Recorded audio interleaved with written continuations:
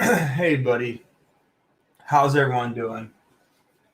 Back with another video. As you guys can see, you finally see my face in almost a week.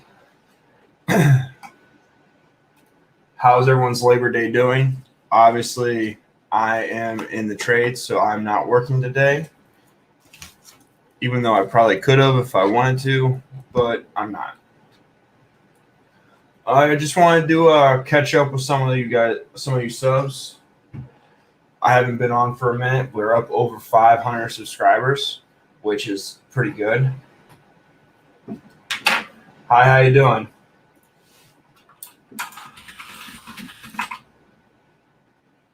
What's up, guys? What's up, guys?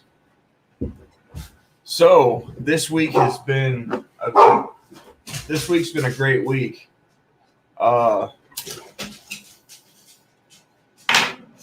Pretty much worked my ass off. Congrats on your 100. So this week has been super crazy.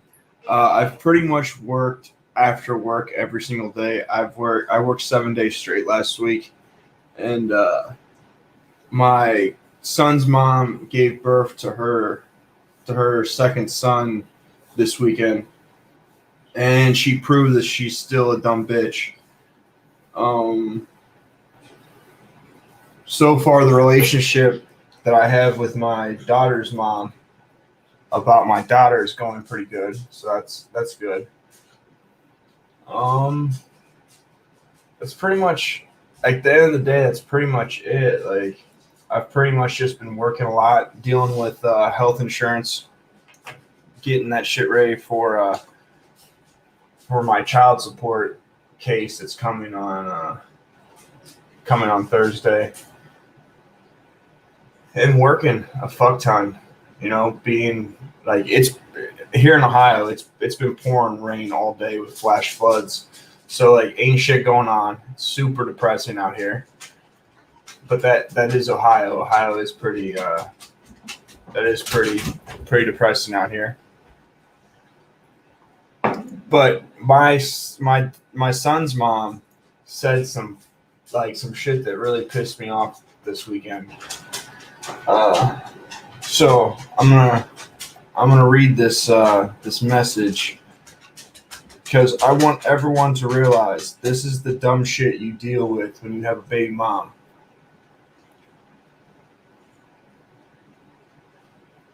So on the 5th, I said, how's the baby? Because she was giving birth. Oh, good. Getting circumcised right now, and is still working on regulating his temperature.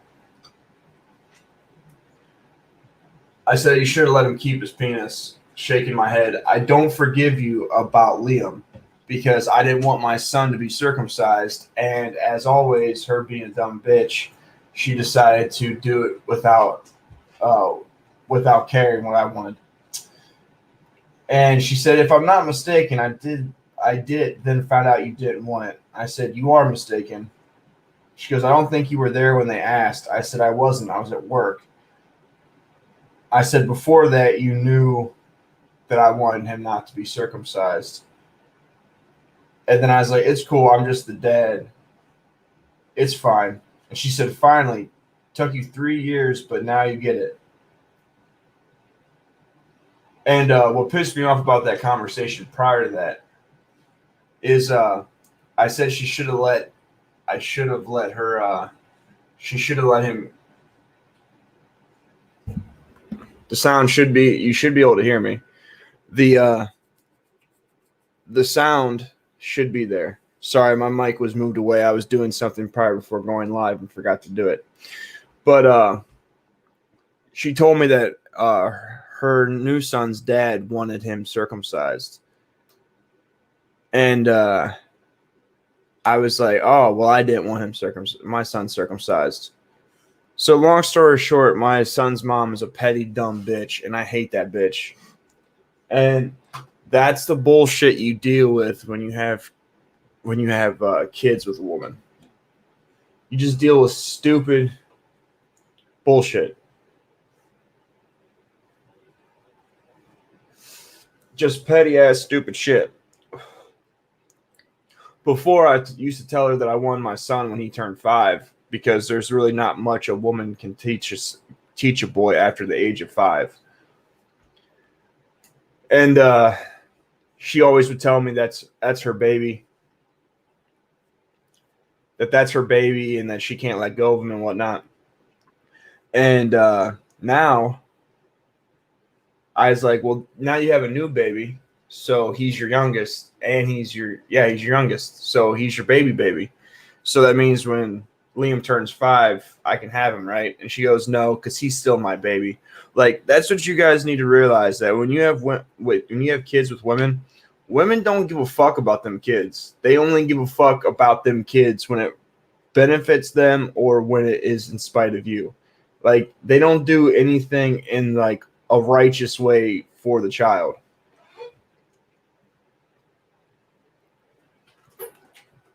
Like, it's sad. It's sad. Now, my daughter's mom is actually being pretty cool, which is a surprise, because we really have never been in any sort of cordial conversation in 2 years. But maybe my luck is changing. Maybe my luck is changing. So how is your guys' Labor Day going? You guys cooking out? Grilling out?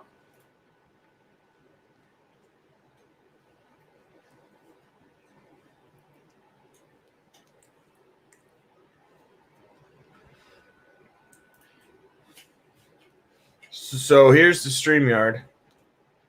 If you guys want to come up here, I've seen a bunch of crazy stories over the past week that I haven't covered, because I've literally been so tired and working all the time and lightweight depressed that I haven't even tried to make content.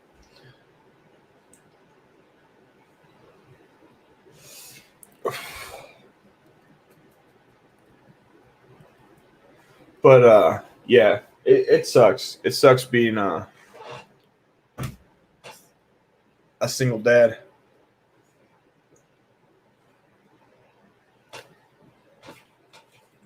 It sucks even more being a single dad when your kid's mom has more than one baby dad. Because for any women that are watching this, what's up? What's up, money boy? So for anyone that's watching this, for guys, I just want, from a point of view of a man to a woman, I want you women to know something, all right? So say we date you, and while we're dating you, there's something that we want you to do, all right? It doesn't have to be sexual. It doesn't have to be sexual in any way. It can be anything. Like, if we ask you, will you cook us something, and you tell us, no, we won't, like, I don't cook. But then when we break up and the next dude after us, you cook for that motherfucker, that gets under us dude's skin. It can be anything. It could be, I don't suck dick. It can be, I don't take it in the ass. It can be, I don't listen to a man. It can't be, it could be anything. Like, I don't wash the car. I don't take out trash. Any of these things that you say that you don't do while you're dating us, as soon as you get with another motherfucker and you do any of those things you said you didn't do, that is one of the biggest slaps in the face to a dude that you used to date. Granted, we shouldn't really care because we're not dating you, but at the same time, like, while we were dating you, you were pretty much calling us a bitch, is what it comes down to. So with my son's mom, like, she didn't want to take into consideration what I wanted for my son, so she circumcised him, but then she took into account what her new son's dad wanted, and he wanted him circumcised. So the fact that you'll listen to this motherfucker, but you didn't listen to me, and the funny thing of it is, out of 3 baby dads, I'm the only baby dad that pays child support. Only one. Like,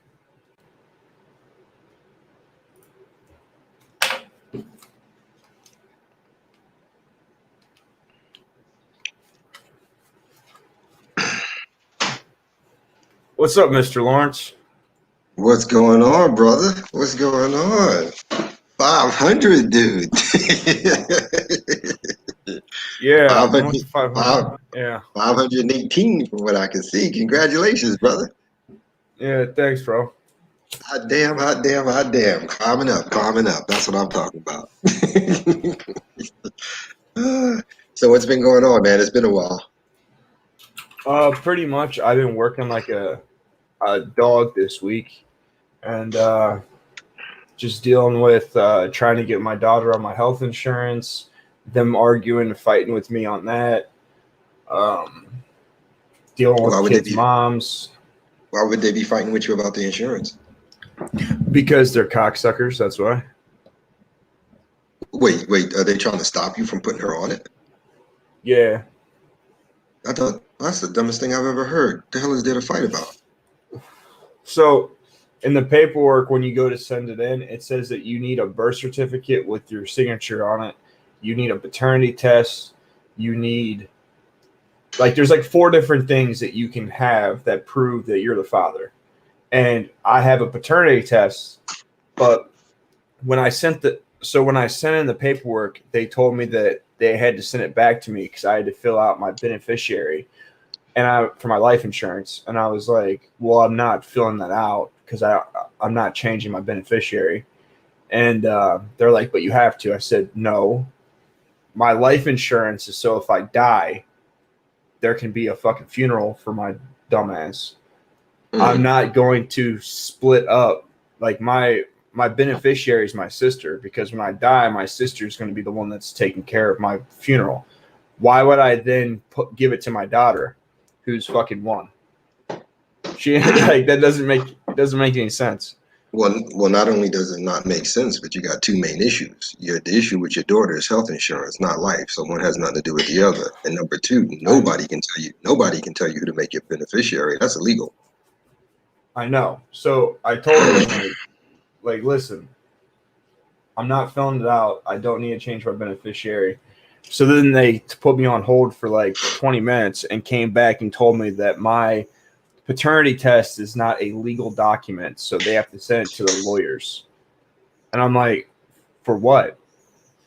I was like, I have a child support case I have to go show up for on Thursday, and the document that you're saying is not legally binding is the document that the state's using to come after me for child support. So I don't understand how it's good enough for the state, but it's not good enough for you. Yeah. Everybody keeps tweaking the rules because they're trying to make it hard for us as men. But what about a certified copy of a birth certificate? You can order that online from your state. Yeah, but I'm not on it. Oh, okay, all right. Like Yeah. I wasn't signing anything until I got a paternity test. Okay, yeah. So I'm not Okay, on, I see. so I'm not on it. And so yeah, like long story short, I'm not on it and I have court in 3 days. So we're going to see how it goes, but because You can use the court in your favor. Just show them documentation that they're refusing to allow you to put the child on the health insurance because of this nonsense. that's the thing. I don't have documentation because when I emailed them, they told me to give them 24 hours and then they would send me verification she was on it. So I waited 3 days, called them. They said, "Oh, she's at lunch. When she gets back in, she'll do it." So then at the end of the day, I called them, and then they start hitting me with that dumb shit with the beneficiary. And then I talked to the lady, and then this was Friday, so all this shit happened, and then they're closed, and I can't really get a hold of anyone. I had to call my union and tell my union rep to go chew out the hall or to chew out the insurance company because it's stupid. Yeah. But this is the great thing. My daughter's mom is actually working with me and told me if I put my daughter on my health insurance, that she'll cancel the child support order. I was like, sweet. Yeah. But see, here's the funny part about that, though. She can cancel the child support order, but if she collected any public assistance, the state can still turn around and put you on. At least for the amount that she did the public assistance on. Well, the only that might not be every state, but I know some states do that. Well, the only thing that she gets from them is she gets medical for my daughter. So that's why she wants me to put her on my health insurance so that she doesn't have to be on the state anymore. But that's one good thing. But we'll see, because how things go in my life is whenever something can happen, it does happen. I am Murphy's Law. And she can always come back later too and change it. She can let you. She can agree to it for 2 years and then turn around and come back and refile. So that's another problem. but it is what it is. But at least for right now, she's trying to work with you. So that's some piece. Yeah. So I'm at least gonna take what little wins I can get. Yeah. Even if I'm gonna lose the war, I'm gonna try to take it. I'm gonna relish in every battle. Yeah. But like I said, you and I, our similarities with mixed children and dealing with their mothers and child support. You know where I stand on it. So So my son is mixed, and my daughter, her mom is Eastern European. Like she's Slavic, I think, was it? Yeah, she's Bohemian. So I have a white daughter and I have a mixed son. But I was actually on a panel like last week, I think it was, or the week before, and someone was talking about how they don't want to deal with black women or some shit like that. And I was like, listen, it don't matter if they're black or they're white. Once they have your kid, or you are married to them, they all say the same shit. They all do the same shit. The only difference between my black son's my black baby mom and my white baby mom is that my black baby mom can call me racist. My white baby mom she can't really make that argument. So that's the only difference. That's the only two things that I hear that are different. Like if they get mad at me, it's the same shit. Yeah. Well, I mean, you know where I stand on that. They're all the same. Yeah. They're all the same. But unicorns are in cartoons, white tigers are in zoos, and the waltz are just made up words. So so that's me. That's where I stand on it. So in the news lately, I've actually been seeing there was just 26 kids that were found here there's a total of 28 kids now, but there originally was 26 kids that were missing that were found in northeastern Ohio. You did a video. Yeah, you did a video on that. Well, that was Georgia or North Carolina. Okay, because I saw that one. Yeah, that was Operation Safety Net. That was Operation Safety Net. Northeastern Ohio's Operation Never Forgotten. And I think it was yesterday. Yesterday they found two kids on the west side of Cleveland that were from Jacksonville Township, which is down like around Canton area. One was 14 and one was 15, and they found those two kids. They've been missing for like 5-6 months, being human trafficked on the west side. So there are a bunch of human trafficking busts that are going on as we speak. Okay, well that's good. I think that's definitely good. Especially considering all this crap going on with this Cuties movie nonsense. Yeah, like and then to see all the newspaper shills out there trying to talk positive on this. I mean, come on, man, you sexualizing our little daughters, man. That's nonsense. So, yeah, I mean, Like, did you see what just passed in California? No, I've been too busy paying attention to China. The financial reports for China, they're about to dump like 20% of their treasury bonds in the U.S. So that's going to cause a whole lot of economic disturbance. So I've been focusing on that. So what happened in California? I'll bring up the article right now.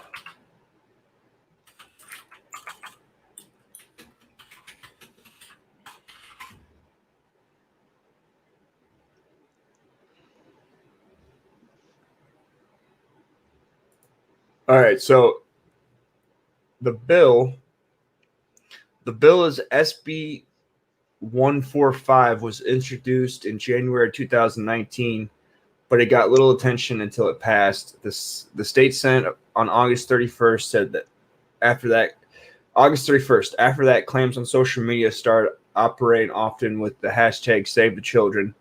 The hashtag associated with QAnon conspiracy theory regards President Trump as a crusade against a shady group of elites. Let's get down to the bill, though.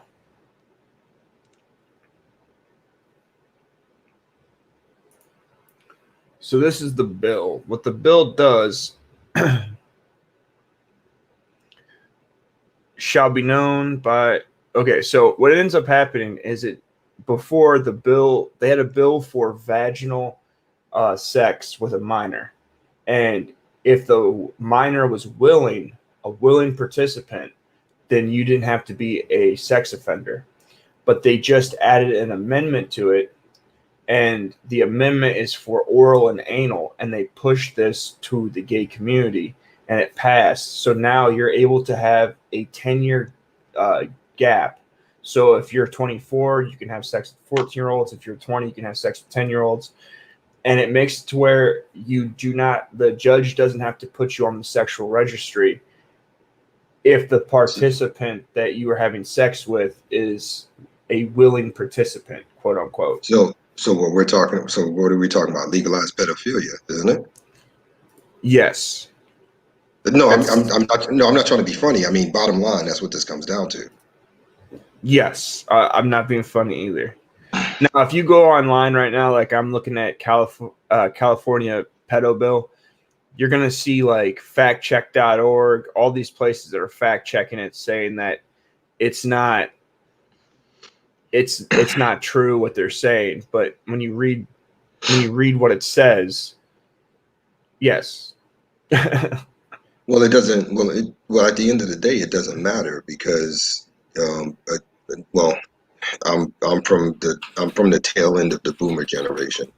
But the way it was when I was growing up in the 60s and 70s, what it came down to is that it didn't make a difference if the child was willing or not. The assumption is that being a minor, they didn't have the mental capacity to make a true judgment on being able to engage in sexual acts or relations. So even if they said yes, it didn't make a difference because as an adult, you should have the wherewithal to say no. That's the way it always worked when I was growing up as a young person and into adulthood and everything. So what this bill sounds like, at least for the state, is they're rewriting the entire format to allow pedophilia to exist without any curtailing. And I'm assuming by assumption, it would also allow for a greater increase in LGBT sexual relations, yada, yada, yada, without, in other words, like we used to say back in the day, the man-boy love association. You know what I'm saying? Yeah. Yeah. So I just right before I came live, I was grocery shopping, and while I was grocery shopping, I was listening to this video, and this teacher who was 28 and married ended up having sex with a 13-year-old boy at school. And yeah. She also had sex with an 11-year-old boy, and the 11-year-old boy's job was to watch so that they didn't get caught. And then after the 13-year-old boy got done, he won the prize of watching for her and the 11-year-old boy. And then she got off on this case. Like, she didn't get like anything real big. And her attorney straight like played it like she was the victim. Like, the 13-year-old boy was real aggressive and like wouldn't leave her alone. And I'm like, he's a 13-year-old boy. Like, they're like, yeah, I know. There's been a couple of stories over the past year. Two teachers in Jersey, one in New York. One teacher slept with a student, gave him herpes or something like that. But what's fascinating to me is that if those roles had been reversed and those were men instead of female teachers, they would have been given 200, 300 years in jail and all that good stuff. Sure. But at the end of the day, this is one of those things where it's a situation Well, like the saying goes, we're fighting against principalities. We're fighting against evil forces. These things have to play out to get to the end game. Actually, we're in the end game, in my opinion. But I think that we're in the end game, but I don't think that we're in the end game in the sense that, like me being 30, I don't think the end will be by the time I'm 80. I think it'll be a few more years out of my oh no. When I say the end age game, range. no. When I say end game, in my opinion, what I'm talking about, it's the beginning of the end. We're starting Yeah. to see the very beginning of it, and we got a couple of more years to really, when we're really at the, you know what I'm saying, the whole let's battle it all out and let's call it a day. But yeah, that's insane, man. I mean, that's free license to be a pedophilia, in my opinion. Yeah, there's only one cure for that shit. Oh yeah, absolutely. Well, I'm a It's soldier, so called, you know I know it. You know I'm a soldier. You know I know what that cure is. yeah, straight lead. Straight Yeah. lead. But what do you so you know that China, I could see them dumping the bonds, but I have a feeling that it's not going to affect the economy as much as it's being projected. I don't think it's going to be an overall thing, but I think it adds to the cumulative effect. Because realistically speaking, 5, 10%, maybe even 15. But when you start getting into 20 and 25, you're looking at a quarter of it affecting overall GDP as well as financial institutions, especially among the banks. So we could look at something. We can look at something similar to 2008, but I think it falls more along the lines of, in my earlier days, probably something similar to 1985 when we had the savings and loans debacle, um, and maybe even before that, something akin to what happened in the 70s with OPEC. As far as it goes for economic impact, um, so that's something. Well, I don't really see that. I don't really see that being a problem. I think that China dropping these treasury notes. I think that it's been planned for. I think that the Trump administration has planned for it. Oh no. I definitely agree with you on that. I have no doubt to that. No doubt to that at all. I agree 100%. But it is still going to have an impact. Now, if it was just them dropping the treasury bonds, it wouldn't be a big deal. But what I'm saying is, from a cumulative aspect, by the time you take the 20%, 25% of the treasury bonds being dropped, then you look at the vast majority of small businesses shutting down because of what they've done with this COVID nonsense. Then you throw the COVID nonsense into that. Then you throw in the real estate aspect with landlords not being able to get paid because states are forcing them to keep people in their homes and apartments without paying them for it. It's going to have a cumulative effect, because right now, by the end of the fiscal quarter of this year, well, the end year fiscal year as a whole, you're going to be looking at about maybe roughly around 53% of small businesses are going to be gone.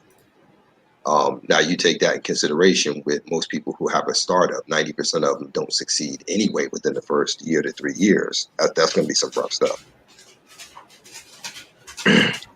And we're not even counting the idiots who are out there destroying small businesses because they think they're doing something for whatever, BLM, Antifa, whatever it is, out there destroying shit. So yeah, it's gonna get rough. Me personally, I think by mid to end of the first quarter of next year, it's gonna get a little brutal. Nothing we can't survive if you're smart, because like I tell people all the time, out of chaos comes opportunity. So you just gotta keep your head on straight and focus. But yeah. I honestly think that I don't think that we're going to see that much of a problem. Honestly, I don't think it's going to be bad. Hmm. I think What what's depends? end up going to happen. What I think is going to end up happening is I think we're going to switch to a gold standard once shit once the once the election happens, and if the economy starts to take a nosedive, I think we'll switch from the debt based currency to a gold standard to stabilize it. Well, I'm not sure because I know on the 15th of September the annual meeting for the Federal Reserve is going to happen, and I know one of the things on their docket is talking about leaving not just the gold standard but the fiat currency of the dollar and moving into cashless. So they want to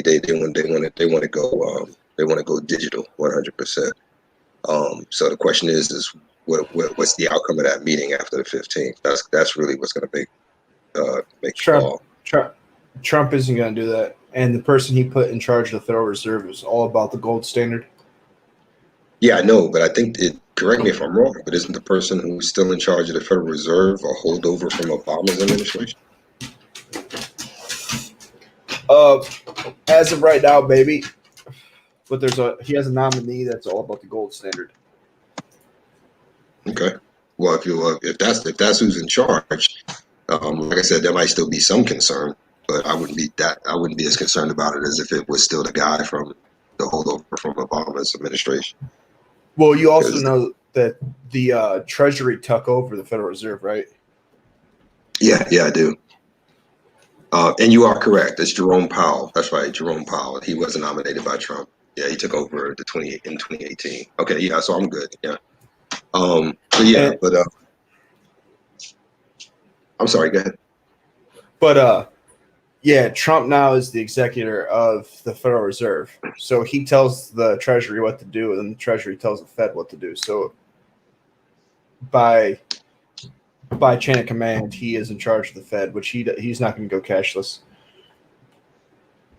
Oh, I know that. I know that. Like I said, it's just watching what happens between now and the election because I'm paying close attention to Hillary running her mouth to Biden. So Did you see how Harris? Did you see how Harris is talking about how she's against the vaccines? I don't listen to her. I really don't listen to her in any capacity. In any capacity, dude, it's me you're talking to. You know I don't listen to them. Yeah, but the reason that I brought that up is because partially there are people that want the country locked down until there's a vaccine. Like in Florida, they're in Florida there was just a city that got sued for treason because they want Yeah, to lock down the city indefinitely until there's yeah, a vaccine. And yeah. now Trump has been doing all this stuff to get a vaccine going, and now the left is coming out and saying, "Oh, well, I don't know about the vaccine. It hasn't been tested. Like, I think it's a bad idea to take it." But they were pushing for it 6 months ago. They wanted the vaccine real bad 6 months ago. Yeah, and like I tell people, that they're using Florida as a testing ground, or at least one of the testing grounds anyway, because that's where I'm at. I'm here in Florida. Um, and my original home state is also part of that, which is New York. So I keep an eye on New York and Florida especially, and maybe after that I keep a close eye on North Carolina. Um, but Yeah, Harris and the rest of them, they're just playing a game. What I'm worried about is what I heard a comment somebody made about Hillary talking to Biden about no matter what happens during the election, um, do not concede um, Yeah, to the electoral. And seeing that worries me because a lot of people was like, well, he shouldn't. I said, yeah, but you don't understand how this whole system works. You got to understand the system because if Biden refuses to concede and he literally holds out for the rest of the year going into the following year, effectively on the 20th of January, Trump's term is over. And because there's not a choice made between who's going to be president, that means it automatically goes to the Speaker of the House, which is that's automatically Nancy Pelosi as president. yep. And I'm telling you, we do not want that. Straight up, we do not want that. Yeah, I'm not concerned about it. There's already measures in place to stop this. Mhm. Well, I know there's measures in place, but the question for me is that you can have all the measures in place. The question is do you have the will to execute them? That's always the concern for me. I think Trump does. I think he has the will. I'd like to think so. What's up, Bread Pill Machine? Hey, I saw y'all talking about the economy and COVID and everything. I thought, very interesting topic. That's my fault. I kind of segued into that. I'm sorry. And how you doing, man? It's been a while since I talked to you. How you been? Oh, good. Yeah, school is still pretty much everything's still online on Zoom. So, yeah, we're still dealing with that. And like how you guys were talking about like with the vaccine and everything, because it's kind of crazy because like the first year of schooling, we talked about like the process of how vaccines like are invented, like all the stages it has to go through. Do you know how long it takes actually typically for like the average vaccine to go from the lab to like, yeah, like 10 years, 10, 11 years. And you test it on thousands of people and you look years and years. So to me, it's kind of like, if we're going to stay locked down for like 10 years, I don't think that's really like realistic. We're not. But if we're just going to speed it up, that also doesn't seem like a good precedent to set. You know what I'm saying? To like take 1 year to invent something when usually we take, you might want to take 10 years. So, the weird thing about this is that people are not using common sense. Because see, here's the first problem. to sit there and start screaming out, oh my God, coronavirus, coronavirus, coronavirus. The only thing coronavirus is another variation of the flu. We know this. As a matter of fact, if you look at every flu, you'll find that their subtextual name scientifically is based on COVID.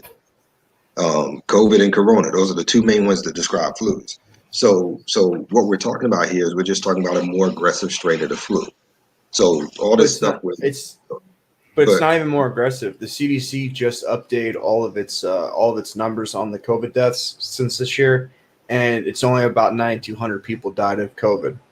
Well, absolutely. I'll say this. It's a little bit kind of more complicated than that, just a little bit, because it's like really the number we really don't know. My expectation though is that it's highly inflated. Like even if you say this is the only thing somebody had when they died.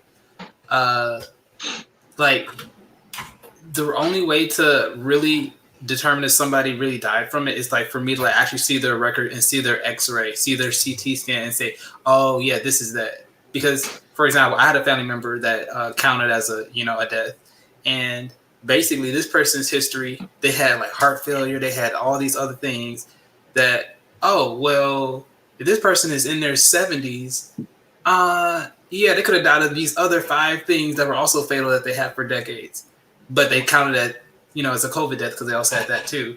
So that was one of the main problems that I was having and a couple of other people, because somebody died in a car accident, they would label them as dying from COVID, which I think is stupid. COVID related, which makes no sense. Then we have a senior doctor, well recognized in the world, from England, another one from Switzerland, another one from France, and one here from the US. And they were literally telling people that what's being told to them is not legit when it comes to how this COVID works and what's going on and the calculations being done. And they immediately turned around and started like shutting them down. You can't even find them anymore, much less hear what they have to say. So it's already been exaggerated. Like I said, this is nothing but a stronger version of the flu, in my opinion. So at the end of the day, and then you turn around and you have people running in droves to go listen to somebody like Bill Gates because he says he studies medicine. That means nothing to me. You're not a medical professional. You know what I mean? I mean, it's just ridiculous how people. I mean, they're just buying into the nonsense with it. Even with the masks, the whole mask thing is ridiculous because what you're doing is you're inhibiting your natural breathing pattern. Not to mention the fibers and everything else from those masks you're actually breathing in and putting in your lungs. And as a medical person, you know this, that restricts your breathing, which is not good for you. Well, so this is my view on like what we know about masks and everything. I think the impact that it has is pretty much insignificant positive or negative. It's not insignificant. It's not No. We have to be honest here. It's not insignificant. It's non-existent, because every package of masks you buy, it literally says on the package, it will not work in the respect that people are using them for. Every package says that. You can go in any store and see it. Well, yeah, that's my point. That's what I'm saying. What I'm saying is it's not going to save your life. Pretty much, it's not going to do that. But this is what I'm going to say about that. Like, the big thing is, to me, I think the reason that a lot of the big doctors and things, they react this way is because a lot of these people, when you're in the hospital and you see like the worst case scenario, like maybe you see a 27-year-old who maybe they never had any problems and they die from it. If you see that, like maybe even a couple times, you might be full of so much fear that like you're not going to be able to think logically like you used to be. So that's my only thing that I'm kind of like holding out, because I do want to expect the best of people, but objectively, as being like in the field, like in school and everything, looking at the numbers, if you were never scared of like catching the flu, it's kind of really not reasonable to be that scared about catching this, because it just doesn't make sense if you just look at the numbers objectively.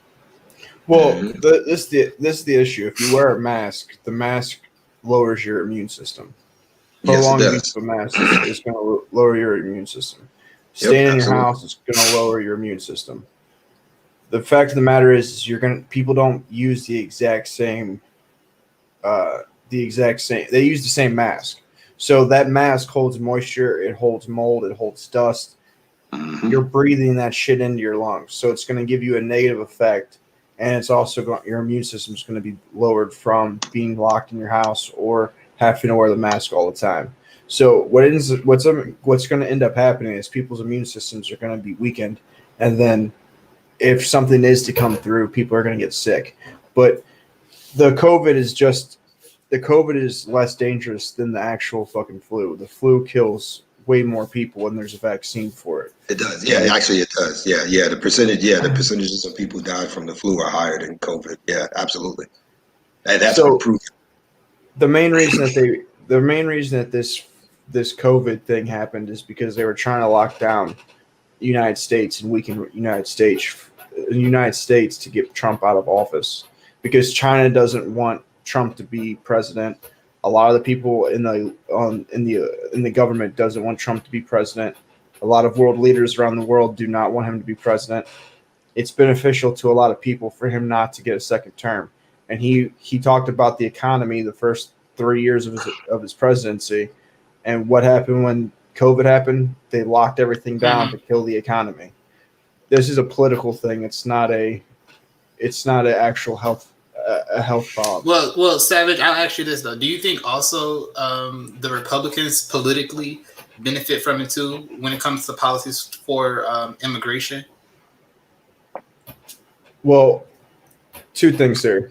So Trump is not really a Republican. A lot of the Republicans don't like Trump. I agree.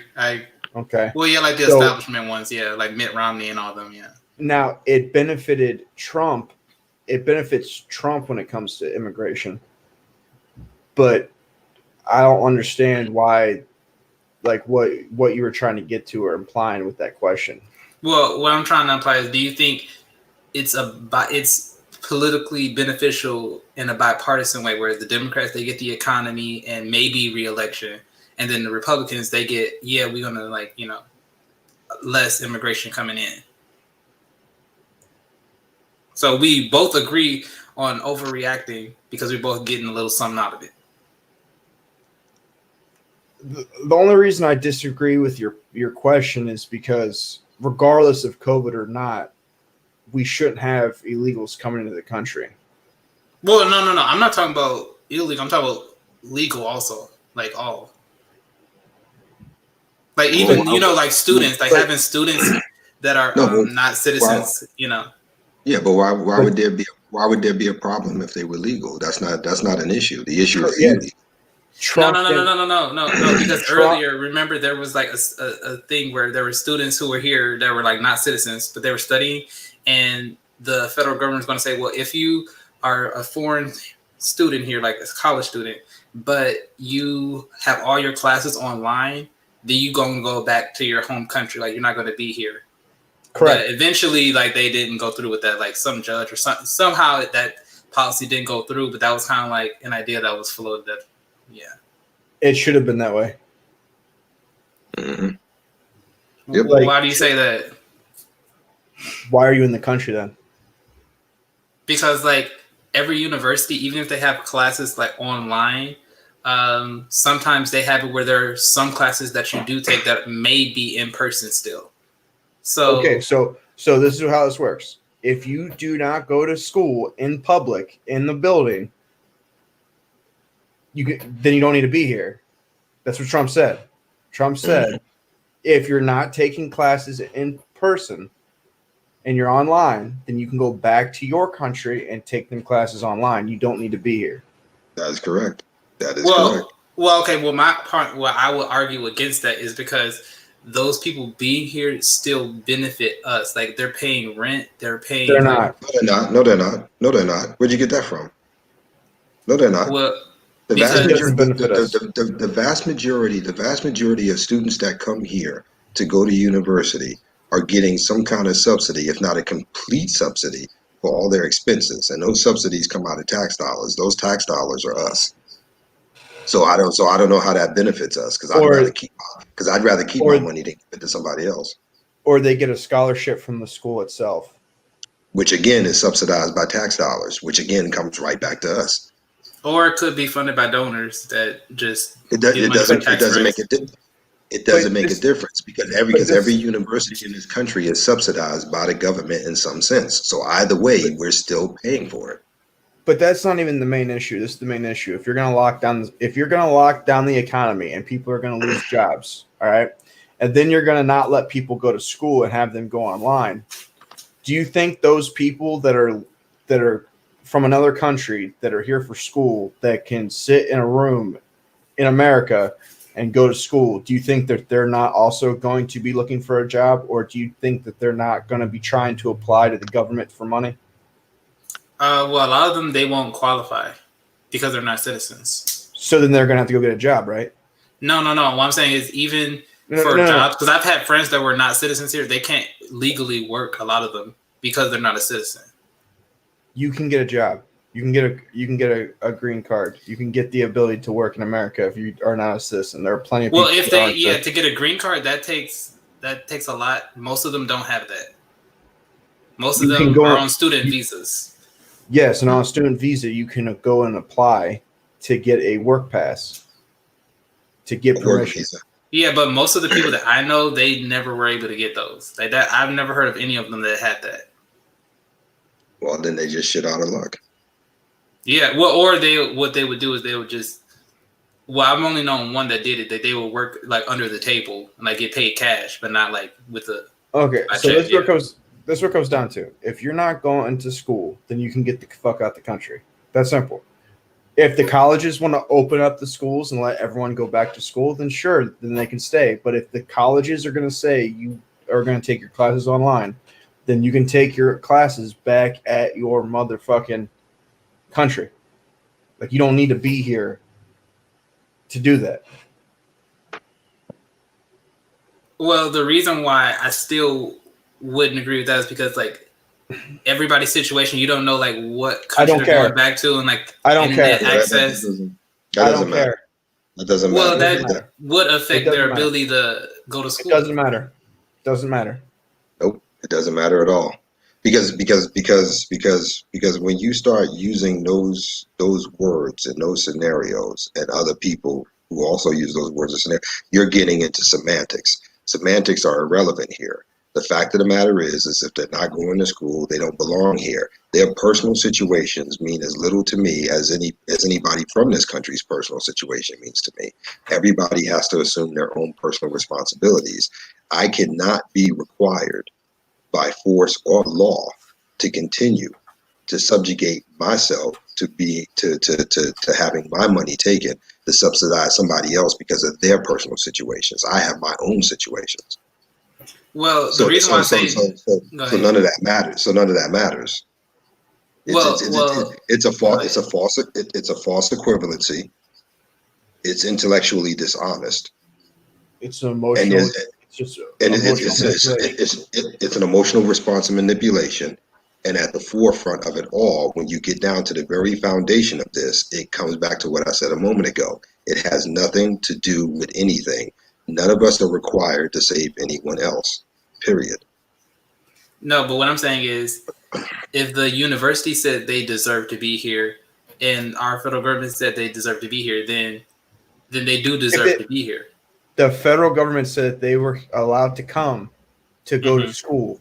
It is the school's fault that they closed classes down and put it online. That's not the federal government's fault. That's not my fault. Mm-hmm.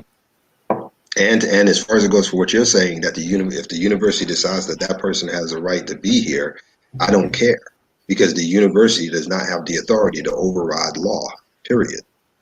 I don't care if the university thinks that whoever they're trying to keep is the greatest thing since Einstein, and they want to give them full scholarship ride the whole 9 yards. That means nothing to me. You still have to follow the tenets of the law.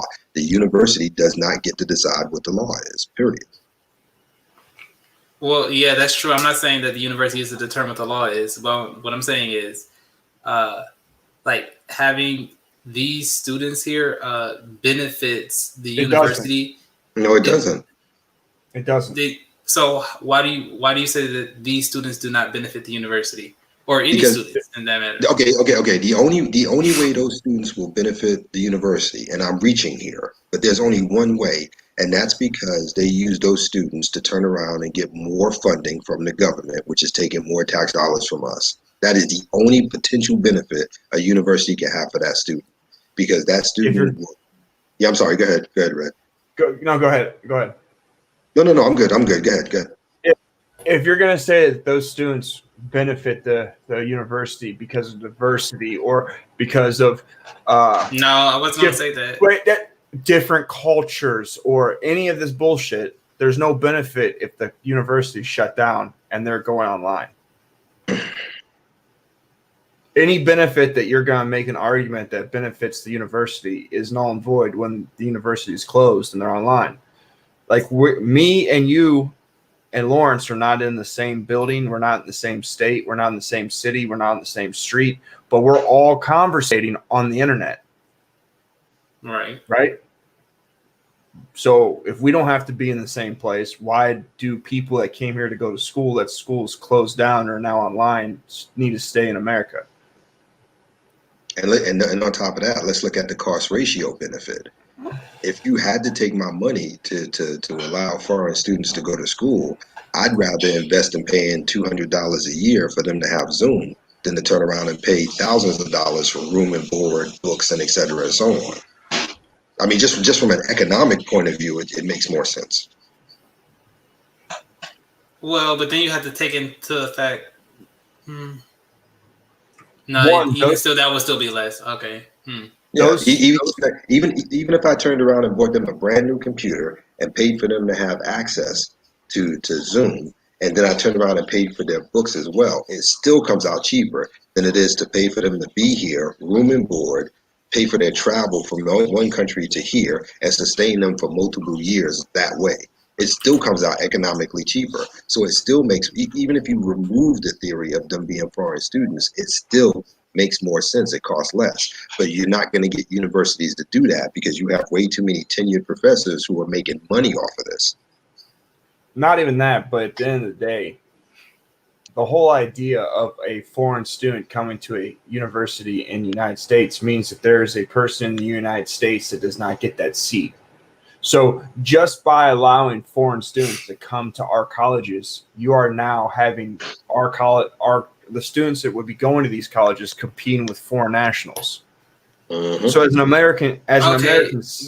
American citizen, you're already being pushed out of a class because of a foreign person that has no citizenship here, that has not paid any taxes, has not benefited the country in any way, gets a seat over another person. Well, no, I totally disagree with that, because I think if you are a competitive student, nobody's going to take your seat. There's no No. such You thing. have to compete. You have to There's no compete such- in no, our society. no. Yeah. No, there's no such thing, and I'll tell you why. Because the system is already set up, whether you're a foreign student, a female, or especially a black female, you already get props without having to prove yourself. It is not merit-based anymore. You automatically are winning before you even do anything. And even if you did do anything, it would 9 times out of 10, it's generally substandard. You get over just cause. The same way they pass rules that at Harvard University, where boys and girls will take tests and they'll automatically give a certain number of points to the girls right out the gate just because they're girls. So this thing about merit and proving their worth, you've already established right out the gate. You can't even use that method because they've changed the rules for it. Well, so this is what I'm saying. I'm still saying there is still a standard. People that fall below a certain standard, period, Still get into won't college. get in. No, Yes, no. they do. I'm saying there's Yes, a they do. certain standard which below you won't get in. There's not. There's not. Nope. There's Oh. none. There's There's a none. difference. There's a different standard for each person. So if you are Asian, you're this standard. If you are black, this is your standard. If you're a black woman, this is yours. Like there is That's no correct. set standard. It's set standard based on category. And that's why we have a lot of the problems we do in this country, because the standard used to be based on merit and nothing else. Now we've got it based on merit, decided by your gender and your race and your nationality. And that's why we have the problems we have. But anyway, Red, you got a guest who just popped in, and on that note, I'm going to bounce out. All right. All right, bud. It was good seeing you. Good talking to you. Again, congratulations on the sub count, my brother. Thank you, man. All right. Peace. Peace.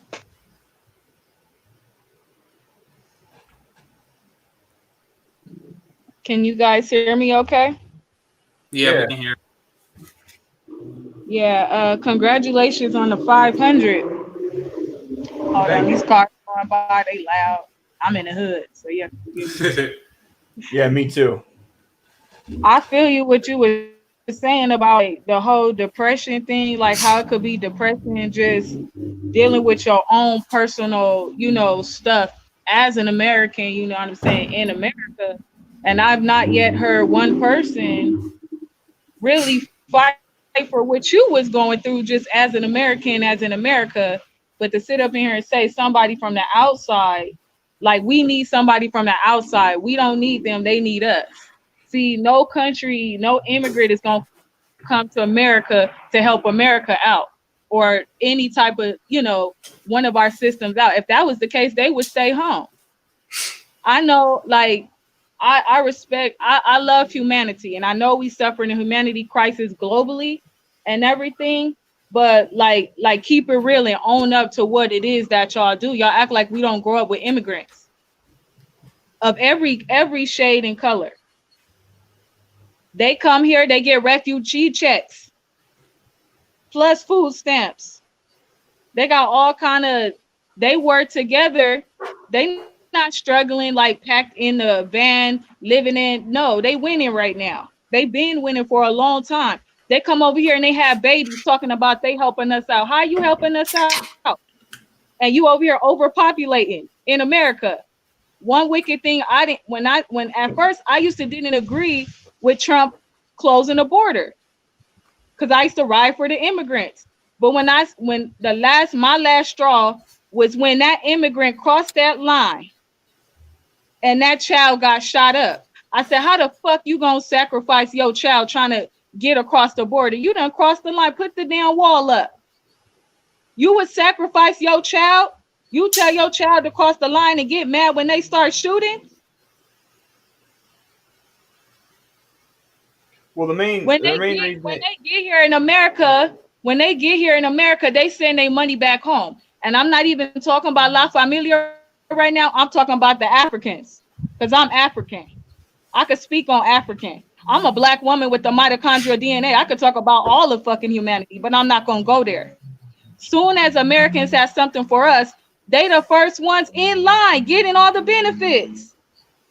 Talking about they the majority and we all the minority. I would respect you more if you came on here defending immigrants and owned up to it. This is what we do. We have babies over here. We overpopulate and get these checks. White people and black people, and I hate to take it there, but we were here longer than anybody else here.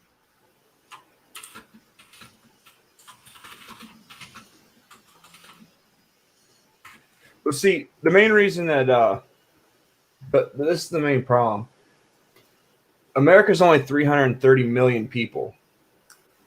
So, with there being 8 billion people in the world, if you're ever going to make an argument based on, well, what country they live in or the type of life they're in, you can't make an emotional argument to allow all these immigrants in, because you'll never, you can't take the poor of the world and bring them to America and make them rich. All it's going to do is dilute the wealth in America, because there's so many people in the country that are poor. So with that being said, Red, like, it doesn't really matter what country they're going back to. It doesn't matter. None of that matters. If they're not going to school, which is the whole purpose of them being here, then why would they get to stay? Well, okay, I'll say this. I agree with a lot of what you're saying. I think we are not the world's charity. I don't think we're here to benefit the world. I think we're here to benefit our country, and we should have like the best people, the smartest people, the people that are going to benefit us, like create businesses. And yeah, I think these are the kind of people that I'm talking about when I'm talking about for students. Like, these are the ones that I want to be here. Yeah, but they don't. Most of the people that come from other countries that get educated in our colleges, they go back to their countries. Like China, they get educated here and they go back to China. They don't stay in America and benefit America. They don't. All right, so I'll say this because I am younger, so I don't really know like too many people that have graduated and like, you know, well, I'm an adult, but like I'm not like a, you know, experienced adult. So I would say to like, I think that should be something that should be looked at. Like, there should be programs that strongly encourage people that have gone to our universities, receive money from our government to go to universities and things, to keep them here. I think that should be a thing. And like also, like you said, like sending money to other countries, I think that should like be strongly discouraged, or that should be really hard to do, because I think we should keep the money in our country and like be benefiting our economy and not just moving money to other places. But what I'm saying is, I think there are a lot of students, not all, I'm not saying all, I don't know all, but there are some that would benefit our economy more by being here than. I got a question for you. Okay, go ahead. All right, so I got a business. And I want you to be an investor. In order for me to tell you what the business is and the business plan, I need you to give me $50,000 up front. And once we get that transaction together, then I'll tell you what the plan is, what the business name is. I'll tell you all the information you need to know, but I can't tell you anything until you invest $50,000 with me, just based on my word. I don't think that's a good analogy, because for the people that are already here, like they've already applied to university, we already know who they are. So how's that not a good comparison? Because any of these students that we're paying to bring over, we don't know if they're going to stay. We don't know if they're going to graduate. We don't know what they're going to do. You're giving up all the money up front. You're taking care of all these situations to see if it benefits you in the end. yeah, that's true. But I mean, we could look at the numbers to see what happened before, like in the past, to see like what did other people that were similar to the people that we have right now, what did they do? And based on the numbers, looking at the past, see if that, like, use that to determine that what happened in our future.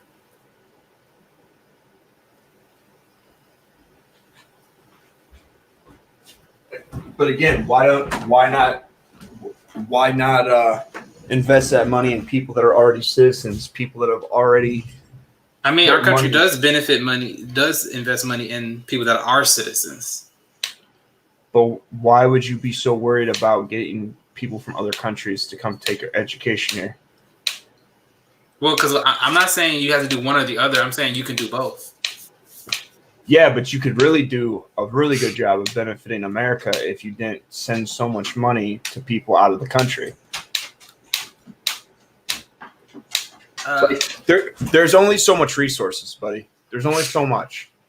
And you can't go and you can't take 50% of it and send it out of the country and then invest the other 50% with the people in the United States and think that it's going to benefit.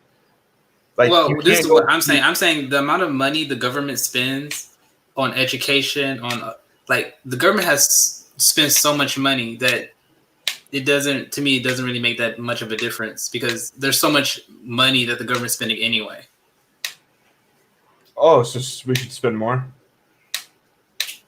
I'm saying, yeah, that's what our government's been doing for years and years. So what's the difference now? Because it can't be sustained. It can't be. At some point, you got to cut it off. And at what point are we going to do that? It needs to be done now. You already owe. Do you know how much money you owe right now? Yeah, our government owes like trillions and trillions of dollars. No. Yes. Do you know how much money you owe? Me personally, like for college or what? No, you personally for the government's debt. How much you personally owe?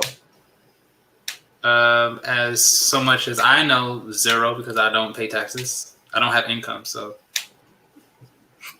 Correct, but you're going to pay taxes. Eventually, yes. Correct. So the amount of money that's owed per person in the United States is about $90,000 per person, based on the amount of money that the country's in debt. The trillions of dollars that we owe, every single living person owes $90,000 as of right now. Okay. On top of whatever debt you decide to accumulate. Okay, I got you. So your kid, so say as soon as you graduate, say while you're in college for being a medical student, you find a real pretty female teacher, doctor, nurse, whatever, and you start dating her. By the time you get out of college, you're married to this bride, and within 2 years of being out of college, you have a kid. Well, guess what? Your newborn baby that just opened its eyes when it came out the womb owes $90,000. To me, I don't see how that's really relevant because personally, I'm not like individually responsible for the government's debt because I'm never going to have to pay that $90,000 myself. I'm just going to be paying like my income taxes. So I don't really see how that's like. To me, I think the government's debt. It's like I actually really don't see how important that is because if countries like China or wherever we're getting our money from, if they just keep loaning us money, even though they've seen that we haven't paid them back year after year after year, then what does it truly mean to be in debt if we're never going to have to, like, if there are no consequences for never paying it back? What does it really mean to be in debt then?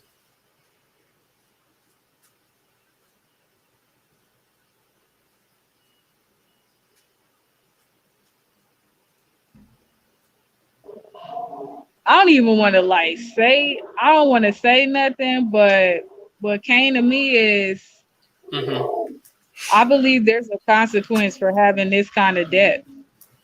Okay. As an American, like, I'm not saying I'm making it general. Like, I'm just saying, like, I'm not just saying like trying to like say, oh, just this topic that y'all saying. I'm just saying, like, I'm just gonna say this, like, it's consequences to everything. Like, it's cause and effect for everything. And then, like, when you dealing with, like, what is it, the principalities or spiritual warfare, you know what I'm saying? When you dealing with other, unseen forces, and you dealing with like other things that gotta eat out here, not just humans. You got organ harvesting going on. You got soul harvesting going on. You know what I'm saying? You got a whole nother beast on this planet. Like I said, it's a humanity crisis. So it's a lot of other stuff. You see what I'm saying going on? Something else Yeah. need to be fed, and we owing all this debt. And I'm not saying you right or wrong, and I'm not saying believe anything I say. Mm-hmm. You see what I'm saying? But knowing that there's another thing on this planet that's not from this planet, let's just talk sci-fi, I guess. And then we dealing with humanities in debt, born in debt. You don't think people are ready to just start offing people? No, I don't think so because I don't see how like often people like what difference that would make. But I would say this. So like I'm just saying like this for like if we're in debt, like if I'm in debt, like if I'm in credit card debt, like 50,000, like or let's just use the number established at $90,000 of credit card debt, right? And I haven't paid this debt So you off don't think being in ever. debt, I haven't you paid it don't year think and debt could be year. a consequence? You don't think offering No, somebody I could be think a the only consequence for being born in debt? well, no, the reason why I say no I'm not is saying it because is. I'm not saying it is. yeah. So the reason why I say no, I don't think so, is because the only way for like another country to attack us for our debt would be a country that has a stronger military than ours. And since, well, in my opinion, I think we have the strongest military. I don't really see how anybody could like try to attack us for the debt if we have like such a strong military compared to everybody else in the world. So my great question is, with the government debt, I don't really see why. I understand like objectively how debt is a bad thing. Like personally, I would not want to be in too much debt and like never pay it. But for the United States government, it's kind of, what is the consequence of debt if we're never required to really pay it back? And even if we ask for another loan, another trillion, another 2 trillion, people keep giving it to us. So if we can Because keep eventually borrowing money, what's the they're point? not good. Eventually, they're not going to. But they haven't done that for decades. Like, so how do we know that will ever happen? China's about to drop 25% of the debt that they hold of our country. Because Wait, what do you mean drop?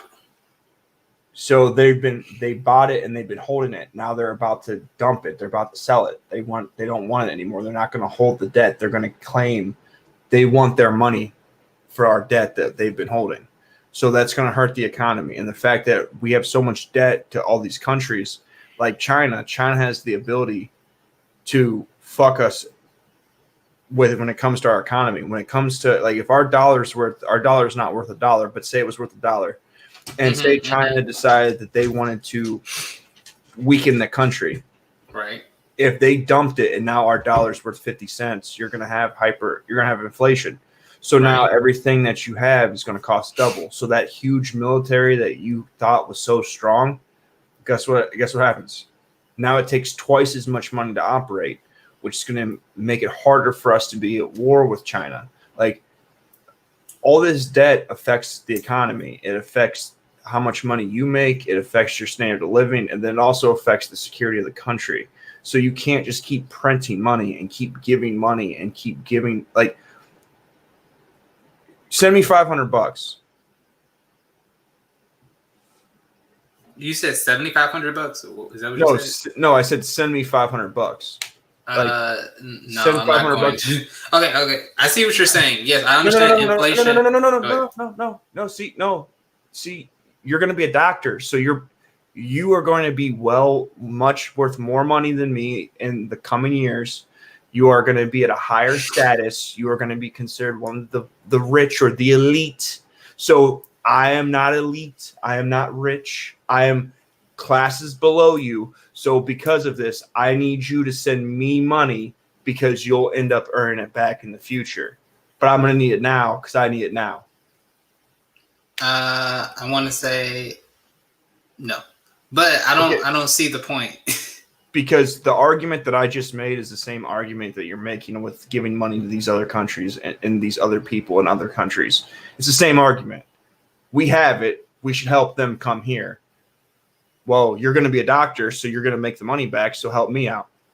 Donate $500 to my Cash App because you're going to make it back. It might not hurt you now. It might hurt you now, but you'll make it back. You'll be making way more money. Just by you being college educated, you're actually higher class than I am. No. So this is more what I'm saying. So I understand what you're saying. So no, what I'm saying more is like, oh, I have $100,000. So I'm spending, $50,000 on my children to be educated. And then I'm spending $1,000 on the neighbor's kids to be educated. But you're saying, no, if I spent that $1,000 on my kids also, that would be better. What I'm saying is the government's money is like so much that the amount they spend on people that aren't citizens is a lot smaller than how much they're spending on like us. Like it's a big difference. It's not, because the government doesn't make anything. Oh, but back to like the China thing. Okay, so you said they're trying to make us pay the debt. Okay, so I don't understand how they're going to do that, because even if like I really don't understand how they would go about trying to actually get us to pay them though. Because we could just say no. Then what? And then what? Who do you think we've been getting who do you think we've been getting these loans from in this money? The way that China and other countries. I'm not sure. Mainly China. China owns like majority of our debt. The way that it works is they print out treasury notes, they print out bonds, and say they print out $2 trillion worth of bonds.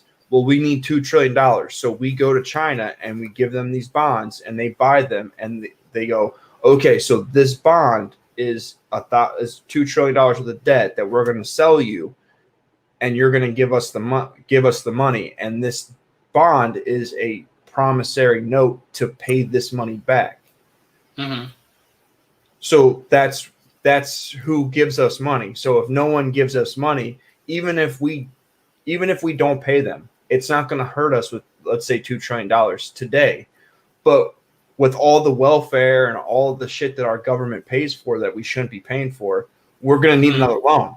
And then they're going to tell us no. So then we might not feel it immediately, but we're definitely going to end up feeling it. And if we end up getting to the point where we're not able to borrow money because we keep having these big socialist programs that keep giving shit for free, it's going to collapse the economy into a third world country. Okay, but here's the thing. If that goes through, right, I'm following you. So if China says, no, we're not giving you another loan, and our economy crashes, the economy of China would also be hurt by that, though, because we would buy so many iPhones, we buy so many products that are made in China that if we don't have the money to buy products from China, China will be losing a lot of the money from us that they would have been getting. But what you don't understand about China is China itself owns all of the businesses in China. So the government, like when we hit them with the tariffs, the Chinese government was printing money and they were subsidizing the businesses so the goods would be the same price. We don't do that. We don't control the businesses. So our businesses would collapse and China could sell. There's other countries they can sell their shit to. And on top of it, when COVID happened, there were reports of the Chinese government welding people's doors shut and them starving to death. So if China is willing to go to an apartment building and weld their doors shut and let their people just starve to death, you're going to tell me that they're really going to be too concerned about them losing money on fucking us over because they want to be the next superpower? So if we go to a third world country, not only are we going to be weakened, not only are people going to be starving, not only are people going to have mad chaos in the streets, but the economy is not going to be able to recover, and we're not going to be able to fund the military. We're not going to be able to fund anything. So all China has to do is come on over to America and just start fucking people up. And I don't know if you know this, China has a bunch of people. They have a crazy. Right, they have like 3 times our population. Yeah, 1 billion people. They have a crazy amount. Their army is huge. Mm-hmm. So, like, we don't really want to get in conflict with China because if our economy takes a shit, China can easily just come over here and start, like, completely start destroying our shit. And not only has China infiltrated our government, they've infiltrated businesses, colleges. They're having. Oh yeah. They have, like, even at my university there was a scandal with that. So yeah, I know. Yeah. Yeah, and guess what? A lot of the people that they were catching working with China were people that came from China and was educated in the system and stayed and was feeding secrets back to China. So these foreign college students that come here and learn shit, they're not benefiting us. It doesn't benefit you if you save 1,000 people from a heart transplant if you're selling fucking secrets back to China. Like, it doesn't benefit us. Well, I'm saying there's like a net benefit. Like, there's not. Okay, everybody that we're talking about is not that. That's not everybody. Now, how many? Okay, I'm gonna be honest with you. I don't know the numbers because I don't know, but the reason why I'm assuming that it's a net benefit is because our government continues to fund it. Because if it wasn't a net benefit, then our government would stop funding it. That's not true. Welfare is not a net benefit to the country. I think the reason why it keeps getting funded is because votes. And so the people that want to get power, they just keep giving it out because they want to win. And correct. And guess what? That clearly states it's not a net benefit, but it still happens. Right? Well, the net benefit is power. So. Well, in that case, everything's a benefit. Then you can make an argument for anything. Then nothing's wrong because there's always going to be a benefit. Well, I'll say, yeah, okay. I see you took my thought to like an extreme. So I think there's a benefit, but I mean, I think you need to look at the benefits versus the cost, like, and determine like what's best. And by that statement, the cost and the benefit, I just made the argument for both not to be good. The cost is more benefit. The cost is more than the benefit. Is with both things. Because a heroin addict gets a benefit from doing heroin, but we can both agree that being a heroin addict is not beneficial. It's not. So if you're going to do power, and you're going to do these subjective arguments about benefits, then you're going to be in the minutia with everything, because everything has a good and a bad or a perceived good to it, even if it's completely, we can agree, is horrible. Okay, yes, I will give you that. That is true. Like, so I'll go ahead. Like, at the end of the day, like, we need to rebuild our country. We need to quit building up China. We need to quit building up all these other countries. We need to quit giving up our resources to other countries. And if the whole reason the government let people into the country was to go to school and the schools closed, did the government close down the schools? No. It was the colleges, correct? Right, they closed themselves down, right? So how is COVID this super secret tech for the government, for the federal government to say, well, if you're not going to school, go back to your country until school starts? Wait. Can you say that last part again? It like cut out for me. So when it comes down, you said it's a benefit for the left and for the right, for immigration and for the economy, for COVID. The right wants all the kids to go back to school. They're trying to get high schools and elementaries, and the right wants to open up the economy. They want to open up all these things. How is it a benefit for the federal government to say, hey, you guys can come in here? And then the schools shut down.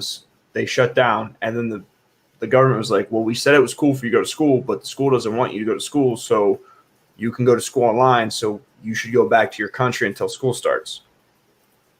Because I can tell you right now, if you're a foreign exchange student from Africa and you start in 2022, they're not going to bring you to the United States in 2020 and have you wait here for 2 years until school starts, are they?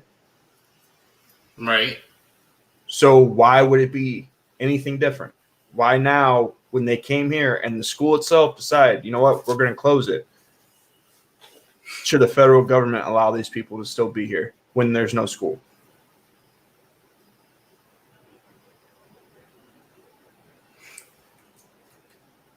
So my answer still is yes. I still say yes, because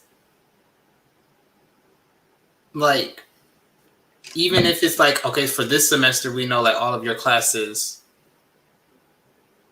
No, I already know what you're trying to say, because so the next semester then they could come if they have some classes in person. Okay,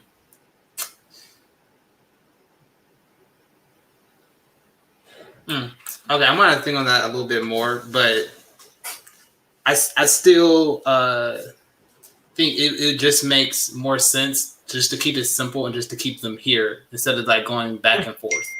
Of course. Yeah, and then like, of course, it's hard to make a stand and stick to it. It's hard to have a position and stick to it. I get it. No, that's not what I'm saying. What I'm saying is telling somebody, okay, you go back home for this semester and then come back this semester. Or if the school says, oh, that one class that you had that was online, well, now the university changed their mind. Now we're saying it has to be in person. It's mandatory that you come in for attendance and everything. Like, but that's on the school's fault. That's not on the federal government. The federal government isn't here to go around for the students to make it fucking easier for them to go to school. Their whole objective is to keep people out of the country and to get people into the country when it comes to immigration.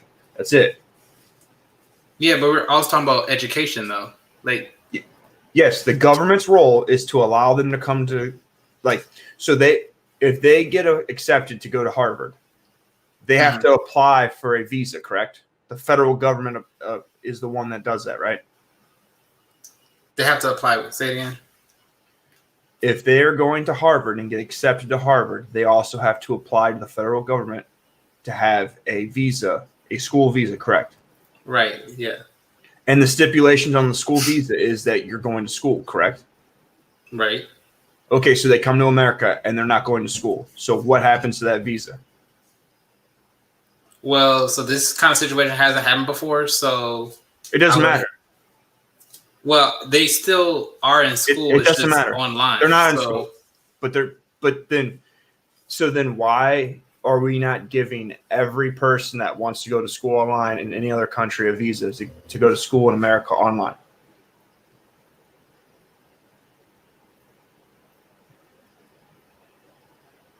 The visa is quite simple. You get a visa to come here and go to school. It's not the government's fault that the school shut down. It's not their fault. It's not their fault. That's the school's fault, right? Right. Okay, so the government said as long as you come here and go to school, you can be here. So if they would have came here and never went to school, they touched down at the airport in America, packed their bags, pulled them out, went to their apartment, and never went to school for like 6 months. Do you think the federal government would have kicked them out? Yes, I would assume so, because they're not being a student. Correct. So the same thing applies. If the government says you can come here and go to school and the school closes the school, that's not the government's fault. They gave you a permit. They gave you a visa to come here. And since the school shut it down and you couldn't go to school, they kick you out of the country. And as soon as the school starts, they'll reestablish your visa because you're only here to be here for school. That's it. You can't come here for a vacation visa to come stay for a month to visit America and stay for 10 years. When they find you, they'll kick you out. Like, that's the whole point of a visa. You come with a certain criteria, and once that criteria is not met, you're gone. Okay. I can see where you're coming from. I'm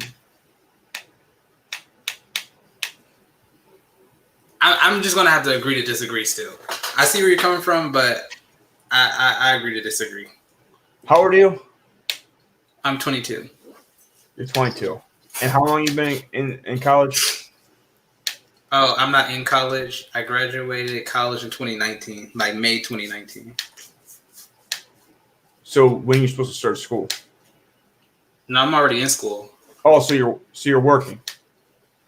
No, so I'm in medical school. So I graduated college May 2019. So now I'm starting my second year of medical school. I went straight through from college to medical school. So is that a college? Is medical school a college, or is that like a vocational school? No, it's not a vocational school. It's kind of like graduate school. So it's a college. It's school. Right. It's So you're a in university. Right. Yeah. Okay. Because I said you're in school and you said no. But so you don't pay taxes. I mean, I pay sales tax when I buy stuff. I pay tax on my car. I don't pay income tax because I don't have an income. So no, not income tax. Okay. So when are you gonna be done with school? So I'll graduate in 2023. Okay. And what is your suggested or your the average wage that you'll earn in the field that you're in? So the average, I would say, is about 300K. About 300K. Do you know what tax bracket that puts you in? Yeah, pretty up there. Yeah, pretty up there. Yeah. It's like 40%, right? No, 40% would be starting at 400K.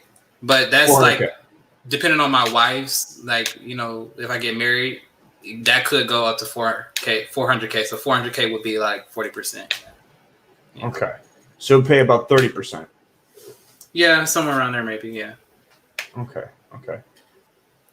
So I can't wait to talk to you in 2025 when you start paying taxes.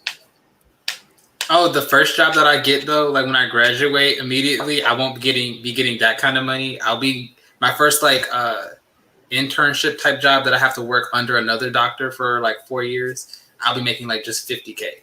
So when I graduate in 2023, I still have 4 years of making about 50K. All right. And then from there, it jumps from 50 to like 300.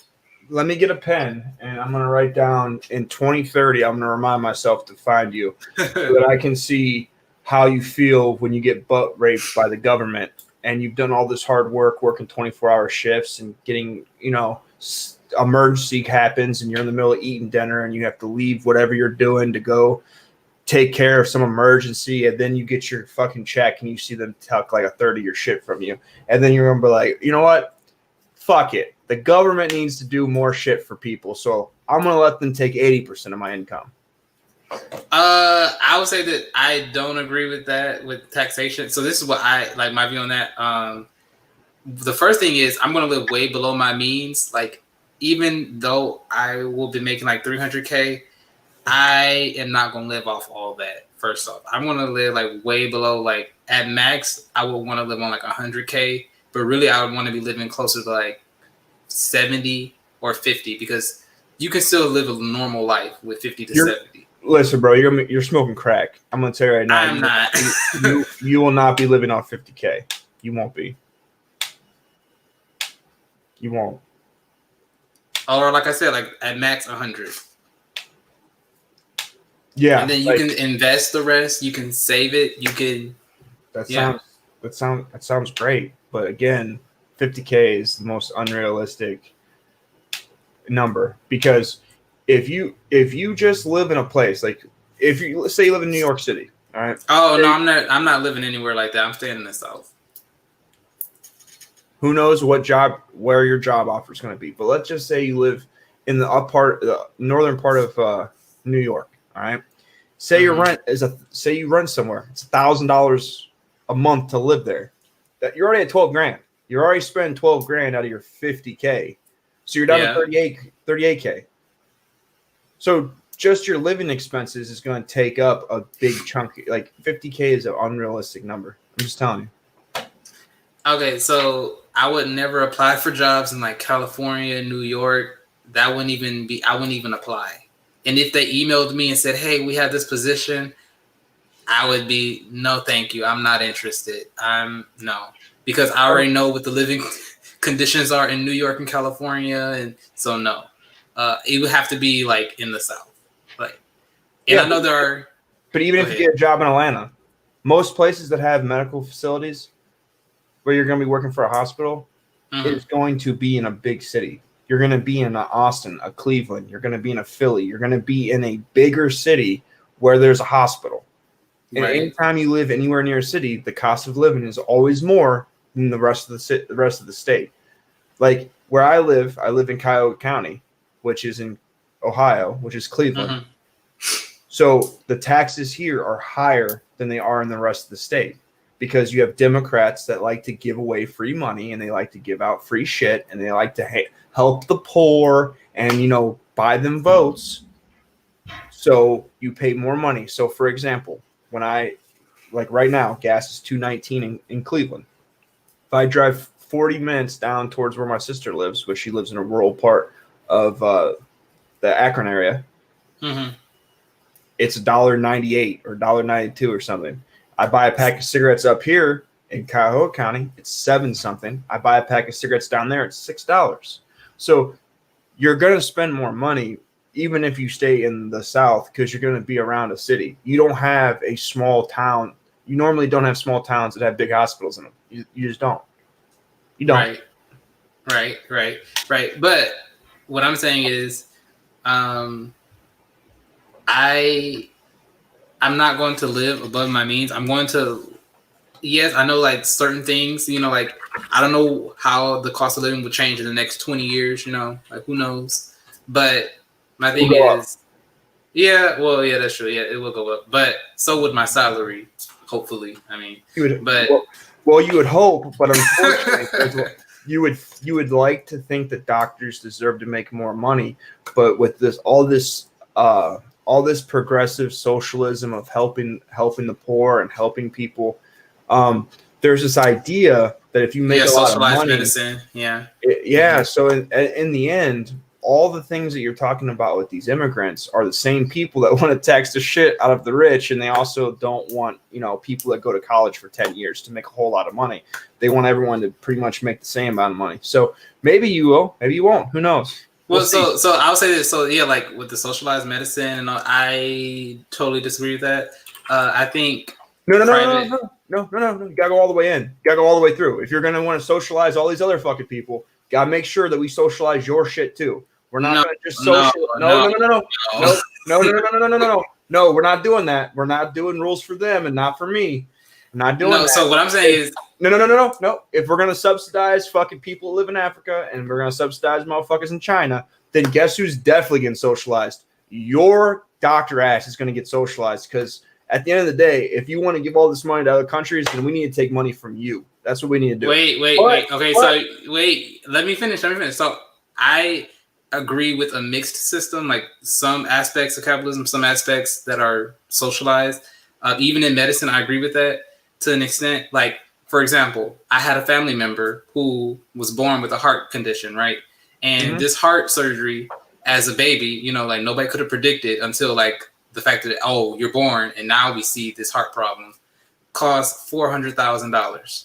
And to spend each day in the hospital was thousands upon thousands of dollars. Okay, so for me, even though I love capitalism and I think capitalism has done the most to help, people in poverty, I believe that, I don't see like this $400,000 surgery making this person pay that they obviously cannot pay that. I think that is a role for the government to step in and help out for that. So that's why I do support some aspects of socialized medicine. You're right. Yeah. I agree. But I don't support it 100%. I totally agree. We should do that. We should do. For every child that has a birth defect or needs a surgery, the government should take that money and pay for it. You know where they should get that money from? From the doctors. They should make the doctors work on these surgeries for free. Like they don't get any money for doing these surgeries. The hospitals don't get charged. They can't charge these people any money because it's a business that has to make money, but fuck them. So they can't charge anything. And then after they make you work for free, the money you do make, they should tax the shit out of that to get some of that money back so that these people with these birth defects can be good. Okay, so the reason why that won't work is because the government doesn't own the hospital. So the hospital has bought this, table. They bought these machines. They bought these devices, and the hospital, has hired these doctors. So the hospital has a lot of costs. So the government pays the hospital, and then the hospital pays the doctor. So really, it is the government paying the doctors, the government paying for the surgery and paying for it all. But guess what, though? In socialism, socialized things, the government takes it over. So yeah, that's why I agree to it to an extent, not where the government owns it. But no. We can't do that. If it benefits me, we get to keep it, and if it doesn't benefit me, we can't do that. Like we can't play that game. It's either we're going to subsidize everybody or you're going to pay.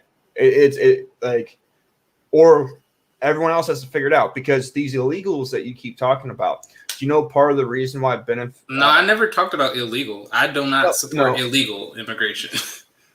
But do you know why a lot of these costs of these hospitals are so expensive? Yeah, because what? We price things not at the rate that we're going to charge, but we price it at a very high price so that you have to have insurance, so that the insurance negotiates for a lower price. It's not just that, though. It's also the fact that we have illegal immigrants that come in and use the emergency rooms as their doctor's offices, and they don't pay the bill. So a lot of the debt that isn't being paid at the hospital makes it up on other people. And then they pay you $300,000 a year salary, and you go down to the booth to vote, and you're like, you know what? More free shit. And there's all these free shit going out. Like, there's all this bullshit that's going on. The problem with this is you said it's a benefit to have these people that come over from other countries. Do these other people from other countries have insurance? Like, does the government give them insurance? I would assume no. Okay, so do you think they would go to emergency room if they had a problem, if they needed to? And do you think they would pay most likely, and the emergency room is required to serve them even if the patient cannot pay. Right. Correct. So this is basically... And what happens to the cost of anything in the medical field for the rest of the people that do have to pay? Others pay that, and this is what I'm saying. With my salary, I know what my salary would be. I am okay for paying for people that have less money than me. I'm okay with that. Okay, so I would do it.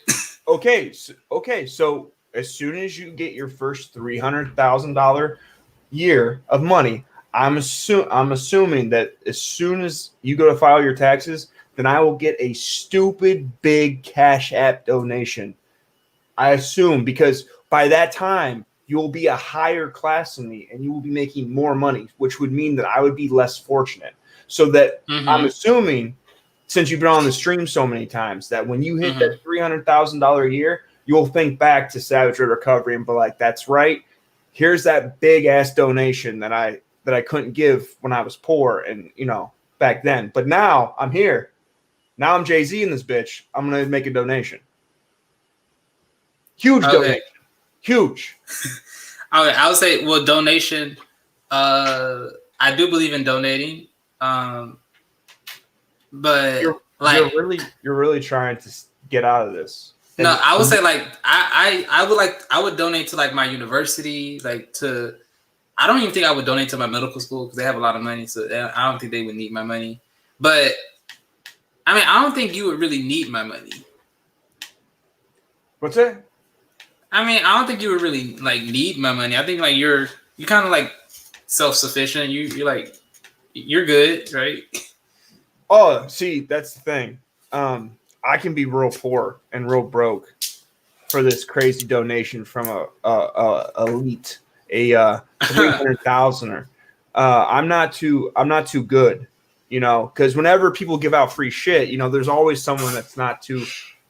They don't have too much pride not to ask for it, So you get $300,000 in a year. I'm gonna really be that really sick guy that needs that $5,000 donation because I got a cough. Anytime that you allow people to use the system, you're always gonna have people that use the system. It's just how it works. Oh, you're talking about abusing this? Okay, yeah. And all your arguments are based on an emotional point. So anytime that you lead any of your decisions with emotion, you're going to have people that are going to buy into that emotional response and manipulate it. And at the end of the day, you can't have people that are taking from the system and not putting stuff back in. And that's what this whole conversation comes down to. I agree. And I think it's wrong for people to abuse systems like that are for I totally get where you're coming from. And I agree. But the only way that would be to make the system totally emotionless and well, you need a $400,000 surgery for your baby. Do you got $400,000? Nope. Oh, I guess your baby's gonna die. Yeah, but Like, see, I think we should have some type of feeling when it comes to medicine. no, you shouldn't. So we should let the baby die. I got a question. So when doctors go and tell their when doctors, okay, so one, you can't make that argument because doctors are in support of abortion. There's doctors that perform abortions. So you can't tell me that we need to worry about the kid with the birth defect, but that same doctor has to have some emotional response about the kid that has a hole in his heart, but then goes next door and sucks a baby out of a woman. But that's okay. But we can't let this one die. Like you can't play both sides of that. But okay, I'll say this. I disagree with abortion, but go ahead. I'll let you go. yeah, but it's the same thing. Like you're already saying that, well, we can't have emotions in the medical. What do you think abortion is? Anyone that performs one that they're taking their emotions out of that. The guy that goes in and finds out he has stage 4 cancer and the doctor tells him that he's going to die in 6 months. Do you think that doctor has his emotions in that? Do you think that he invests his emotions into every patient that's going to die? They don't. They don't. That's not their job. Most time when you see a doctor, the doctor comes in for 5 minutes and you talk to the nurse for 20. The doctors don't have their emotions in it. But at the end of the day, if we get rid of the illegals, we get rid of all these subsidies for all this stupid bullshit to other countries, to other immigrants, then you can subsidize the 4-year-old kid that has a heart problem and pay for its medical. But you can't pay for every 4-year-old kid that has a heart condition and every kid that needs some sort of surgery that can't afford it, and take care of every motherfucker that wants to come to America and every motherfucker that wants money in other countries. Like you can't. If you want to fix this country with these people, then you put the money there. But you can't put the money here and put the money there. It does not work. If you make $300,000 a year, you cannot live like you make $600,000 a year. You can't do it. It's not possible. Mm-hmm. So you have to pick your poison. Either you want motherfuckers in the other countries to have better quality of life, or they should be able to come to America and do whatever the fuck they want, or you want the kids that are born in America, that's parents or citizens that are citizens that get the fucking hearts they need. It's all you can do. You can't have both. You got to pick one. So the reason why I disagree is our country's been doing it for years and years and years. Now, if you want to stop doing that in the future, now we can do it now. Okay. So I want to go back to like the hard thing in medicine because Red pill. What? Okay, yeah. Let's say this. Let's say okay. I get you. Okay, I've been there. Okay, so say you won't pick. Let them bring me in, and I'll pick for you. Okay, so what I'm saying is, well, one, I do think we should prioritize Americans first. But my point for Savage is we've been paying for Americans. We've been paying for non-Americans. We've been doing it for years and years. Red pill. Listen to what I just said. Let's play this. You seen the movie Saw? No. I've heard of it, but no, not really. Saw? No. I think it's like a game, and you play. Okay. You pick certain choices, or if you don't pick, then you die. Okay. Right. Okay. So look. Let's say somebody bring in somebody like me, because you not gonna really pick, right? Where the money should go and who it should benefit, right? You kind of on the fence, maybe. That's sure. Okay, so Americans now Americans first. But look, but also we can help others. Okay, Red Pill. Yeah, Red Pill. Hear me out, Red Pill. Savage just said, okay, this is how we're gonna play this game. You gotta pick, right? Which one? Okay. Is it gonna be the Americans and their children, or it's gonna be these other people come in and do whatever they want to do? You just made your choice right now. You was like, nah, I think both. Now they just brought me in. Okay, and so if I have to choose one, I would say American. Okay. Huh? If I had to choose one, I would say American, because this is the majority. So American. Okay. But what I'm saying is we don't have to choose because we've been doing both. Okay, so if you don't have to choose, if you forfeit your right to choose, they're gonna bring somebody in like me, and I'm gonna choose for you. And I can say to hell with Savage and to hell with you. I'm already in hell, so it's okay. But I know. You know what I'm saying? But Red Pill, this is what you understand. Or I could say to hell with me, and I save Savage and Red Pill. You think you're gonna appreciate me? Is your You think I parents should married? die for you? Okay, I'll say this. No, my parents were never married. They had me really young, and they were no. They had me when they were both 24 around. Say they were around that married. age. Okay. Say they were married. Okay. All right. Say they were married. Okay. And after 15 years, your dad found out that your mom was fucking another dude. Okay. Okay. Okay. And he's like, "You need to stop."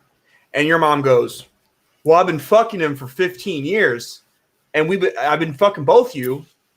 I shouldn't have to stop because I've been doing it, so it should be okay that I keep doing it because I've been doing it." And like would your dad be cool with that argument? Like, oh yeah, No. You've been fucking another guy for the last 15 years, so yeah, that's cool. You can keep fucking him for the next. Like, no, just because we've been doing something doesn't make it right. Just because you beat your girlfriend constantly for the last 2 years doesn't make it okay. It doesn't. I want to say that's kind of funny though, the way you put it like that. Yeah. Okay. But you can't justify bad behavior because it's happened. Like it's just justification. No. So my point is, it's kind of like it's more like, okay, so if I have a friend and or I don't even have to be a friend, just somebody I know, and like every time I see them, like I just they need help with money or something, and I give it to them. To me personally, it's wrong because like I know they're not going to be able to pay me back, and but if I keep doing it, if I eventually stop one day, that would be kind of weird. It'd be kind of weird. Okay, so yeah. So every drug addict that you see at the gas station that's trying to fill up his car that asks you for $1, you give every single one of them $1 every time you see him? I never give them money ever. So I like from the very beginning, I never do it. I never Why start. not? Why not? Because I don't want to cut it off. I want to like never do it in the first place. Oh, okay. So the people before us decided to do something and they were fucking idiots. And now it's our turn. And we said, no, we're cutting that shit off. Well, I mean, I don't have that ability to make that decision. Like, I'm not in politics. Red pill.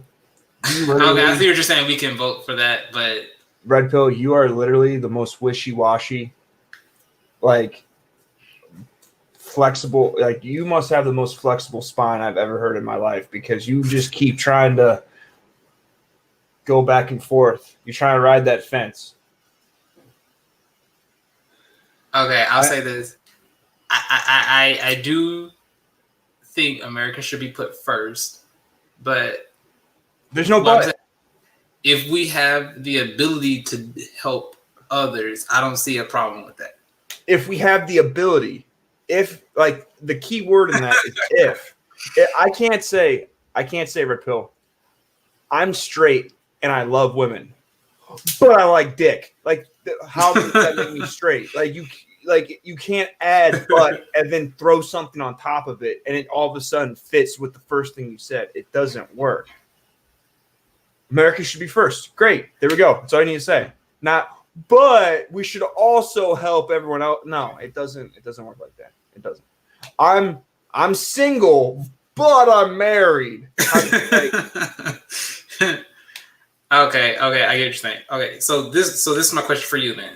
Okay, so let's say you're a doctor, right? You work in the emergency room, and you are required by law to serve everybody, like no matter if they can pay or not, right? So you see somebody coming in, and you can tell pretty much. Well, you can assume that they're probably not a citizen. Would you treat them if you were that doctor? It's not the doctor's fault they're in the country. The doctor took an oath to help. I'm not mad at the doctor for helping an illegal immigrant. The problem this is the problem. It's people like you that when you say we need to stop immigration or we need to stop illegal immigration or we need to lock down our border or we need to limit the amount of people, and you come back with, well, you don't know what it's like to live in Nicaragua and what they had to deal with. So like maybe, they needed to come here and maybe we should have helped them because maybe we don't know what it'd be like to go back. But maybe like that is the shit I don't like. Like, I'm not mad at the doctor. He's doing his job. But when we make an argument to make it to where the doctor doesn't have to make that choice, you start giving me this wishy-washy, emotional, I'm a female, trying to argue with my feelings about this and that and this. And, well, he never really got to eat McDonald's. So it's like he gets to eat McDonald's now. So maybe, that's a plus. We helped him. Like, you come up with any reason to justify why they're here. And you can't. Like, you tried to argue, well, these people came to school here and now they want to send them back. Yeah, they're not going to school. Like, what is hard to understand about that? They came here to go to school. There's no school. Send their ass back. Okay, would you tell a woman, hey, you were married to this man, and I know you got divorced, but, he's been single for 6 months, and he was trying to get some ass. You should probably, you used to do it. You used to be married to him, so, you should do that. You'd be like, no. You wouldn't justify that. The sexual agreement was under contract with marriage. Now that there's no marriage, there's no sexual contract. Their agreement was to come to school and to be in America to go to school. Now there's no school, so the contract's broken. So why is it okay in all these other situations for you to justify them not being part of a contract? But with this one group, this poor, impoverished group of people that are coming from another country, we don't have to listen to agreements. We don't have to listen to the law. We don't have to listen to contracts. We have to love these people. We have to have feelings. Okay, no, that's not what I'm saying. The people that I'm thinking about are the ones that create businesses that they don't though have inventions that they don't. They don't. Talk about Americans. Are you talking about the American citizens, Red Pill, or are you talking about the other side? I'm talking about the students who are immigrants, like research papers and. But this is what you don't get. They don't. You can't be coming over to America to go to school and have a business. You aren't coming over to go to school and have a patent. Like, you're coming to school to have a school. You're not going to be doing this patent or this business until after you're here. So at the end of the day, you're not like you're investing money into a business that might never happen. Like, you're giving money up front without ever actually being able to see any sort of possibility of a reward. There's a chance, but there's no definite reward. Just like I told you, you aren't gonna enter into a business with me for 50 grand up front and not know what the business is, the name of the business, what it does, where it's at. None of this. You're not going to make that investment. It's a bad investment. Right. Investing in people that could in the future, possibly, maybe, that's not a business strategy for America. It's not. Okay. So back to the immigration thing. So you said that your problem isn't with the doctor in the emergency room that treats that. Right. Got you. But if I'm a doctor in the emergency room treating, I'm putting this, the way I get paid is I tell the government that I did this, and then the government sends the hospital money. So basically I'm billing the government. So in order for that to happen, the government would have to have money set aside to fund my service. Does that make sense? They don't have money set aside. Well, no, they pay the hospital though. Yeah. So there's a money transaction. Yes, but it's debt. It's a debt transaction. They pay you, and the government owes the money, and then we pay taxes to cover up the loss. Yeah, but still, the government doesn't have 10 trillion sitting there just for when you decide to send them a bill for your illegal immigrant, for them to be able to pay for the illegal immigrant. There's not just a stash of money that's sitting there waiting for you. It's money that they go here. We're going to give you this to you, and then they're like, okay, so the income tax came in. Let's take that shit. Like, that's how it works. To me, that kind of wouldn't make sense because the amount of money the government takes in income tax is like 3 trillion, or no, it's like way less than the amount of money that the government actually spends. Correct. So, but then that wouldn't make any. How would they have money sent to my bank account for like being a doctor if they're spending more money than they actually are taking in taxes, though? because the way that our system is built is when the banks make money, like they just pull money out of thin air. So there is no money. It's just like they make it. Oh, it's just record. Okay. It's number keeping. There's no money. So the problem that you're coming to is like, okay, I see what you're saying. Wow. It's just like if you overdraft your bank account, you can technically have $1 in there, and if you go and spend 30, you still bought the object, but now when your check goes into it, they take their $30, then they take their negative fee. So now you've lost $60 or $70 for your $30 purchase. And like you're just borrowing money from the future. That's all this shit does. So whenever you're giving all this money, like that's why I told you, if you have a kid, they're going to owe 90 grand because they're selling the future to us now. We're spending we're anything that you give to another country or any sort of benefit you're giving, you're putting that debt onto your kid. You're selling your kid into debt is what you're doing because you're using their future to benefit your present. Okay. So to me, so I ask you this basic question.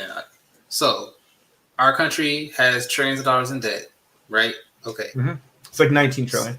Right. Whatever. Like whatever number it is. Okay. So here's the question. So how would our country be any different if we paid off all the debt today? Now we're zero in debt.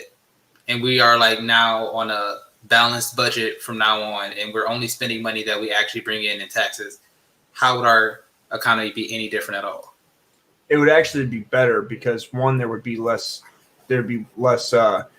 loss in the dollar. Like since 1971, when we went to the petrodollar, our dollar's lost 98% of its value. What do you mean by petrodollar? So it used to be that the dollar was backed by gold. It's now backed by petro. That's why we went to Iraq for oil. Yes, the petrodollar is a dollar that's based off the price of oil. To me, that doesn't make any sense though, because remember, like a couple months ago, when gas was basically was like negative because nobody was driving. Mm-hmm. So the value of a dollar didn't change though, even though you're not going to see the dollar drop in price. You're going to see the stuff you buy go up. So if you remember about 10 years ago when you were going to Taco Bell and you'd get like food, you could go spend $6 and get a meal. Now when you go get it at number 6, it's $10. It's not that the thing itself became more expensive, it's that your dollar became less expensive. And now it takes more dollars to make to pay for the same thing. Just like if you saw houses that if your mom bought a house back in the 60s for $50,000 and now that house is worth $250,000, it's not that her house grew in value. It's that the $50,000 worth of dollars you needed to buy that house in the 50s, it now takes $250,000 to buy the same $50,000 house. That's why the prices of stuff keep getting more expensive. Right, because the value gets lower. But no. What I'm saying is, since you're saying our dollar is based on oil, it is. My thing is, okay, so months ago when gas prices were like $1, why didn't the price of everything else go up? During that same time period, you were paying $9 a pound for ground beef.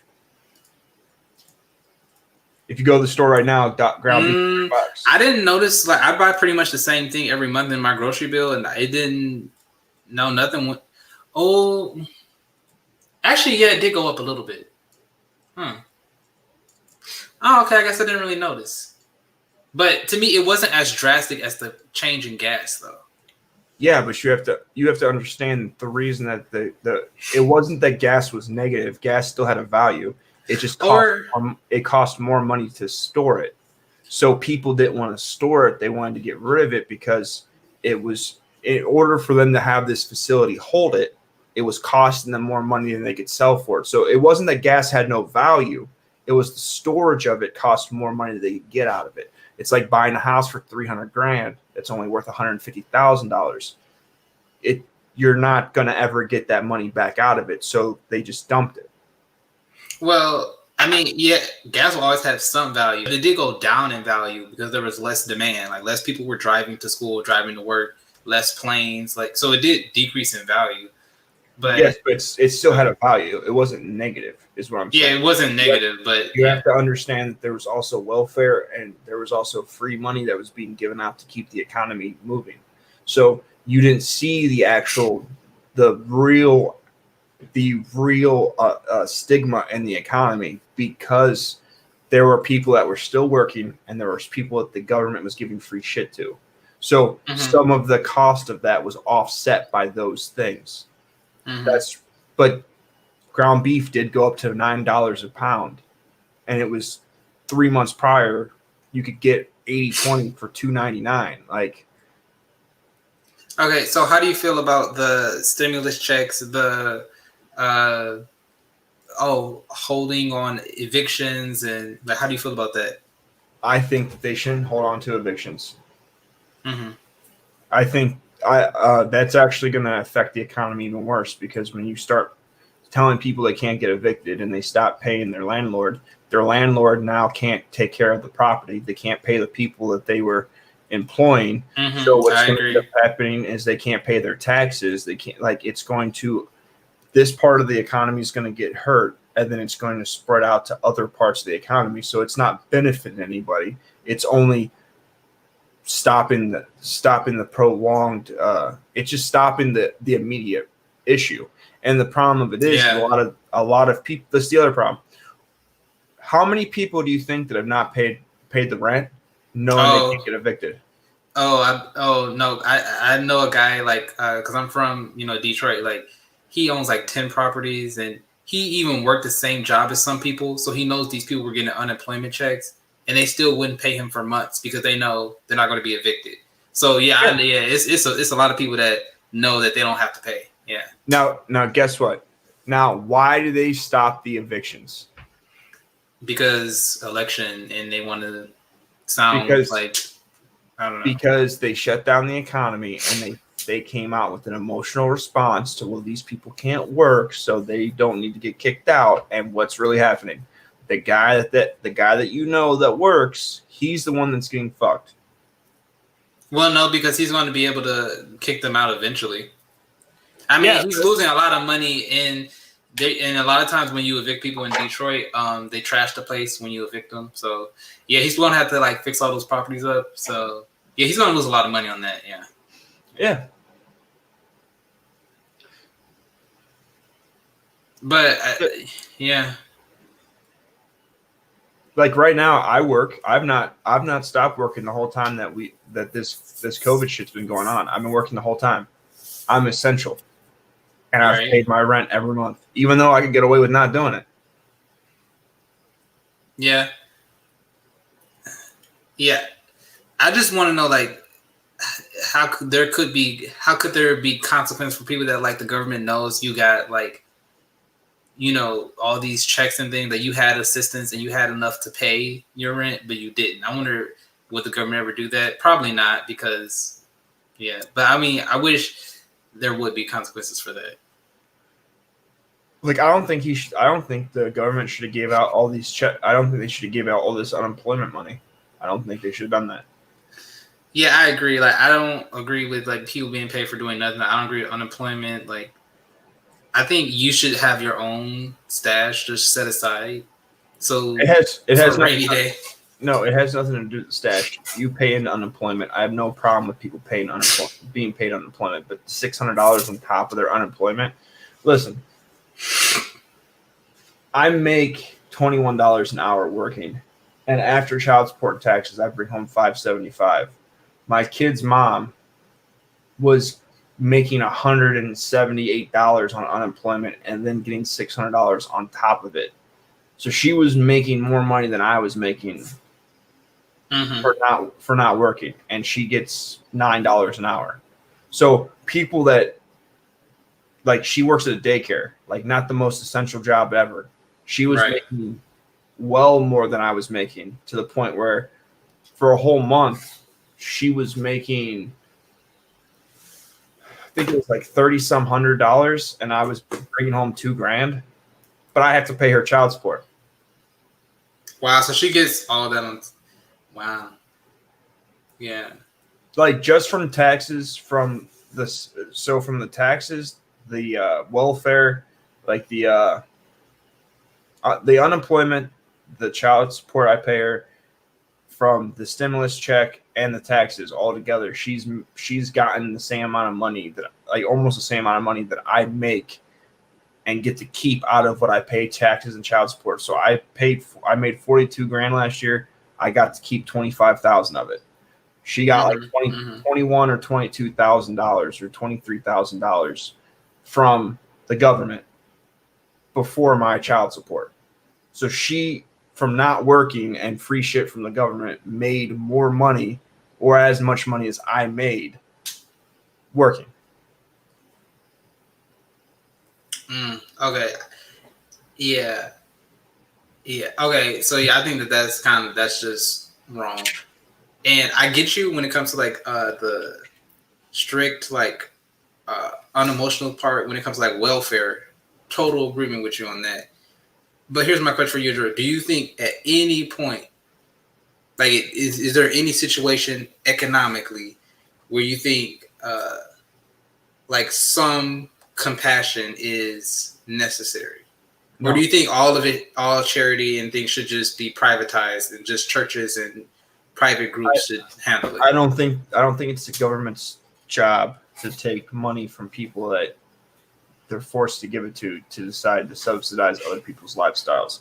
I think if people want to donate money to charities and the charity wants to give people money, that's completely up to the person that donated to that charity. But for the government to say, if you don't give me this fucking money, I'm going to put you in jail, to then say, you know what, we want more single moms. I don't think that's good. I don't think the government should go, hey, you know what, we're going to give you a bunch of money to start windmills, to do green businesses. We're going to subsidize it all. We're going to give you all the money you need.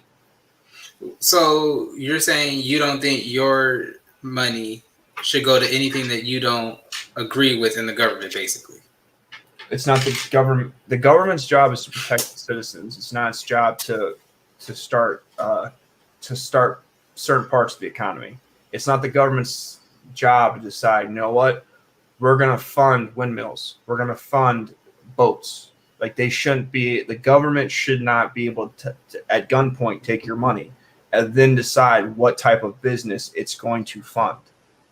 It should right. I agree with you on that. I agree with you. So, but I mean, the government does a lot of things that kind of the Constitution doesn't say, like the government kind of has the ability to do, like building roads. Like, do you think the government shouldn't fund highways and building roads, which benefit everybody? They really don't benefit everybody. I mean, you get deliveries from Amazon. You get to travel to school. You get to go to vacation if you want to drive or whatever. Yeah, but building roads in Alaska really doesn't benefit me. I'll never be in Alaska. I'll never go to Alaska. It doesn't benefit me. But if you're going to make the argument that it doesn't say in the Constitution that they can't do that, well, then make an amendment to where they can. I don't have a problem with the government doing some things if we vote on it. But when it comes to like city roads and state roads, that's supposed to come from the state. It shouldn't come from the federal government. The federal government shouldn't be paying for stuff in the state's jurisdiction. No, I'm talking about like federal highways, though. Well, federal highway is a federal highway. Yeah. So, well, basically, my question is: so, like, when it comes to, would you ever want to pay more for something so that somebody else could get it cheaper or for a lower price? No. So why would you never want to do that?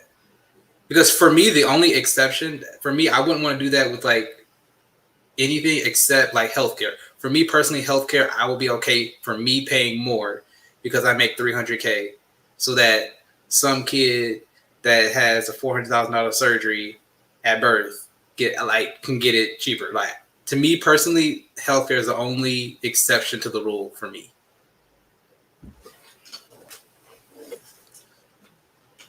So the problem with healthcare is, are you going to then make the government tell you what you can and can't eat? No, I don't see how that's connected. Well, okay, so if you have to pay for my health care, so should I be allowed to do as much drugs and eat as much fried chicken as I want if every time I have a problem you have to pay for it? I mean, yeah, you can eat as much fried chicken as you want. Yeah, like So I don't like to me. Even though So- I will be paying more, I'm okay with that. Yeah. Okay. So you're good for bad behavior then, is what you're saying. You want to subsidize people. No, I would not want to, but I'm also not in control of you, so I'm okay. I'm permissive of it. Like I wouldn't desire that, Yeah, but I would. This But permissible. here's the problem. If you get money from a bank, the bank wants to see your business plan. If you go get money from a bank for a house, they want to do a home inspection to make sure it's up to code because they're investing.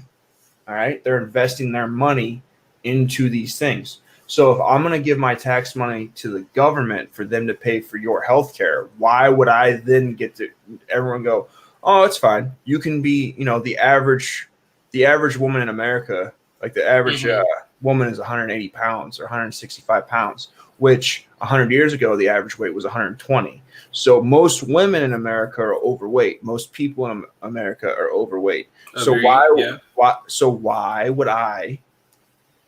why would I give you money to take care of your bad decisions and there's no accountability to it? Because it's not going to increase a good outcome because the more problems that you subsidize healthcare and the more problems so this is how it works with healthcare. You either have quality or you have quantity. Only two things. So if you want to have really high quality healthcare, all right, you have to lower the quantity of people that can have it. If you want everyone to have it, then you have to lower the quality. I don't think it's that black and white. I think it's more to it than that. I understand what you're saying for the most part, but what I'm saying is there's technology, there's advances in medicine that we have where I can make a pill that's more specific to your problem, that's also cheaper, so that this pill is cheaper and better. So that's better quality, and I can distribute this pill even more since I can make it cheaper. So in medicine, there's advances in technology. I'm not saying that's with everything, but I'm saying that's with some things, and that's where we're trying to get with a lot of things because you can't do it though. You can. Like if I made a pill that's better and cheaper, wouldn't that increase the quality and quantity of medicine for this? What? How would it not?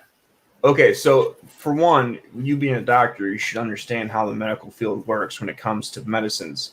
America pays billions and millions of dollars to get stuff tested, made, checked to the FDA, and to get it approved in human testing. Yes, it takes like 30 years for some drugs, right? Yeah. It costs a bunch of money, right? Billions, yeah. So then how does the company get that money back? Well, that's how they determine the price, and they eventually get it back. Okay, so question. So how many countries in the world have socialist healthcare? I mean, I don't know other countries, and I don't know the number. I don't know. Europe has it. Canada has it. And guess what those companies have to do in those countries? They have to set the price, I guess, according to that country's agreement. So what happens with the price of that pill that's not in those socialized countries? So in America, since we're not socialized, the price will go up for us because we have to pay for Canada and the UK and so forth. Okay. Now, say we socialized our healthcare. What would happen? We would lose the profit motive. So there would be less incentive for people to invent medicines because there wouldn't be a profit. Say it again. It's not even that there would be a profit. There wouldn't be it'd be a negative. It'd be a loss. Right. So there would be less incentive to even invent it. No, there would be no incentive. No one is going to spend $10 million into something to get $0 back. Like no one's going to do that. No one's going to be making $10 million losses. They're just not. So how do you fix that? Well, like I said, I agree with the capitalist part of medicine to an extent, and the a little bit of the socialized part, because like some, like, to me, just like that example I gave, like that $400,000 heart surgery for the newborn. Okay, so I think we should have private companies be able to sell medicines at the price they want. I do think that should be a thing. But I am okay with when I pay for my pill. If I pay, I'm okay with me paying 1,000, and Savage, I'm okay with you paying $1. I'm okay with that because I make 300,000, so I'm okay with me paying 1,000 times more than you. I'm okay with that. Okay, so that's what I'm saying. Question: how many? So 300,000. What group? What percentage of the population do you think that is? Probably less than 1%. No, $100,000 a year is 10% of the population. 300,000 is about 5% of the population. Okay. All right. So 5% of the population is going to be able to pay 1,000 times more for something. So that means that how many people in the country are going to not be able to afford $1,000 pill? Pretty much everybody, right? Right? Right. Okay. So explain to me how 95%, 80% of the population can't afford $1,000. All right. So how exactly are you going to subsidize that with the 5%? So does that mean that you're willing to pay $50,000 a pill? So that we can pay $1. Okay. No, I'm not going to pay $50,000. But what I'm saying is, I would pay more than you. So, like, if I've but this is what you don't get. There are 80% of the population. There's 330 million people in the population. Only 5% of them make $300,000 a year. So 80%, 5% of 330 would be about 15 million people. About 15 million people, a little more. Okay. All right. So 15 million people, even if they all paid $1,000 for that one pill, the $999 that would get added to the collective, so that the other 314 million people could pay $1. The economics doesn't work. You effectively, your 5% would have to pay like $50,000 or $100,000 for a pill to even get close to being able to subsidize, and it still wouldn't. No. So to me, like, the profit that you make, it's not like you only have 1 year to make your millions back. You can sell this pill for 30 years, like, so you don't have to make all your money back in the very first day, the very first year of publishing like this drug to the market. Wow! So you have time on your hand to make your money back. You have time, dude. You're killing me. You're killing me. You're killing me. You're killing me. No, I'm not saying. Because now you're asking. Only. So now help them out. Help them out. So now you're asking for companies to delay their profit margin over a period of 30 years instead of getting their money up front for the sales that they should have. Let me explain something to you. Thank you so much, Lord. I'm not really sure what's going on. I'm being honest with you. I'm not really sure what's going on. I'm not sure if it's the fact that you're young and you need time to figure it out. I'm not sure if you're sitting here and you're just trolling the stream. I don't know which one it is. I really don't. And I'm not going to accuse you of anything. But what I will tell you is this. I am in my 50s. I have 4 companies. I'm in that 300,000 market. I'm in that 5%. Okay? And I'm telling you right now that as a holy man, as an Israelite, as a father, as a businessman, as a former soldier, as a conservative, I'm telling you right now, you and people like you are going to destroy the entire country and the people in it. Because you are sitting here and you're trying to negotiate the concept of making a square peg fit in a round hole, and it doesn't work. It does not work, and it cannot work. And not only am I just saying that, there is historical proof throughout history it does not work. I was there in '89 when that wall came down in Germany. That's proof right there where Russia tried to do it. It didn't work. And we can go all the way back to Egypt and a whole bunch of other countries. You can look at the fall of Rome in and of itself. So you sitting here and trying to negotiate a concept that we've already established for hundreds of years does not work is insane. Okay, I would say this. I never once said I support socialism. It's not a question. No, you don't understand. You don't. Wait. I'm just gonna hold on. I'm just gonna just comment a little bit what you said. One, I'm not a troll. I honestly believe. I didn't say. I'm saying. I didn't say you were. I know this. Which I know you didn't. You kind of. I know. But I'm just wanting to make that clear. Like I'm not. But I will say this: the reason why I think, when it comes to making life-saving medicines or just medicines in general, why I understand like profit is important. Profit does matter. These companies need that profit incentive so that they continue to, invent new medicines, invest in making more medicines. I totally 100% agree with that. Profit matters. That is important. I support capitalism. But what I'm saying is those companies are also getting funding from the government. They're getting grants. They're getting support from the government. It doesn't look, but again, here's what I'm saying to you. You're still sitting here and you're still trying to negotiate a concept that doesn't make sense. You can say you're not a socialist, and that may be fine in your mind, but everything that you're supporting and everything you're trying to sell is a socialistic aspect. You can. No, I'm selling mixed. I'm saying capitalism is not perfect and socialism is not perfect. I'm saying I'm mixed. But that's what I'm saying to you. You cannot mix them. They will not work. That's the point I'm trying to make. No, what I'm saying is our economy right now is mixed. No, it's not. It's not. It is. It's not. What do you call Social Security? No, one is being overridden by the other. They're not working in conjunction. Let's stop that right there. They're not working in conjunction because if they were, we'd be having a smooth ride right now. So it's not working in conjunction. One is literally overriding the other. Okay, so here's the problem that you have, like your idea and concept of what capitalism is wrong. Capitalism isn't a profit-based. It's not a profit-based economic system.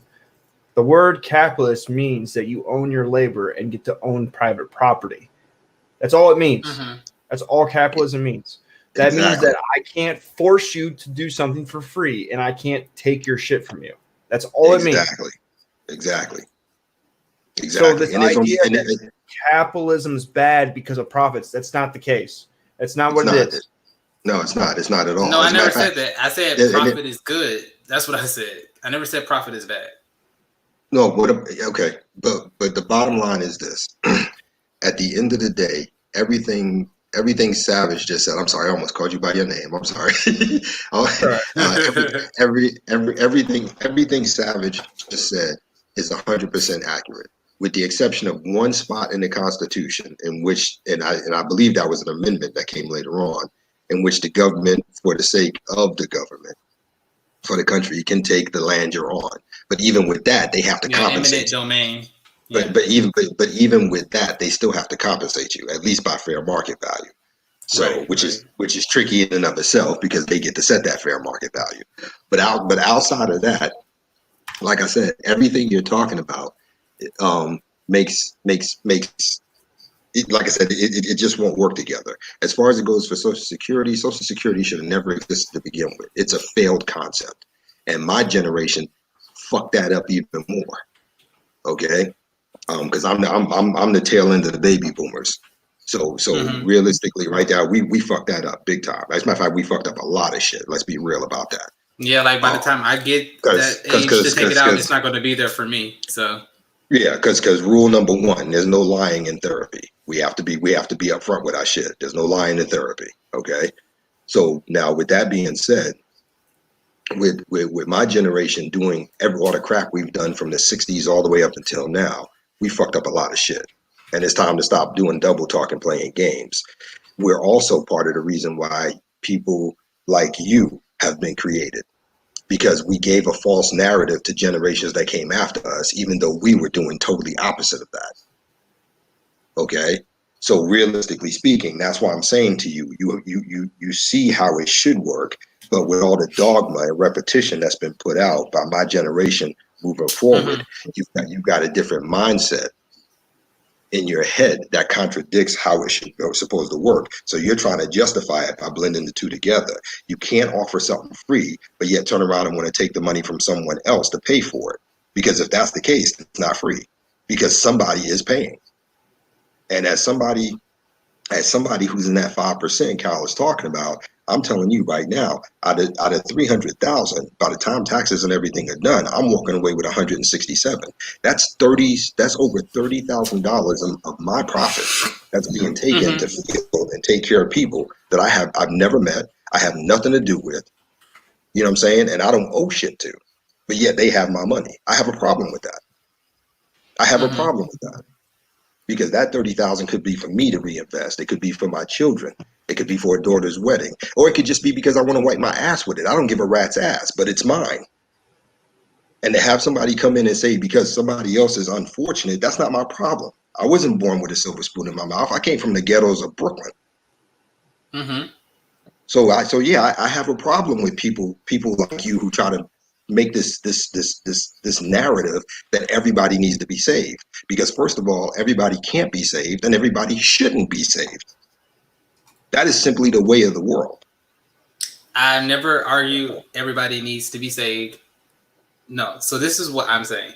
What I'm saying is I support the fact that I support capitalism. I support profit. I support you having private property. I support you. I support freedom. I support you being able to choose what job you have, all that. I agree with it. What I'm saying is, for me personally, I understand that when I make my $300,000 a year, when I have my salary or whatever, I understand that when I went to college, there were government grants that were given to me. There were scholarships given to me. There were benefits that I got by being in this country, growing up in this country. The education that I had was funded by this government. And so what I'm saying is I'm okay with me paying more in taxes to support the, universities that I went to support the Pell Grants, to support the scholarships that were funded by this government. So by me being a part of this government, I benefited growing up here.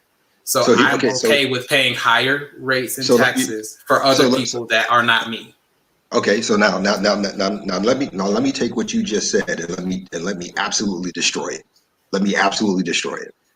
As a citizen of this country, you got scholarships and you got benefits of tax incentives and the government paid for this and et cetera and so on, right? That's what you just said.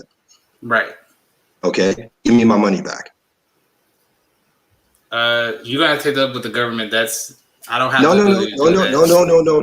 That's not how that works. You said every individual gets to be taxed, yada, yada, yada. So as an individual, you took my tax money to pay for where you are right now. So I'm saying to you, give me my money back. No, so what I'm saying to you is if you don't want to pay like you've been paying in this government, you have the ability to go to another country and not have the same benefits. That you can renounce your citizenship and that way you're not obligated to pay taxes here if you live in another country. Okay, well then if that's the case and I have to renounce my citizenship, then let me throw that back at you. I got great places that fit exactly what you're looking for. Canada, Australia. Why don't you denounce your citizenship and leave?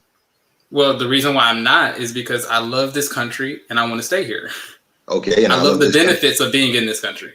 Okay, and I love and I love this country too. Wait, Savage, what'd you say?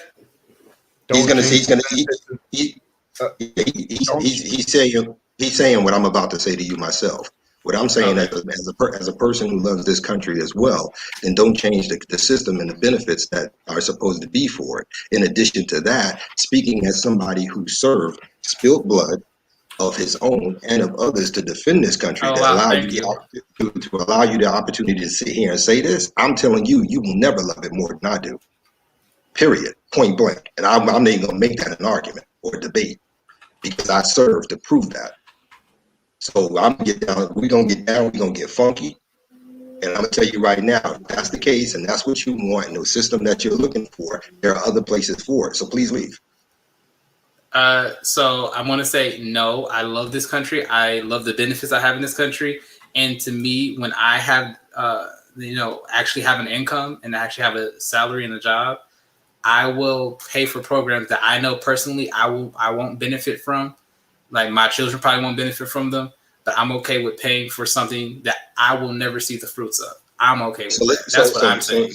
So let me see if I get this straight. The very countries that I named out, Canada, Australia, Europe, and et cetera, and so on, who fit the criteria of what you want, is not beneficial enough for you, so you'd rather stay here. So if those countries are not beneficial to you, even though they're offering the exact stuff you're looking for, and it's not working apparently in your mind that you stay, then why would you want to bring it here? No, that's not why I said I don't want to go to Canada or any of the other countries. Well, I have family here. I have friends here. I don't want to go to those countries because I want to be with the people that I already know and love here. Then stay here and then stay here and love the people that you love, but leave everybody else alone. No, I don't no. Okay, so the benefits I get in this country, I appreciate them. So I'm going to stay here because I was born here. I have a right to be here, and I see what you're saying. You're saying like the benefits in Canada, because Canada has more socialized medicine, and yeah, I see what you're saying. I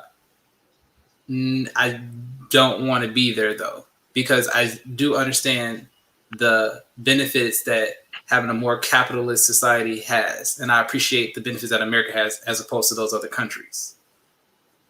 Yeah, and that's what I'm saying. So if you want to stay here because you think there's benefit to it, if you want to stay here because this is where your family is and you don't want to be separated from those you love, then do that. But do that and do it silently without trying to change a system that wasn't built for what you're asking for. Because at the end of the day, what you're asking for is, one, unrealistic, two, it's unsustainable, and three, as I've stated already, from this country all the way back through history, has already been proven it will not work. So therefore, these conversations should not even be had. Okay, so I totally agree with you. I don't think socialism works anywhere. I don't support socialism. I don't endorse it. I don't think we should ever be a socialist country. I think we should stay what we are. Then why do you want to change the rules? You want to socialize? I'm not changing the rules. What I'm saying is, part of our economy is already socialized. We have social security. We already have socialist aspects to our economy right now. That were illegally forced upon us from Woodrow Wilson to FDR to Lyndon B. Johnson. We already know this. All that was done illegally. It's just nobody's fixed it. But just because it was done doesn't make it right. Okay, so I agree that so forced upon us, I don't understand what you mean by forced upon us, like illegally. Those decisions to create Social Security and the Great Society and all that good stuff was decided by a group of men where there was never a vote made. And it went against the Constitution. And that's the biggest part. That's correct. Thank you. Okay, well, I mean, we can go back even further than that if we're talking about against the Constitution. Like the Constitution we have right now was against the articles of the original Constitution we had before, the one we have right now.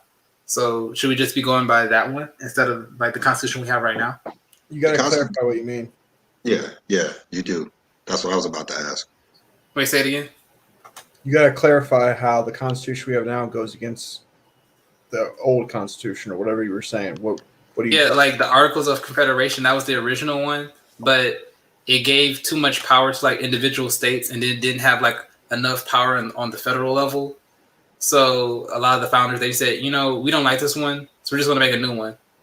But technically, since we're the same country, we should have been continued on that old Articles of Confederation, amending that one.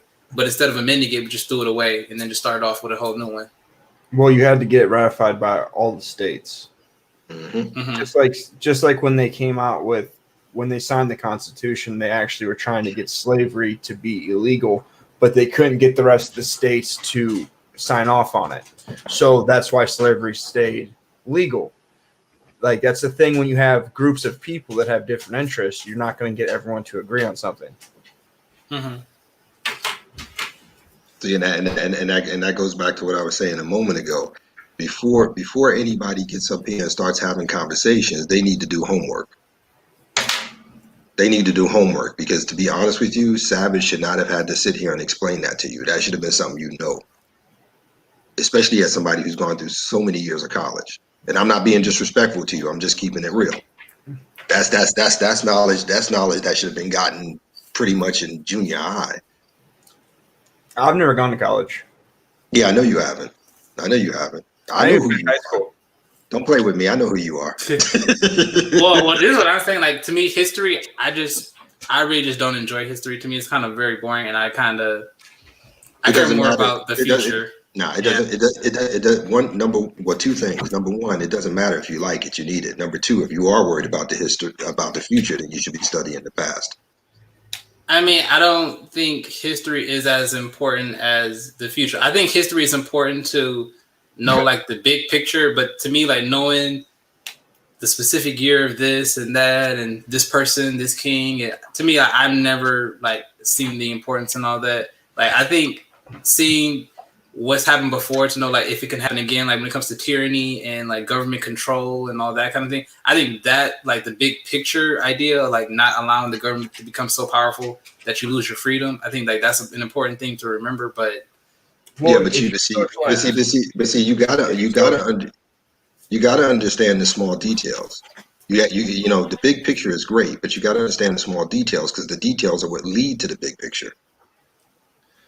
Listen, if you socialize healthcare, you're going to lose your freedom, because if you're socializing healthcare, then the government has the ability to approve or not approve certain things. If you go to Canada, there are people that die waiting to 6 to 8 months to see a specialist for something, because the government rations the services that you can get. And also, I understand. Yes, I totally agree.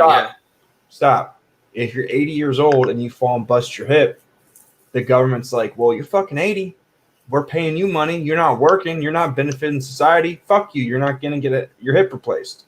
So when you socialize shit, you're going to make it to where you lose your rights. Like, anytime. And I agree with you. I agree. So we agree, no socialize anything, right? So what I'm saying is, yes, Canada and UK, when they have, like, these restrictions, is because the government has, to me, socialized it too much, where, to me, I think that's wrong. Like, you shouldn't be allowed, like, the government shouldn't be allowed to say, okay, you get a hip replacement and you don't. What I'm saying is, say it again. This isn't bacon. This isn't like I want crispy bacon, but you crisp it too much. Like, this isn't a steak that you want rare, but they cooked it well done. Like, this is a whole huge economical part of the economy that has moving parts. Like, it's just not baking a cake and you added a little bit too much vanilla extract to it. Like, I don't know what you mean by So let me tell you, this is what I'm saying. I don't want so much socialism in my healthcare that my, grandma who's 80 can't get a hip replaced. But I don't want so much capitalism in my healthcare system where my family member who's born with a heart condition has a $400,000 heart surgery, and my family doesn't have $400,000, I guess your baby's gonna die. Like, I don't think we should. I think there should be somewhere in the middle where, okay, the government can step in and like pay for that $400,000 surgery for you, but not to the point where we're rationing heart surgery. So, like, that's what I'm saying. Like, does that make sense? Well, I get what you're saying, but to be honest with you, I'm gonna be straight up honest. Not my family, not my kids, not my problem. Let them die. And so, like, to me as a doctor, deciding who should live and die, I don't think that's like. I don't think that's right. Doctors decide who live and die all the time. That's what I was saying. You're gonna do that anyway. So what exactly do you mean by that? Doctors decide who lives and dies all the time. Exactly what I said. I didn't start how. Like, I decide if I'm going to kill somebody today, or if I'm not going to try. Like, what do you? Wait. As a combat veteran, I was trained. My specialty was military intelligence. My secondary specialty was medic. So I'm not going to sit here and let you play stupid. You know exactly what he means. It's called triage. You get to pick and choose who lives and dies based on the severity of their injuries or what's happening to them. So please don't sit here and do that asking what does he mean by that. You know what he means. You also have the ability to decide how much energy you're going to put into something. You get to choose your effort in something. So if you decide that this person's not worth doing anything more for because of their age or because of there's another patient that needs to be seen that has a better chance of living, you have the opportunity to walk away. You have the opportunity to not put your time into the patient that has a lower likelihood of living because you have another more critical issue that someone could survive. Those decisions are made from the day to day all the time.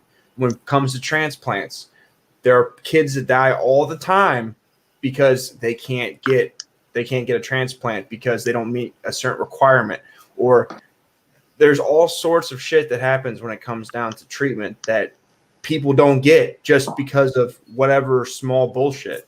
Just like I know someone right now that needs a heart transplant or a kidney. I forget what type of transplant they need, but the doctors are making them go through all these treatments before they do the heart transplant because they have to exert every option before the heart transplant. And by the time they get done doing all these treatments and all these pills and medicines, they're not going to qualify for the amount of health that they need to get the transplant. So they're not going to get it. And their health isn't going to get any better from giving them all these drugs when they already know that they need a heart transplant. But they're making them jump through all these hoops so at the end of that tunnel to maybe have the hope to get a heart, but they're not going to get it because they're not going to meet the requirements that are needed for the heart transplant. You have to be in good sound health to not reject it. And if you have a probability of rejecting it, they're not going to give it to you. That decision's made with everybody all the time. Yep. Doctors do that shit all the time. Yep. Okay, what I'm saying is I understand. In an economy where we have limited resources, you cannot satisfy the needs of all people. It has nothing to do with limited. But what I'm saying is, so I'm saying in a situation where it doesn't have to do with like a transplant, that's a very different case because who's to know there's a heart that is available for you? That's kind of that's a very limited resource. But given a heart surgery, when you have physicians, surgeons that have the expertise to do it, they know how to do it, not doing it because this person doesn't have $400,000. To me, I think is wrong. How many people a year die from malpractice? I don't know the numbers. You asked me that a couple times. I don't know the numbers. A ridiculous amount of people die from malpractice. Why is that? Are we just making shitty doctors, or are the doctors just worried about other bullshit? They're not paying attention to their job. I have no idea. So I think I figured it out. I think I figured it out. Red pill. I think you're sitting here and you're trying to apply moral standards to ethical problems, and a lot of people misunderstand. Well, I think a doctor should be moral. Yeah. But see, that doctors are not meant to be moral. They're meant to be ethical. Period. Because, I said, what are you saying is the difference between moral and ethical? Absolutely. Okay. Moral principles are something that's based on a foundation of your belief system, whether it be religion or your own internal compass. Okay. Ethics are standards that are built around actual practices done within a region of a particular industry or organization. So you can be morally dissatisfied with what's going on, but ethically you have to follow through. And see, a lot of people get those two things mixed up. Okay. Thank you for telling me that because I never knew there was a difference between moral and ethical. But Absolutely. now, okay, so let me get this straight. So moral is a belief. Ethics is a practice. Okay. Yeah, but to simplify it, yes. Because like I said, you what you said a few minutes ago, I wanted to respond to about the whole thing about resources and somebody with a $400,000 heart surgery, et cetera, and so on. That's not your job. to make that decision. At least not from the perspective you're coming from, because I did 2 combat tours, one in Panama in the 80s and the other one in the 90s in the Gulf. Okay. And I had to make decisions regardless of how much resources I had. Who was the most important person to save? Again, like I said, based on triage. I can have all the resources in the world, but triage is there for a reason, because it's not a moral thing. It's an ethical thing based on practices that are required to get the job done. And I think you keep trying to insert moral aspects into something that it's not made for. Being in business is not a moral thing. Having a job is not a moral thing. You know what I'm saying? A society may have a conceptual idea of morality, but it's still not founded on that.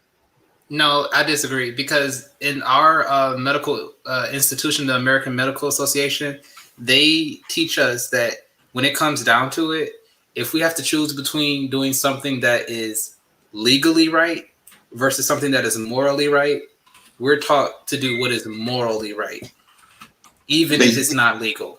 Yeah, but listen to what you're saying. That's generally that scenario they give you is generally based on something that surrounds the concept of finance or what Savage was talking about before, which is what's the word you use, Savage? I'm sorry. Around the potentiality of lawsuits, malpractice suits, etc., and so on. That's what that's for. That has nothing to do with deciding who gets to go in and get free services. That's a completely different thing. That's what I'm saying. Okay. One is the ethical aspect. The other one is trying to impart moral aspects. Okay. I'll just ask you this then. Okay, let's say you are a surgeon. You're a heart surgeon, and you see this baby, like just 1 day old, has this heart condition that nobody would know that this heart condition exists until like the birth. And it costs $400,000 for you and your team to go in there and fix it. Like you know how to do it. It takes like 2 hours. You can just go in there and do it. Whatever. Would you say, okay, well, so would you tell the parent, okay, so yeah, I know it's a $400,000 salary, $400,000 surgery, so we need $400,000, or yeah, you're basically gonna die in like a couple weeks. Like, how would you handle that? Would you say that, or would you bill the government and have the government pay for it? Because I wouldn't have the government pay for it. What would you tell the mother? I would tell the mother exactly. I would tell the mother exactly what needs to be told. There's nothing we can do for her. But you can do it. Huh? Like, you have the ability. Like, the hospital has the resource. Like, you can though. But if she doesn't have the insurance or the money to do it, I have to turn her away. I have to. It's a business. Can I answer this before you red pill? Because go ahead. Before 2 years old. Go ahead. Hold on, money boy. I'm sorry. I don't mean to cut you off, brother. I just wanted to say hi to you real quick, and say what's up. And I think Savage has somebody waiting to get in, so I'm going to drop off. Okay, and I'll come back on. I'll come back on if you guys are still around. Okay. All right. Thanks. Well, yeah, red pill. My daughter is 2. In January, it's been a year since she had a heart transplant. We knew before she was born that she was going to need a heart transplant. Everything was fine and dandy until she was born. When she was born, we had private insurance that we were paying for on our own. And when we, so the doctor pretty much where we were. Did he go out for everybody, or is that just me? Yeah, he cut out. Oh, okay. Money boy, you cut out. You went from it sound like you were deep throating the mic. The good and the bad of the health system during this, because the good was the people worked with us and they had us get on they had my baby mom get on welfare pretty much on Medicaid so that Medicaid could cover it. They told us that they put in the They pretty much called the other two hospitals and told them to deny our private insurance and accept the state's.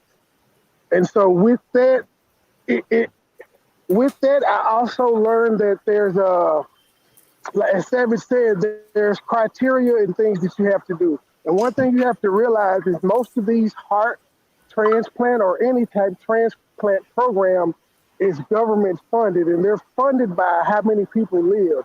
So if you have a certain amount of people die during that year, you lose your funding. And if you lose the funding, then nobody can benefit from it. So it sucks, but yes, you have to tell people that there's nothing we can do to your child. And I saw parents do that.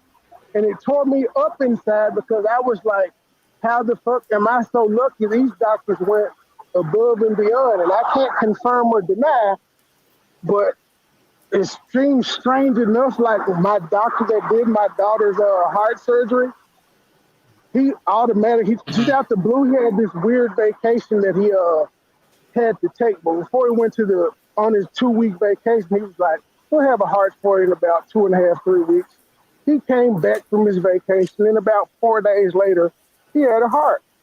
Mm-hmm. I don't know how they do it. It sucks, but it's evil and good at the same time, and the good outweighs the bad. Sometimes you can't save everybody, and it sucks because, I mean, like I said, I saw 1-year-old, 2-year-old, 3-year-olds, parents being told that there's nothing they can do. All they can do is make their child feel comfortable. Yeah. Okay. So then I understand we can't save everybody, but I think the thing for doctors, as like our job, we're basically part of our salary is subsidized from the government. So even though like we work for private, hospitals, we get paid by private insurance, public insurance. My salary is in part due to government funding, like indirectly or directly. I would say, well, pretty much indirectly. So then we should be able to tell you that you can only make $7,000 a year, right? Yeah, you should be able to make that decision. Yeah, yeah. Your salary is only from government if you work in a specified program as a doctor, like heart transplants. If you're doing something such as chemotherapy, no, you're getting paid strictly by the customer. You decide those rules. But I was saying in the cases where the doctor typically tells you they can't, that's because it's a federally funded program and they actually get money by how many people they keep alive. So you can't take someone that at high risk of dying, even though you give them that organ.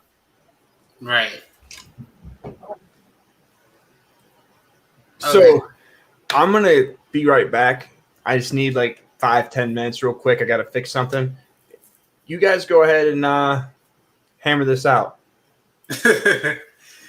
Okay. So, yeah, I think government and private sector, like healthcare, I think there's a role for both. I think having private groups is good because you have more choices, and these private groups are going to be more efficient at delivering, service. And so I agree with that. But I think there is a role for government to step in where private, businesses can't. Do you agree with that? But the only government hospitals that we truly have are the ones for veterans, and those suck. They can't even take care of the people that serve the country for them. And they actually give people that serve the country for them a hassle at the VA. Well, yeah, I agree. So that's why I would say okay, the VA, that's totally government owned and everything. Yeah, I would never work. Well, I mean, I'm not gonna say never. I might work for them one day. Who knows? But I mean, I would want to work for something that's not 100% government owned. I would want to work for something that's private. But for some people, having the government pay part of their bill, I think is necessary. Or do you not agree? Do you think all of your bills should always be paid by you only? I'm torn on that. I believe I'm torn because that's what welfare pretty much is. It's you paying for it's someone paying for your bill because you can't. But with welfare, people tend to abuse it and they just turn it into a lifestyle instead of a Yeah, discipline. I agree. Yeah, with welfare, I'm totally like against that, and I think like you should like you you should pay for like your groceries. You should pay for stuff that you need because you need to be a responsible human being. But the thing that's different for me when it comes to like groceries versus medicine is like a medicine can like be a life-saving thing, and that can determine if you live or not.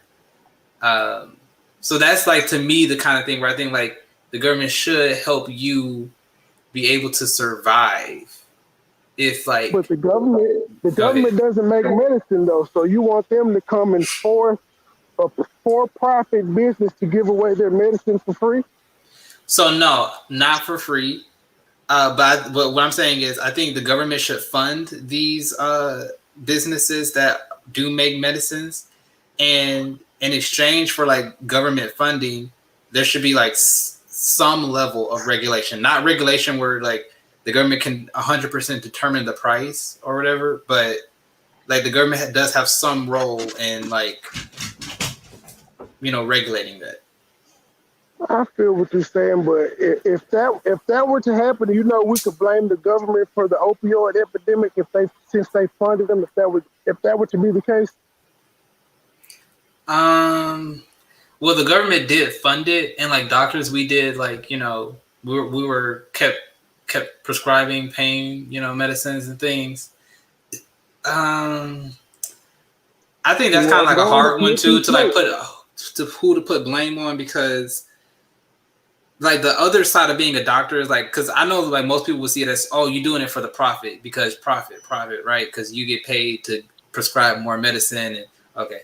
But the other part of that is like, some doctors, they felt like, well, if somebody's in pain and I know they're abusing these painkillers,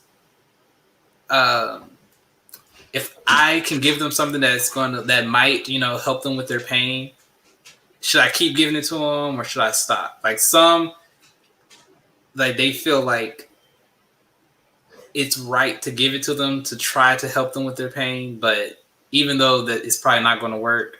So yeah, I don't know if that made any sense to you. Yeah, it does. But as the other guy was saying, that's where your morals and ethics come in. Mm-hmm. Right. And okay, so moral and ethics. Okay, so I now know the difference, so I think that's great. But yeah, I still want to lean towards the side of morals, because even though like we have certain procedures that we're supposed to do in certain situations, I don't think those standards of care are ever going to be perfect for every single circumstance. So I think for the times where it's kind of a shade of gray, yeah, I think we should go towards morality rather than ethics. But what do you think? Oh, and morality is not based on religion. I refute that statement that they see it. I understand what they're saying in premise, but you don't need religion to have morality. Yeah, it's more like belief. Right, yeah. It's or belief or feeling. You like nobody when you do something fucked up. Nobody has to tell you you did something fucked up. It's just something that you feel. You don't feel right within yourself when you've done some fucked up stuff. Right. That's morality to me. Okay. So then, like, okay, so then, because I totally agree with capitalism. I don't agree with socialism at all. But so I just want to take your aspect on like what I was saying earlier. Do you think there's any part of like economics where you think some type of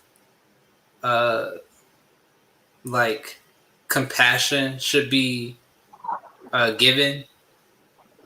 Where like some people pay more for something so that others get to pay less? I mean, that happens now. I don't agree with it, but that happens now. Rich people pay more taxes than you and I. Right. That's just a part of life. And to me personally, I agree with that. And even though I don't have an income right now, when I do have a salary, I will be okay with that. Because like I know that me personally, I benefited from government funding, like education, government funding scholarships, government funding, a lot of things that I got to benefit from that got me to my salary, right? So that's why I agree with it. But you contribute to that same system without being rich. You're contributing to a system right now, helping people based off the taxes that you've paid. And you can't even get well. Could you go out and get the same type of welfare that a woman could? No. No. That just pisses you off right now. Well, to me, I also wouldn't want it though, because to me, I think it's wrong for me to try to get some type of government benefit when I don't need it. But even if I qualified for it, I wouldn't want it. If you needed it, I said, if you needed it 9 times out of 10, you still wouldn't be able to get it. They wouldn't give you free housing. They wouldn't give you WIC. You may get food stamps, but it's not going to be a lot. Mm-hmm. Yeah, I personally never enjoyed being on that, like when I was growing up. So I don't think I would. I don't think I would get on that.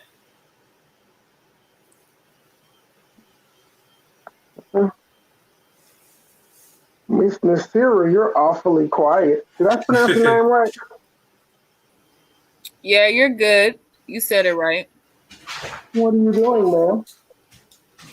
What are your thoughts on this? I saw you shaking your head. Okay, yeah, I saw you shaking your head too. Yeah, like what do you have to say? Like what I said, do you think there's like any point of economics where you think some people like using compassion, like some people pay more for something so other people can pay less? Do you think that's ever? This is what I say. Where's the compassion for my rich ass? Lower the taxes. Fuck you. I'll sacrifice it so I can be rich. Fuck you. You don't have compassion for me, so why should I have compassion for your ass? Lower the taxes. You don't have no compassion for them, you know what I'm saying, raising the taxes on my ass. So why should I have compassion on it's fuck you, because you just said fuck me. So I said lower the taxes. You said raise them. Now what? Where's the compassion? No, I never said raise anything. I think the tax rates now are fine, but I would say this: okay, so the tax rates. If you look back at the '60s, listen. If you look at the tax rates were much higher in the past. Listen to yourself. Red Pill, listen to yourself. In order for us to get the benefits that you want for people, these little immigrants, these students, everybody else, you have to raise the taxes on the rich. Where you taxes? Yeah, everybody. You know, you have to raise taxes. Yeah, you would have to raise the taxes because the rich don't absorb it. Wait, say it again, Money Boy. What'd you say? I said she's right. I said you would have to raise the taxes for everyone to do what you're saying, and the only people that would actually benefit are the ones that are getting the money that we did the programming and the raising of the taxes for. So where's the compassion for the rich? If this person worked harder than you, they should get paid more than you. They should be totally agree. In the suburbs. No, you do not agree. Stop lying. You've been uttering lies this whole time. Stop lying. I can't stand liars. Own it. No. Okay. You keep saying I agree. No, you don't. You disagree, and then you lie and say you agree to everybody. Don't do that shit with me. Okay, no, I don't do that. So this is what I'm saying. I'm saying the only exception to that. You're not disrespecting me to disagree. For me. Just say I respectfully disagree. Don't lie to me. Don't lie to me. Okay. Don't lie to me. I don't feel some type of way because you see what I'm saying? I don't expect honesty from cheap ass people. And you a cheap ass motherfucker. Okay, well, I'm just saying I need respect and I will respect you. I don't disrespect people. How you respect when you just lied? You do not agree with me, so just say you disagree. That is respect. Just say I respectfully disagree with you. Don't lie to me when you disagree and say you agree to me. You just lied to my face. That's disrespectful. That's okay. cheating. You're not allowing me to speak. So okay, I'm just gonna talk. Okay. Why should I allow you? What I'm saying, guys, quit talking over top each other. Okay, so this is what I'm saying. I think people that earn more should be able to work, should be able to make more money. I definitely agree with that. What I'm saying is, as long as they have to pay higher taxes to pay for the benefits for other people. I'm not saying they need to pay 90% of their taxes, and I don't think government programs should be expanded. We should spend more and more and more. I don't think that. What I'm saying is, I'm okay with the only exception being healthcare, where I pay a little bit more of my healthcare premiums and my healthcare costs. I'm okay with me paying more for other people. Now, for government assistance and things like that, I don't agree with that. I don't want my tax money to go to that.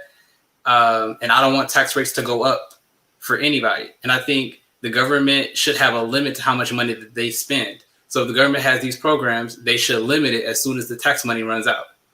That's what I'm saying. I can agree with you on saying that you think everybody should have or not even everybody. You say I can agree. You're saying the people that can't afford healthcare should be provided healthcare for them, but again, that is also a slippery slope because you may have somebody that's rich and that can afford to pay for a transplant, not get one because the person who getting the free insurance trumped them. Right. There's no perfect system. No matter what we think that we can come up with, there is no perfect system. Yeah, I agree. Canada all the time. Everybody likes to point out Canada, but Canada has a lot of issues too, even though they have their free healthcare. Yeah, Canada has rationing because if you socialize medicine to that extent where the government is in that much control of your healthcare system, you lose freedom of choice. Bingo. So I support freedom of choice. So you got to be careful what you ask for. Yeah. It's kind of like with that whole Obamacare thing. When it first was announced, everybody was against it. Now people are just upset because Trump said he wants to repeal it. But initially, when it first got introduced, everybody across the board was like, this is some bullshit. I don't want it. Yeah, and the biggest thing is that it mostly benefits people that are the very sickest and the very poorest. And that's not the majority of people. Most people fall outside of that group. So if you build a system that, I do think minorities matter, but it's you do have to serve the majority of people though. I think you should serve the majority more than, if that makes sense. Okay, so all right, so that's how this works. All right. At the end of the day, when you take from one person to give to another person, there's always going to be a cost that is higher than what you think. Like, if you were going to go buy me a car, I'm going to want a car that I can't afford. All right? So the reason that I drive a Ford F-150 that's an 06 is because that's what I can afford. But if I'm going to have it subsidized, then I'm going to get something that I can't afford. Just how it goes. Anytime that you spend other people's money, you don't spend it the same as if you spend your own money.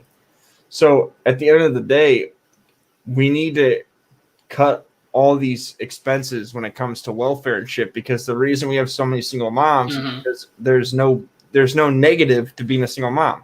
There's not. Right. There's no negative with being a beggar. There isn't.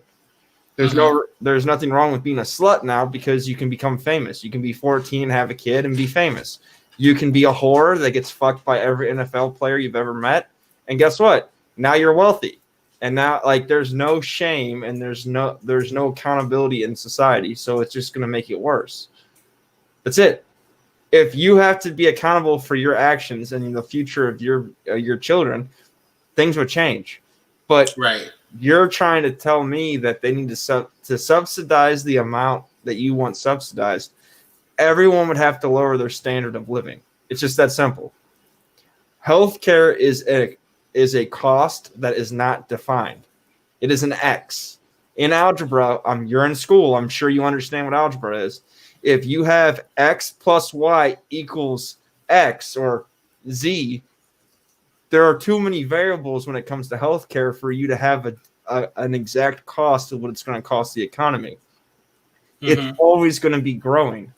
So you're never going to be able to do it the way that you think it's going to work out. Either people are all going to be poor and have healthcare, or everyone's going to have shitty healthcare and still die, or everyone's going to have super high quality healthcare, but no one's ever going to get to use it. Like, you can't do all of these things. And when you have you have people in America that are way more obese than the rest of the world, and you have all these heart problems and all these diabetes and all these bad things. On top of it, you realize that the amount of STDs that are going on right now in our generations. Yes. Yeah. So it's okay to fuck whoever you want. It's okay to have kids out of wedlock. It's okay to do whatever you want.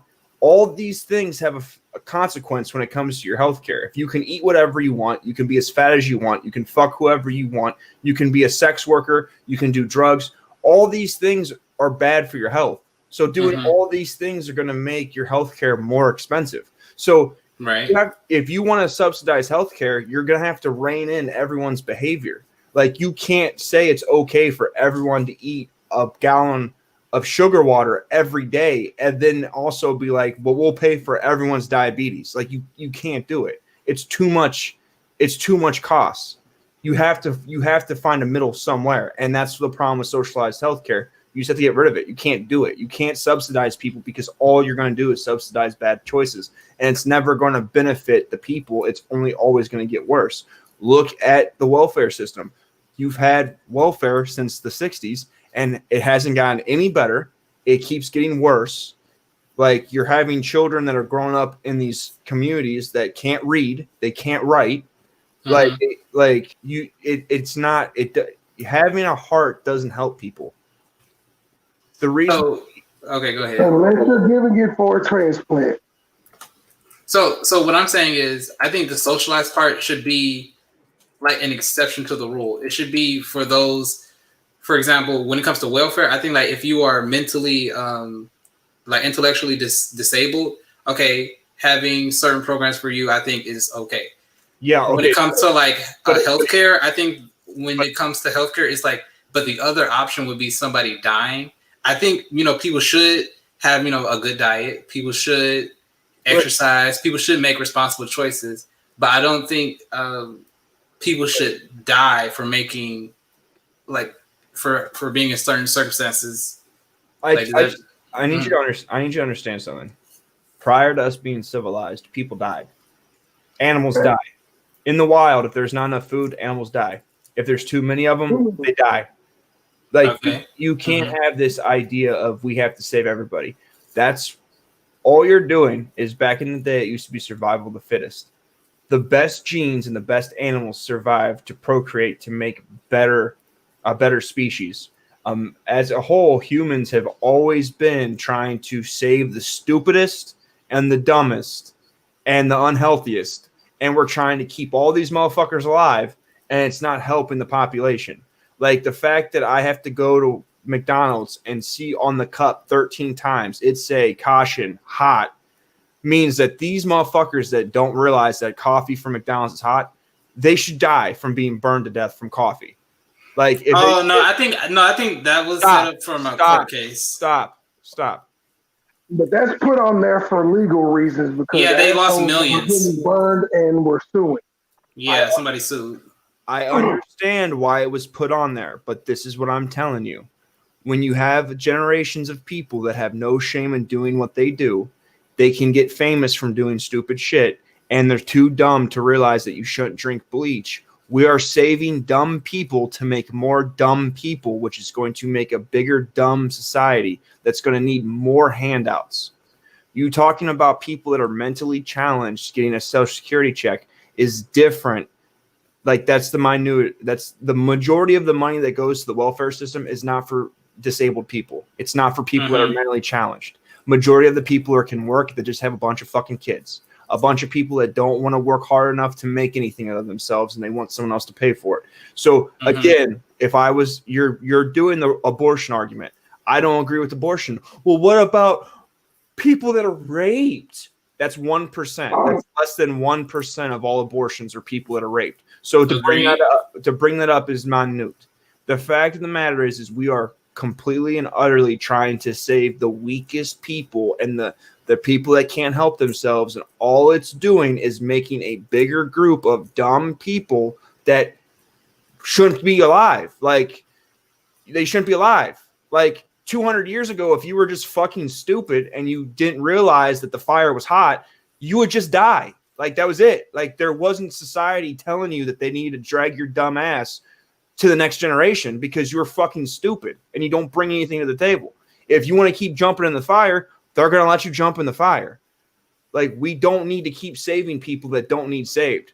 Like it's just that simple. You can't save everybody. And the more and more you try to have a heart and help these people, all you're doing is not helping them. You're making people dependent and you're just fucking yourself. You're selling out your kid's future. That's what it comes down to. Okay. So to me, the moral of it, of what I'm getting from you is, so healthcare is pointless. Healthcare, we should never have healthcare. We should never save anybody's life because saving anybody's life means extending the genes of somebody that's defective. No. We shouldn't have subsidized healthcare to where we try to make everyone else pay for everyone else that can't pay for it because they're not going to take accountability for what they're doing. Because back in the day, when the government didn't give out healthcare, you had to go get a motherfucking job that gave you healthcare. You had an incentive to get a job that paid for your healthcare. But now, if you can get everything from the government, you have no incentive to do anything.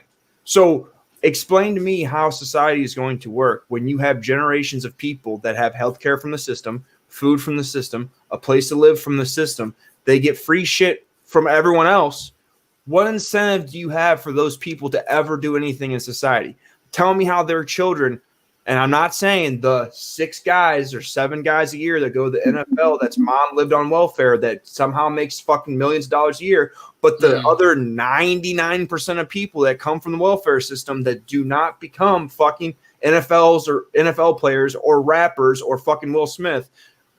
That's not the majority of people. The majority of people live in fucking projects for generations. They suck money out of the government, and they don't actually increase any value to society except for increase the crime rate. So tell me how you're going to make society better if you keep giving money for bad decisions. Like if I have a business and it keeps going under and the government keeps giving me money, do I have any reason to change my business, to do anything different? I don't. I'm just going to keep going bankrupt. And as long as the government keeps paying me, I'm going to keep doing it. I'm not going to actually benefit anyone that's giving me money in any way. None. Right. So in the system you described. That would make you the president if you could do that. I don't know what you said, Money Boy. Cause he said he would make you the president if you could do all that. Okay, that would make you the president if you could pull that off. Definitely not the case. Yeah, so I think in that kind of system that you're talking about, there will be zero incentive to work. There will be zero incentive to make smart decisions, and you would basically just be incentivizing laziness.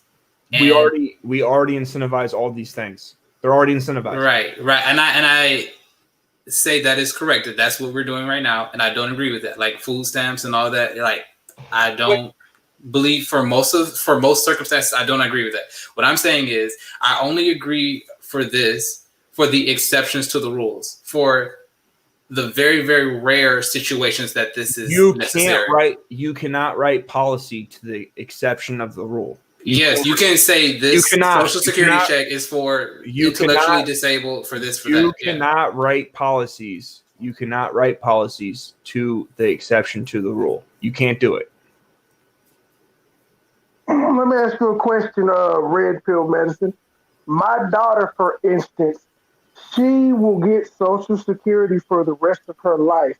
but she's going to be a healthy human being. She can run, she can play, she can have, well, there's certain things that she can't do, but she can pretty much live a normal life.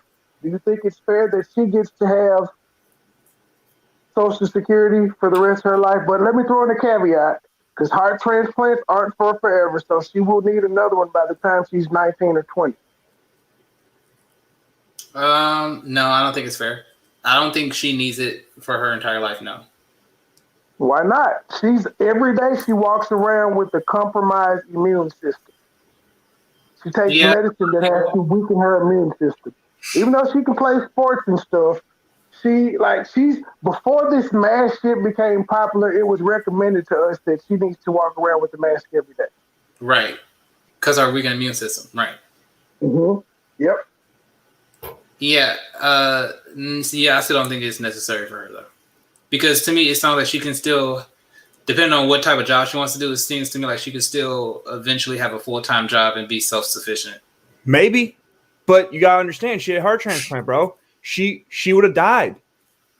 You have to have sympathy. You have to have sympathy for that. Like that heart could go out at any time and ever. So we have to make sure she's good. We have to make sure. We have to. Like you can't make an emotional argument on one topic and then try to go to the similar topic and not make an emotional argument. Either you're going to be emotional all the way through, or you're not going to be emotional. Have an emotional argument. Like I'm not saying I agree or disagree with what he said, but all the arguments you've made prior to this have been based on an emotional state. You don't know what country they're going to. You don't know how their life's going to be. You don't know if they could like. You can't keep doing this emotional cry shit on one topic or another topic, but then try to stay away from that in a different argument. Either you're going to be based on emotion or you're going to be based on logic. That's all you can do. Can't mix it together. Doesn't work. Okay, so to me, the thing is with healthcare, it's like life and death. And in this situation, it doesn't seem necessary for her entire life. It doesn't seem necessary. But you don't know her story. I agree with you, and I'm the dad because, as you said, she will be able to work a regular job. She can play sports and all of that. But I'm guessing due to her walking around with a compromised immune system, they deemed that ill enough to give her that for the rest of her life. Red pill. You don't know her story. You don't know her struggle. You don't know what she has to deal with on a daily basis. You don't know who she lived with or where she lives or what type of food is in the neighborhood that she lives in. You don't know any of these things. So how can you make a judgment if it's fair or not, if she should or shouldn't get something? Well, I just did make that statement. Who are you? So this is what I'm saying. I'm saying when it comes to her getting the heart transplant in the first place, like to me, that is an extreme situation where that type of thing it should be applied. But that should not be applied for this case, her entire life. Why not? Because she can be self-sufficient. She could be, but you don't know. Who knows the future? How could you know if she will be self-sufficient?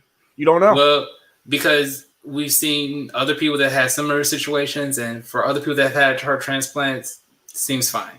Yeah, but again, you're making rules for the outlier. Maybe she's an outlier. You just don't know yet. Yeah, and then if that's the case, we'll approach that if it gets down to that. But no. My thing is, I think it should be very rare to have that like type of thing, like the compassionate part. But I think it should be a part of our healthcare system. But it doesn't mean it's impossible. So just because it's unlikely doesn't mean it can't happen. So maybe we should just keep giving her Social Security in case it does happen, and then she can have it even after it happens. Because you never know. You don't know what's going to happen. You don't know. You can't. You don't know. There's too many variables to know for sure. Maybe she's going to fall tomorrow, and maybe she'll need the Social Security. So we'll just not have to do the paperwork and worry about the hassle of being off of it and on it, and then off of it and on it. So like just like the government doesn't have to worry about getting these stupid immigrants that aren't going to school. They don't have to get them to their country and then bring them back. They can just leave them here because you don't know. It could start tomorrow. It could start next year. We don't know what's going to happen. So we'll just not do anything to make sure we cover all the bases. And again, I don't agree with it, and I'm the dad. I don't agree with it because I know she can live a normal life other than have to due to the medicine. But yeah, but I also know people that have problems standing for long periods of time because they were shot or something like that can't get it. I know old people that have to go through hell to prove to the government that they're disabled to even get the Social Security that they've worked their whole lives for. You know why that is? I think the government they're fucked up. The government's crooked. That's why. Nope, that's not why. Enlighten me. The reason that they make Social Security and all these programs hard to get is for two reasons. A, it's an expense. So if they don't have to give it to you, they're going to try not to give it to you, for one. Because you put that power in their hand, they now have that power. Two, how many articles, stories, people do you know that could fucking work but get Social Security and game the system? Because people are innately bad people, they take advantage of the system. So when you have a bunch of people that take care of the system has to overcorrect that, and now they have to scrutinize every single person that now applies for it. So the people that game the system now fuck the people over who actually need it. So in this whole problem of we have to be sympathetic and we have to live off this non-logical stance of emotions, because there's an emotional value in this thing, people are going to manipulate that emotion to benefit themselves. And since they're benefiting themselves, they're taking a shit on other people. So the people that really need it, that we know, get fucked. And the people that don't really need it, they win. And anytime that you're willing to make legislation and you're supposed to have a agreement or an argument based on someone else being moral or just or righteous, the people that are always going to win are the people that are willing to not be moral and not be right and not be just and righteous. That's why gun laws don't work, because the guys that give a fuck about the gun laws, the guys that's going to break the law to have the gun. You can't legislate people of being shitty people. You can't. So when you say we're going to take all the guns away to save the world, the people that have the guns that don't care about the law are still going to keep their guns, and the only people that become the problem are the people that gave their guns up, and now the criminals still have guns. So the reason that everything sucks is because you give people an inch and they take a mile, and the system itself cannot sustain itself if everyone's taking a mile. Why do you think that males' dicks are measured in inches and not miles? Because if my dick was a mile, I'd be killing bitches with this thing. If you had a mile dick, you'd be the only man fucking right now. No, because any woman that had sex with me would die. They would die. I would kill them. It would be like bro, have you seen the porn that these women are producing these days? These chicks are taking dildos this fucking big.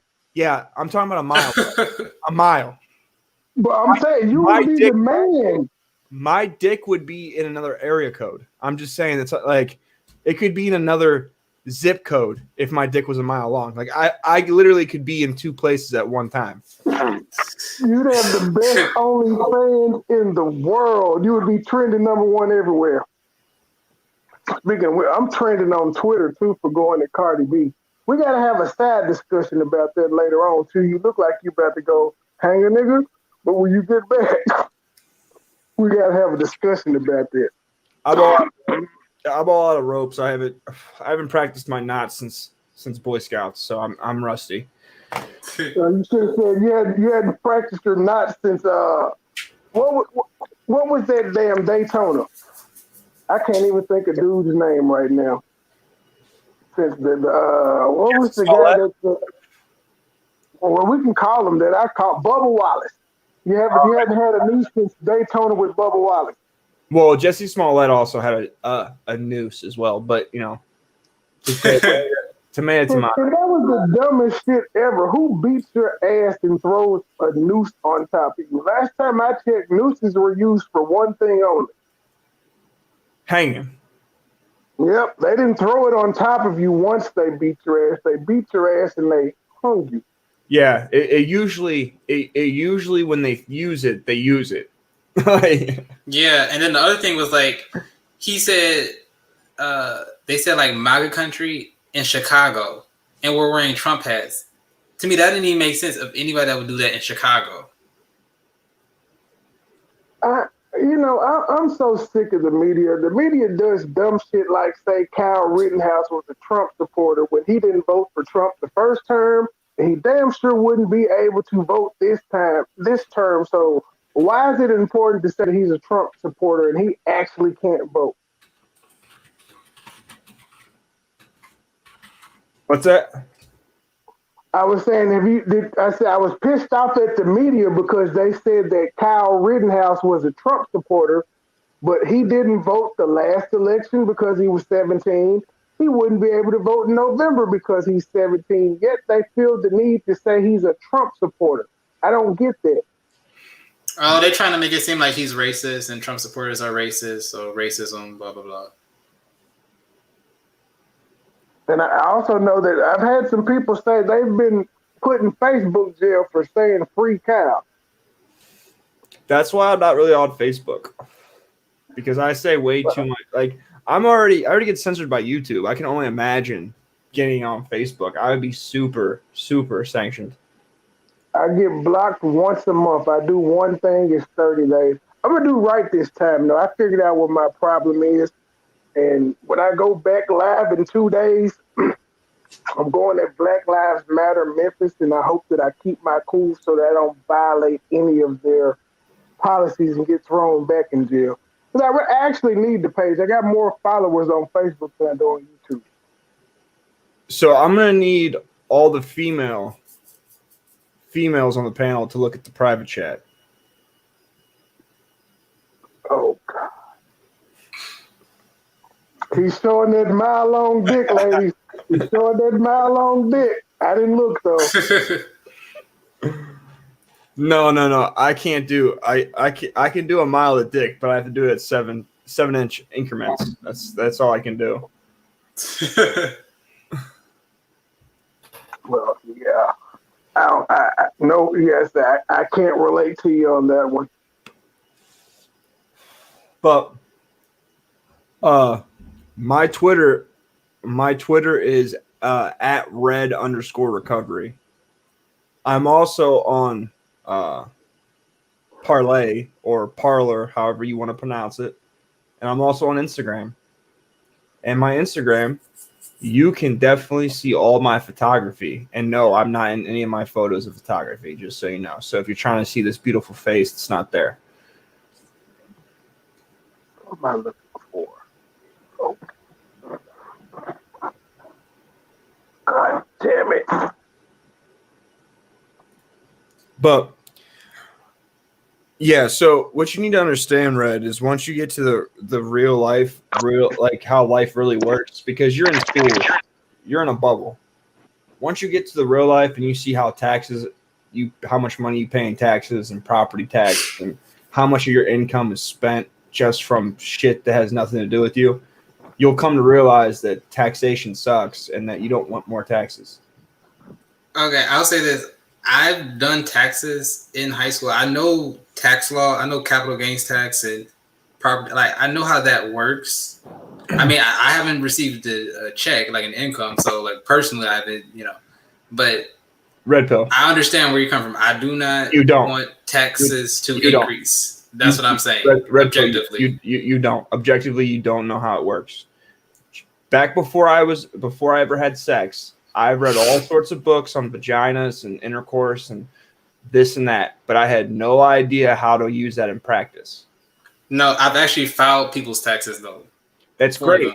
But again, that's other people's money and paperwork. When you go and you put your blood, your sweat, your tears, your energy into something, and then you get paid for that, and then you see how much money you don't get to keep is a lot different. Just like if I give you a car, it's a lot different if you earn that car. Anytime you earn something, it gives you a better appreciation of it. I know when I get rich, I can agree to that. Jeff Bezos' tax attorney. whatever the fuck he's doing, I need to do. Capital gains tax. Like Invest in the stock market. That's the key. I want to say he got something to do with COVID. This motherfucker that made it, he's triple what he lost in his divorce settlement since COVID started. Well, because people are buying online, so more reason for me to say I think he's behind it. I think he got stock in COVID International. But then there's also like Walmart. People have been grocery shopping more too, instead of eating out. Well, he's even in on that. He owns fucking Whole Foods and something else. Like, there's no market he's not touching right now, other than damn it, cars. See, the only thing that I want to buy stock in is I want some stock in cigarettes because I spend a motherfucking ton on cigarettes. I'm always smoking. 2, stock in condoms. Need to buy it. I need that. No, don't waste it. You'll lose money buying condom stock. Dude, we're all here because didn't nobody use condoms. Don't do that one. The first one, you on point. Have you checked to see? You know what? I smoke like a motherfucker to it. I never thought to even check the prices on these damn tobacco stock. Well, but see, I have 2 kids, and after this, so prior to my second kid, I never used condoms, and then shortly after my second kid, I didn't use condoms, and now I use condoms. I'm stocked up. Like, I could drown you in my tub in condoms. That's how many condoms I have on deck just to be safe. I use them now because I don't get involved with a person long enough to want to take it off. So yeah, I use them now, but back in the day, that's how I got 4 kids. You get comfortable. Even if I was just in a relationship for over a year and I was still using condoms. I am not. we ain't playing this. Like, I'm not giving you the ability to put my balls in a vice grip and then me negotiate you not fucking me up. Like, I'm not doing that no more. See, I have the male 3-month rule. After 3 months, I'm taking it off. Yeah. Well, the best thing I invest in with the stock market, I just do index funds. I don't do individual stocks because like index funds, it's like already like part Apple, part Amazon, part Facebook, whatever. So is that like a mutual fund? Yeah, a mutual fund and index fund. Wow, Savage. Wow, that was. What did you say, Savage? That was not subtle. Oh, he was looking at that ass. Okay. Yeah. The Savage came out. Yeah. So you saying that, so a mutual fund? Yeah, it is a mutual fund, but index fund is the only difference is it's mostly stock instead of like bonds and all these other things. It's mostly stock. So like one I have that's really, really good. Actually, I could just type it in the chat. The mutual fund I invest in, that's like the biggest one. What that one are they charging you for going through them? So wait. So here's a very important question. How do you have money in stocks if you don't have an income? I had live off a student. Stop it, Savage. Stop it, Savage. What? I have money. I have money. Stop it, Savage. You see it said rail pill medicine. Of course he's a street pharmacist. Stop that. No, I do not do anything illegal. I do not do anything illegal. So how do you have money if you don't have an income? Because I had money. I worked a job the summer before. So I saved money then. I had savings. So now I just invested all my savings. So you did which is only like $5,000. So you had an income, correct? Yeah. Well, I guess, yeah. But you didn't pay taxes on that, huh? No, because literally the whole thing was like $5,000, which is like not taxable. So that was like all I mean. It's taxable. No, like at my rate, it would be small. No. It would be small, but it's zero. I pay zero taxes. Like to me, the tax liability doesn't start till I make like $12,000. Did you file? No, I don't have to file because my income was so low. You have to file, but what you owe would be so minuscule you would notice. But technically, you're breaking the law by not filing. You do know this, right? I have filed tax for many people.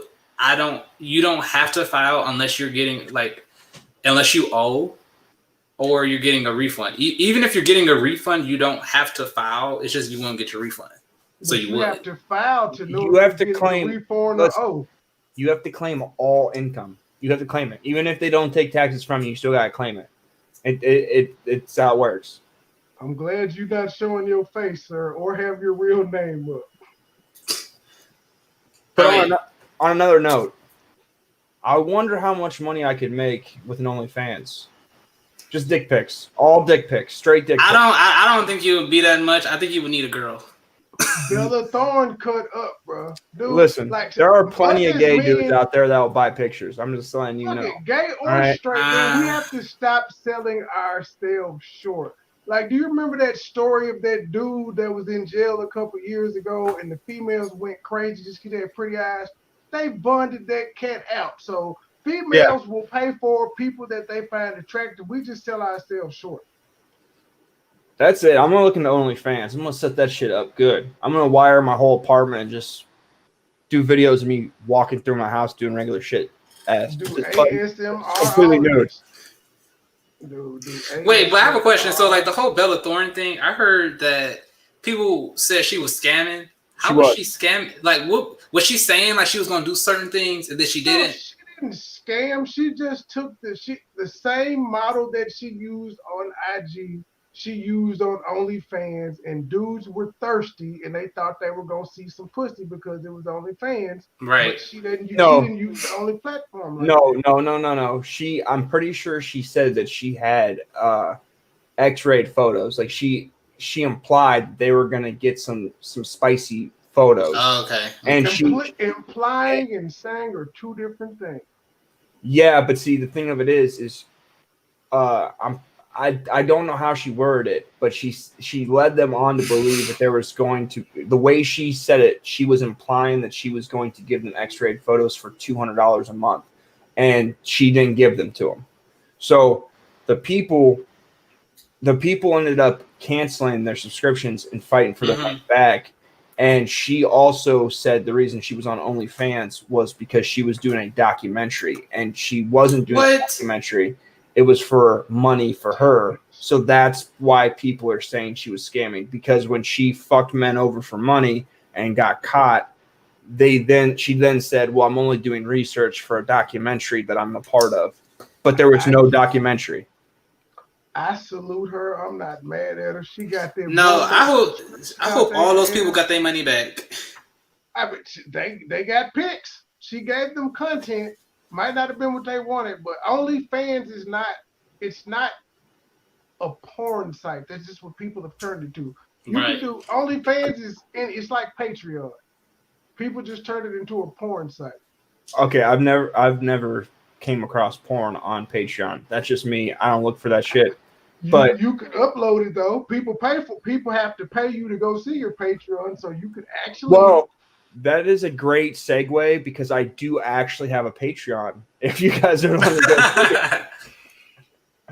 If you want to see him with his dick out, subscribe to his Patreon. Well, my Patreon does not have my dick in it because there are people that watch my Patreon that would not like to see my dick. Just saying. I have one Patreon and it's a dude, and I don't think he's about it.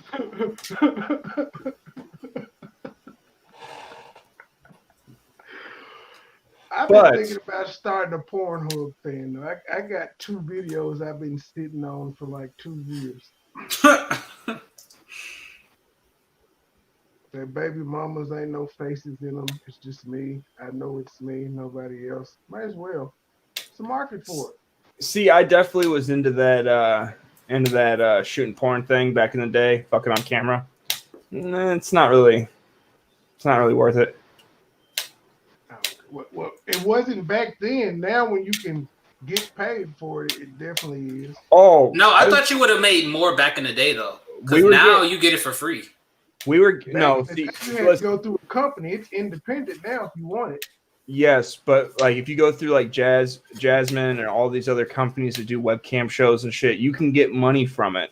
But the problem with it is it's the market's saturated for one, and for two, it really sucks when you're taking requests and like you're having to do what people are giving you money to do, and the money's not really even worth it. Like it's really like you're not bringing in $20,000 a month from it. You're bringing in a couple $100. So it's not.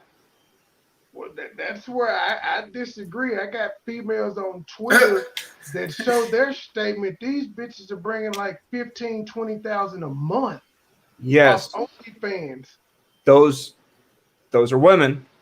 That's what I'm saying. Some women are just better at it than others. Some women, like you said, have to take requests and shit and all of that. And then there's some women that are just so fine, they dictate what they put out. Like it's gotten to the point where they have videos where the women will get online trying on lingerie and then they will sell them to someone. I understand what you're talking about. What I'm talking about is a certain website that is for, like, you have a channel. It's like you live stream and they donate like super chats with YouTube and you take requests for the donations. It's a different thing. But what you have to understand, if these bitches are making $15,000 to $20,000 a month, how many dudes are in these videos? No, well, the ones that I'm talking about, they don't fuck anybody other than themselves. Correct. So if you were to get into the porn industry, you would need a woman to do it, and then your whole job unless I got a loud dick. But your whole job is based off of a woman being there. So if she gets all fucked up, pissed at you, and doesn't want to be involved, the money train ends. If you make 15 grand, you have to give her half. She starts feeling full of herself and she starts wanting the 10 and you have to take 5. Like, it's not worth it. It's more of a headache, I'm telling you. Now, if you had a vagina and you could make 15, 20 grand having a vagina, sure, it's just you. But as soon as you start involving other people, it's not good. No, or you could just negotiate that from the beginning. Hey, I'm getting 75%, period. Women don't worry about contracts. I'm just letting you know. They don't worry about contracts. They don't think that way. That's where us as men are the smarter species, and we worry about them, and we'll sue their ass. But you gotta sue. Listen, you're really reaching for straws. And Nate Wind, I'm not sure if I could sell my bathwater. I'm still waiting. But Nasira could. I'm still waiting for somebody to sponsor my live stream and drop that $1,000 in the Cash App so that I can pelvic thrust on stream for 8 hours straight. Still waiting for a taker. Tell them that you got that miracle spring water. There you go. You just take a picture of you in the bathtub, just your legs, and say, "I got miracle spring water for sale, $10 a vial." No, it'll be a picture of like my leg. Like, you know how women take pictures in the tub where their legs are showing in the water? It'd be like that, but I'd be like, I'm selling my white privilege water. Oh, I have a guy that wants to debate you on white privilege too. Okay, that's good. Whatever happened to that Mason? Because I feel like that Mason don't want none of this. He ignored me too on some other shit. We were supposed to do some other shit and he ignored me. He just all around just. Yeah, Bella Delphine sold her bathwater for $30 a pop, but she also has a vagina. Yeah, women can get away with a lot of shit. Yeah, like men really can't. Like, but a woman sells an egg, she gets like $10,000. I sell a cup of semen, it's like 40. Like, yeah. I know some dudes out here selling major dick on OnlyFans. Well, okay, for the egg thing, just to be devil's advocate, it is like it's an invasive procedure to get an egg out rather than like sperm. That's not invasive. Yeah, but okay, so women have abortions, pretty invasive. All right. Women also have periods, so they waste the egg. All right. I don't know many. If I had to bet, I would assume that most of the superficial surgeries, plastic surgeries that go on in the country are with women, which those are pretty invasive. So let's not say, oh, well, it's evasive. Like, women are willing to do evasive shit for money. For money. Yeah, for money. So $10,000 compared to $40. I'm not saying that semen needs to be worth crazy amount, but $10,000 for an egg that you're gonna throw away anyways, $2,000, $3,000. Like, let's be reasonable here. Right, yeah, like salary at a sperm bank is what, $200 a month, $250 a month? Yeah. Working 5 days a week? Yeah, like, not even that, but I just want you to remind you, 2 girls, 1 cup. That's all I gotta say.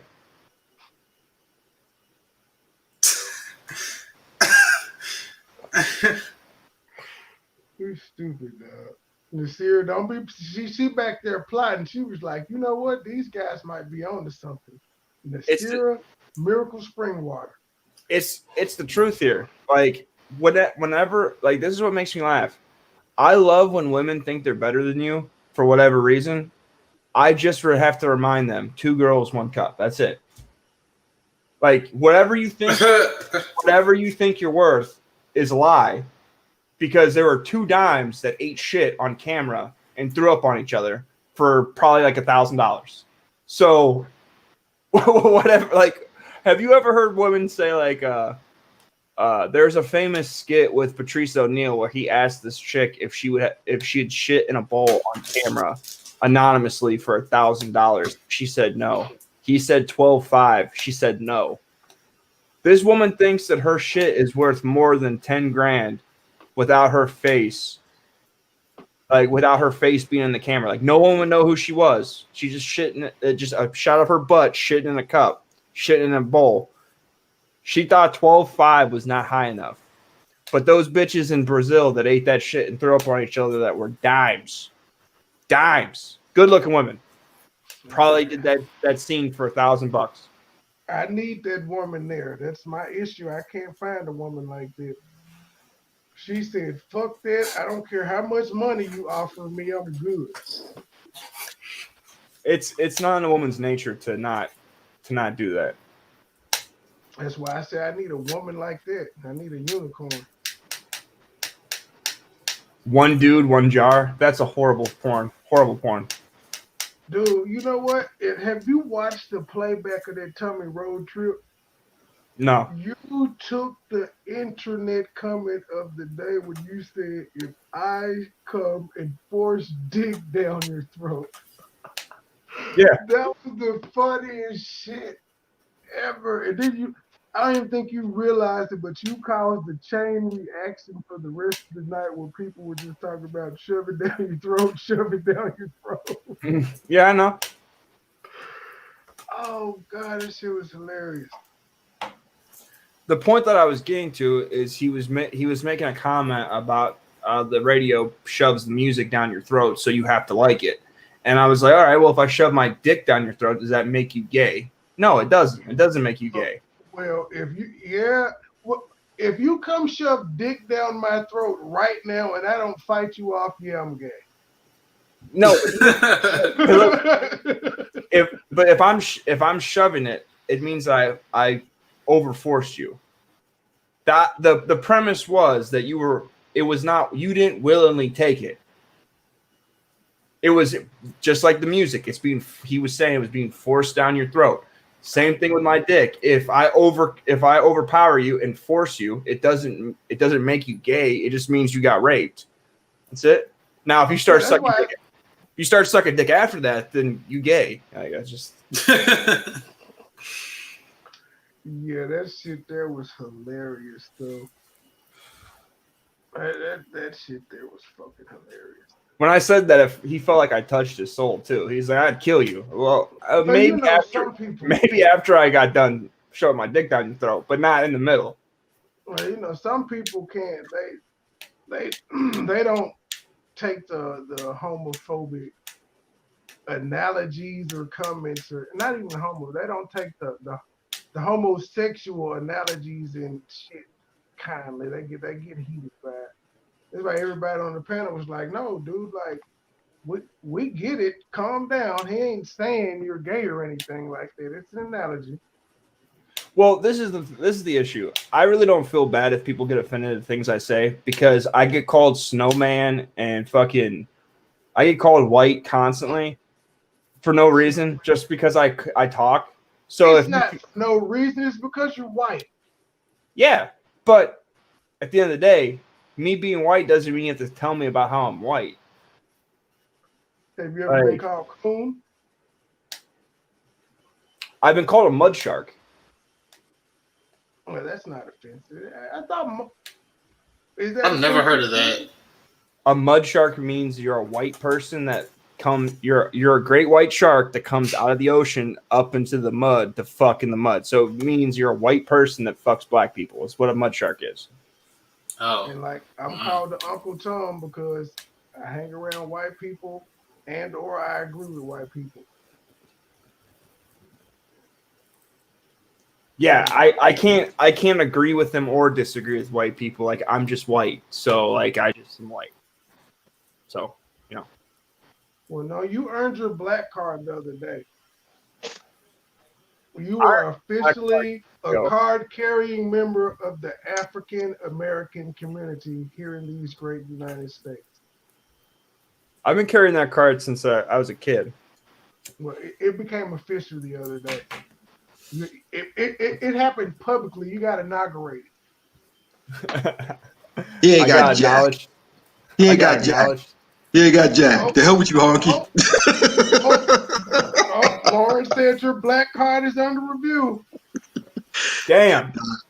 Nah. I said the hell with that. Are you voting for Biden Savage? I'm going old school, man. Nah, he ain't got no black card. Yo, no, forget the honky, forget the white man, forget the pig. You know what makes me laugh though? So this is something I never understood. So like whenever black folks don't agree with something I say or they don't agree with me because I'm white or whatever, they always try to like make me feel bad about being white. So like they call me honky or cracker or snowman. But at the end of the day, us white people really don't like we're not offended to be called white. Like there's no white slur that someone can say that makes me upset. So like I never understand like the point of doing it. Well, of course not. I mean, man, please, man. Me and you used to be in that other chat, man. They used to say worse things to you. For sure. So, you know what I'm saying? So I mean, you know, I don't care. You know, just like I said, you know, you and I will call each other names. I don't give a damn. Don't change nothing. Still my brother. So you're back, Lawrence. What did? Well, I said if you guys were still here, I'd pop back in. Yes, we ended up. I ended up schooling red pill medicine. Pretty good. Oh no! I never left. I was still listening. I was in the background. I got to see some nice. So you were listening, but I don't know if you saw everything. So I just want to do a recap. No, you don't have to. I have to. Okay. I saw. Never mind. Yeah, I saw.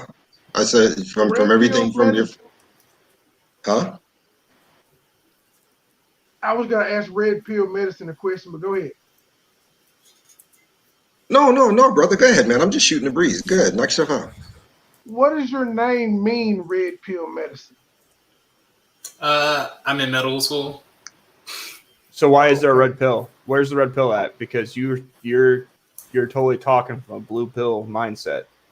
You over here simping. I am not a simp. No. Because red pill. Well, because it was like a year ago where I first found out things about female nature, and I first became open to that. And I'm like, So everything was starting like a year ago. So you adopted it and started using it? Yeah, I'm in the process of adopting it. Yeah, even a year later. Yeah. So. Yeah.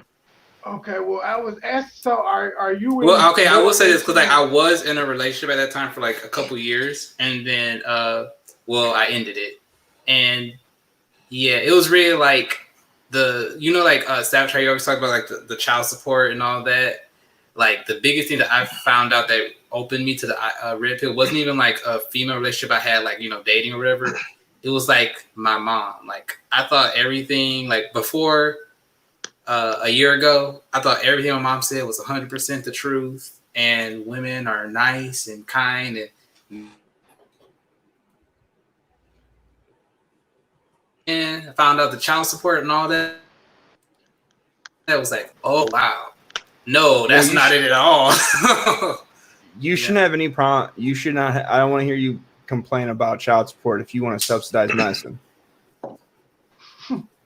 Like I told you, I am not supportive of child support. I'm not supportive of food stamp. I don't support any of wealth. No, not that. Just medicine. Life and death.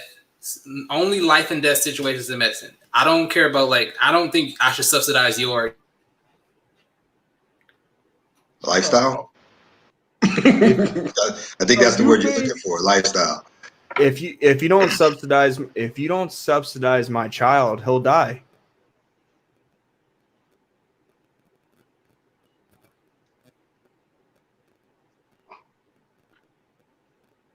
Are you there? He's not there. Because I want to ask him, since he's into medicine, is he into more of the herbalistic approach, or is he more of the modern medicine? Because he knows herbalistic is cheaper. So once he becomes a doctor, which approach is he going to go after?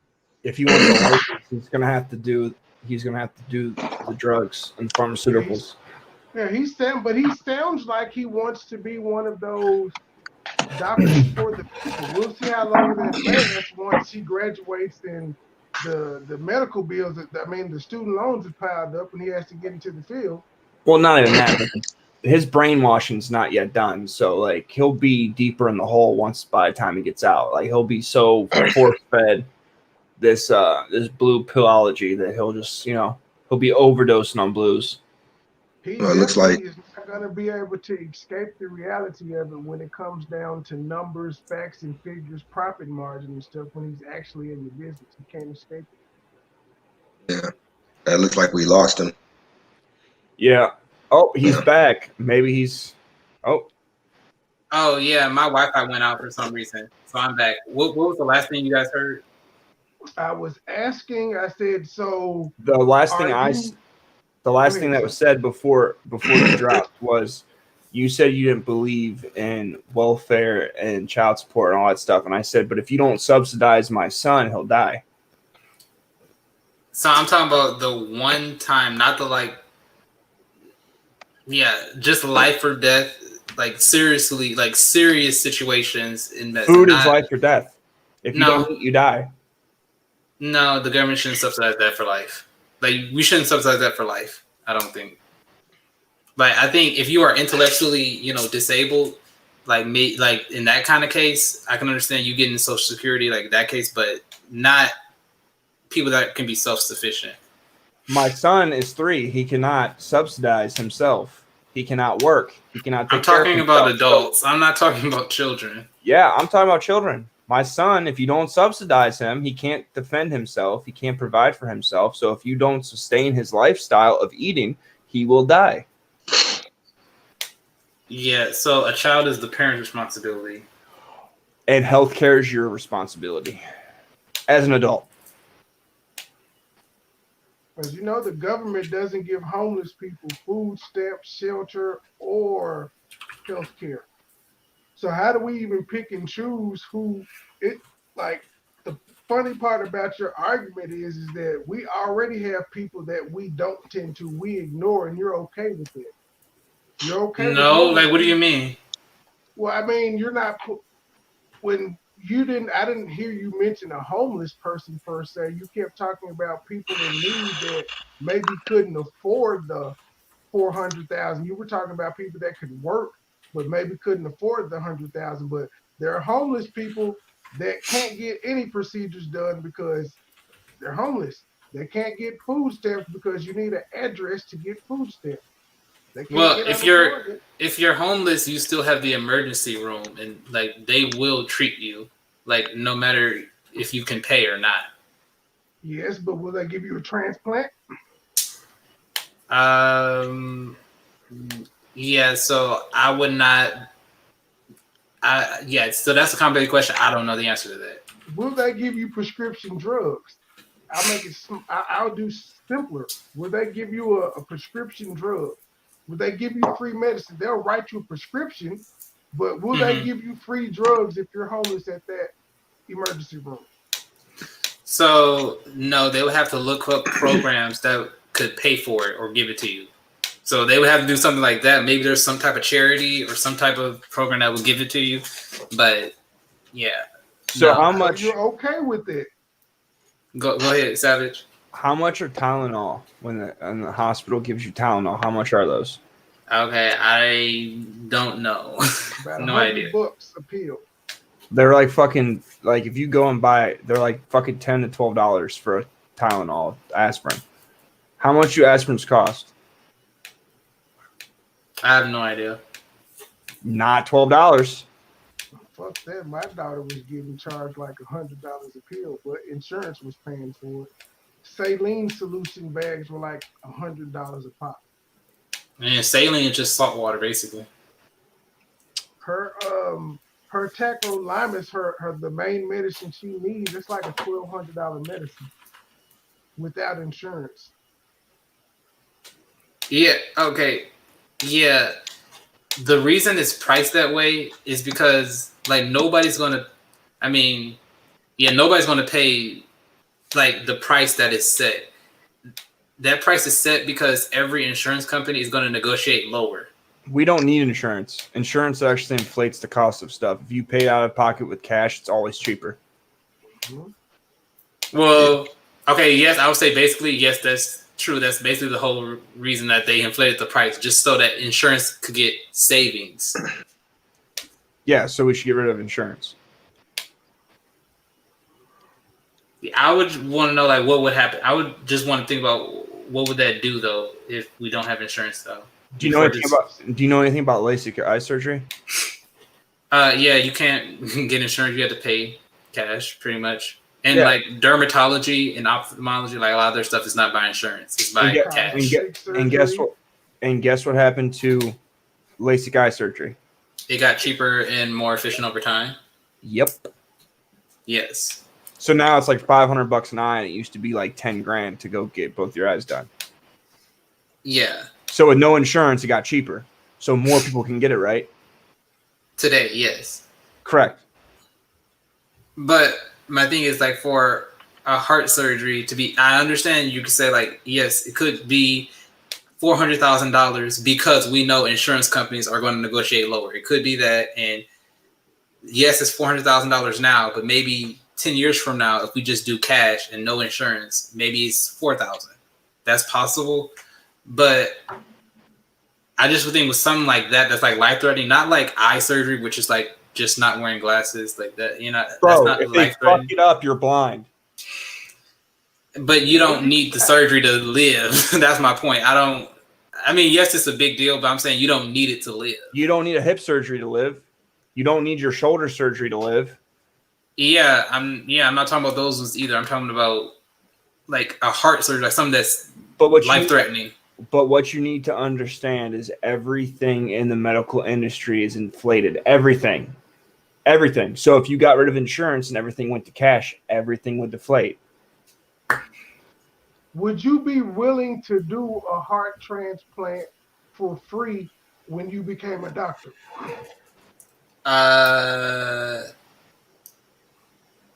That's why it's 400,000. At least 100,000 is going to that actual person that's doing the procedure. I would say, like, I can understand doing charitable work. I would say I wouldn't do that consistently. No. Why not? Why not? Because like my time is valuable. I believe I deserve a salary. It's the life on the line, though. Yeah, someone's going to die if you don't donate your time. Yes, I would donate my time if it came down to it. I would, but I would not want that to be the system that's in place forever, like consistently. So when you graduate and become a doctor, are you going to lean more towards the herbalistic approach or the modern medicine approach? Because one is cheaper. So we only get paid to prescribe evidence-based medicine. So the medicines that other doctors have researched and proven works, So I personally would not be prescribing herbal medicine. I'll be prescribing prescription. Time out. But Dr. Sabi makes a great living off of it. Time out. You said evidence-based? Evidence-based medicine, right. What evidence? Evidence based on research other doctors have done. Like sound, and has been published and has been accepted by the FDA and so forth. You mean like sound and diet? So you do know that there are doctors that have done alternative medicines that are proven, right? So has that been accepted by the FDA? Regardless if it's accepted by the FDA, GMO has been accepted by the FDA. So no, what I'm saying is, if it's accepted by the FDA, then I would get paid to prescribe it. So if it's not accepted by the FDA, then I would not be getting paid to prescribe that. So I wouldn't. But you'd be saving someone's life. To me, I wouldn't be familiar with the research for that alternative medicine. So I'm going to stick with the medicine that I've known the research behind. Can I ask a question? Go ahead. Just out of curiosity, you said evidence-based medicine, but the very medicine you're calling evidence-based is based off old tales and wives who used herbal remedies to produce the very same things you're doing now. So your idea of FDA approval and all that really doesn't hold any water. The vast majority of things that have been described has been tried and methodized over centuries, from Egypt to Rome and et cetera and so on. And it's based on plants. It's based on growing proper things. It's based on even a lot of the medicine that's being used today is taken from the ocean, which was done back then too. So I'm a little confused on your idea. So let me make it very clear. I'll give you a very easy example. So he doesn't get paid for it, he ain't doing it, is what he's saying. Basically, yes. So for example, hold on. Let me give Lawrence one specific example of what I'm talking about. Okay, so this one doctor at my school is in dermatology for skin, right? And apparently, I forget where it came from. There was this plant that would do something for the skin. I forget the specifics, but it was from like South America somewhere. No, it wasn't that. It was something else. But these native people, South Americans said, oh, this plant is a remedy for this skin condition. And so in dermatology at the time, that's not prescribed. So what this doctor did is she researched, why does this thing work, first off, in a lab and like doing clinical trials and so forth. And then on top of just doing clinical trials to see if it works, she had to go down and on the molecular level, find out how, like what molecule in this plant does whatever to make this situation, better. And so once that molecule and all the specifics was worked out, then it was FDA approved, and then it was given the ability to be prescribed. So that's the difference between knowing this plant works and no, we need to know the specific molecule and this and that and understand why. So that's the difference. Does that make sense? No. Everything you were explaining to me was 100% pure scientific function, and I understand that. I'm a doctor myself. You're MD, I'm PhD, but I still get the basics of scientific theory. So I understood that. That's not what I was looking for. What I'm saying is that when you sit and you describe something as evidence-based medication, how can you easily say that when everything that your evidence-based medicine is made off of is from the very same herbal aspects that have been used for centuries by wise women, shamans, and everyone else? So if that's the case, then you should not have a problem with prescribing herbal remedies and etc. Yeah, and then I'm not sure if I'm saying that right, but I think I got the gist of it. I'm not sure if I'm getting it right though. Yeah, you are. You're basing your definition of evidence based on if the government says you can do it or not. The FDA is just another government entity putting their hand in the pot. Yeah, that's what I figured. That's what mine was going towards. But I want to make that assumption. I wanted to get that from him. So what I'm saying is, the FDA approves it based on research that a doctor has done. So I would only go by research a doctor has done. Somebody else that has. They're basing it off profit margin. You got to be honest. They're basing it off profit margin. If they can make money off of it, they will approve it. No, what I'm saying is understanding the molecular level of this medicine, what molecule does what. That knowing that I think is important because that will tell you if this plant, if this medicine would affect a different type of medicine, if it will affect somebody who has diabetes in a certain way, if it'll affect somebody with certain conditions in a certain way. So that's why knowing the specifics about it matter. So you get FDA approval at that time. That's what I'm saying. What makes you think the FDA knows best though? The FDA ain't even a doctor. This is what I'm saying. I'm saying this is the agreement that I come to. Like the FDA, I would say the reason I go by what the FDA says is because that's what we've been going by for decades. So I go with it. Okay. All right. So you're going along to get along. Okay. I get that. If that's, in other words, they've been the standard, so you're just following that. Yeah, I get that. Yeah. So from a purely one scientist to another, here's my thing. The evidence-based medications has a foundation in, like I said, old wives' tale, shamans, natural herbalistic aspects. There's no question to that. It can't be denied. Now, here's my thing. Taking it from an evidence-based format, what you're doing is you're trying to isolate a specific molecule from a specific plant that you think is going to work as a drug for whatever ailment an individual is coming in for. Now, with that being said, we're running into a situation where you're having a lot of people who become addicted to a lot of medications that are being put out. Here's the problem with the evidence-based aspect. And it's not a total loss, but it's just the point I'm trying to make. If you isolate that one molecule from that plant to use to treat someone's ailment, you're missing the full beneficial aspect of it, because that one molecule is not the only thing that is helping in that ailment. The plant itself has to be used as a whole. Does that make sense? I'm not sure if I'm saying it right. That's why I'm asking if it makes sense. I understand what you're saying. I'll say that. Okay, because if there's a plant that helps with diabetes, and a pharmaceutical is taking that plant and isolating one molecule and one molecule only, and then giving that to the diabetes patient is not getting the full benefit of what the plant is supposed to do, because you left out all the other aspects, because they're supposed to work in conjunction as a whole. It's just like the whole idea of milk. When they pasteurize milk, it takes the nutrition out of milk from it. Exactly. Thank you. Yeah, that's the point I was trying to get to. That's what I'm saying. I wasn't sure if I was if I was explaining it properly.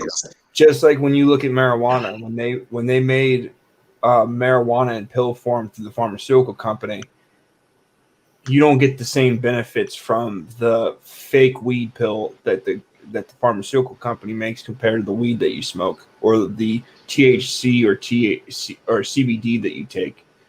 As soon as the pharmaceutical company gets it and starts playing with it, it doesn't have the same benefit.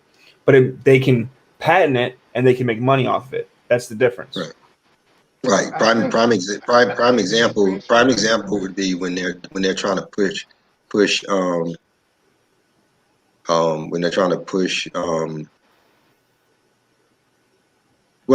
mind. Go ahead, Trey. I'm sorry. Go ahead.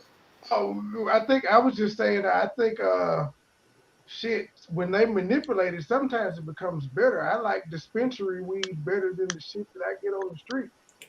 But that's not the same thing. I know. That's what I'm saying. Sometimes it's better. I like it better. But that's not the more chemicals and shit they added to it. That's not the pharmaceutical company taking it and making a patent. Those are growers that spend the time to grow it. It's different. But they got that from the army making kush. They took this. They took pretty much the recipe the army came up with, and they started going their own way with it. It's not a good comparison. I'm just saying. So Savage, or anybody can answer this. I'll just ask you this. So do you think things that are made in the lab, like for example, I'll just do like the birth control pill. Like there's hormones in the female body that can be manipulated so that you have birth control so that you don't get pregnant. Do you think there's one form of the pill where the natural hormone can be given, or there's a synthetic form? Do you think the natural form is always better than the synthetic? Let the woman answer that first. Miss Sarah, birth control question.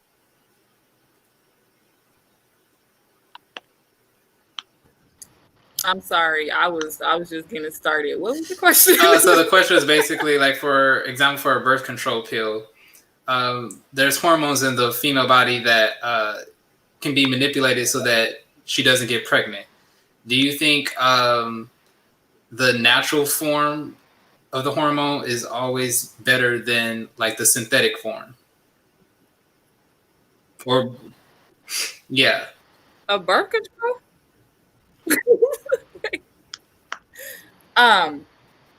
Well, because they have different it's characteristics. Like if you get the natural hormone versus the synthetic hormone, it works differently.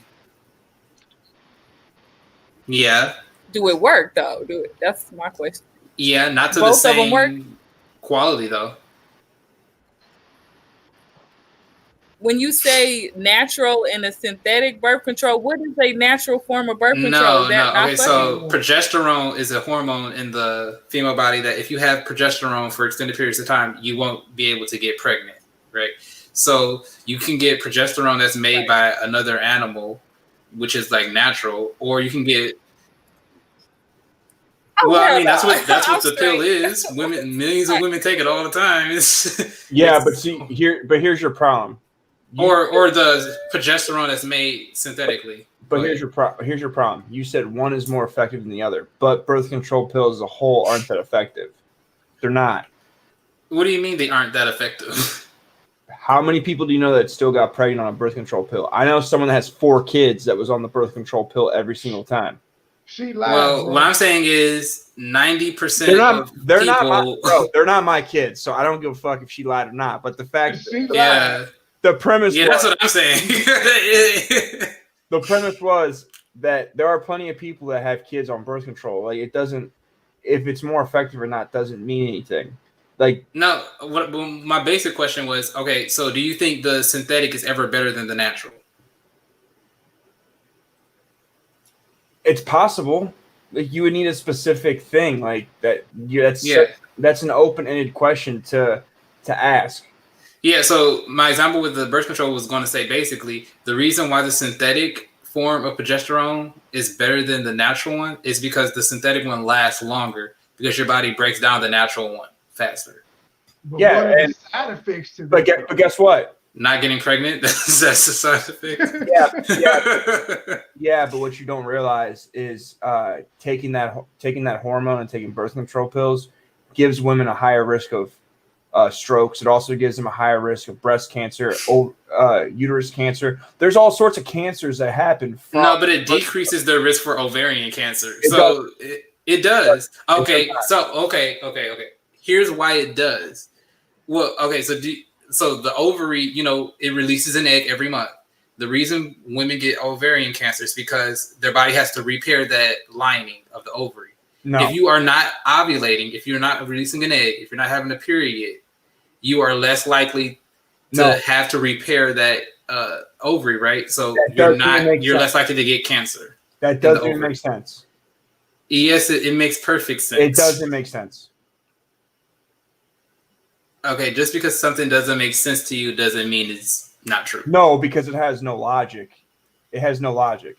You're not understanding what I'm saying. I understand what you're saying, but you're telling me that you're telling me that in the last 100 years, ovarian cancer has just decreased a crazy amount, and ovarian cancer was just plaguing the world prior to modern medicine because every ovary ever had to repair itself. So ovarian cancer should have been fucking huge, but it wasn't.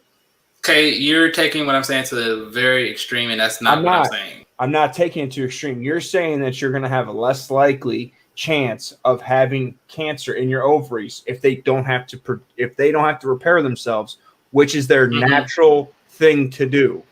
But by stopping it from doing its natural production, it actually increases the longevity of that doesn't make any sense. No, I didn't say it increases longevity of anything. I said it decreases your risk of developing ovarian cancer. Why would stopping something from doing a biological?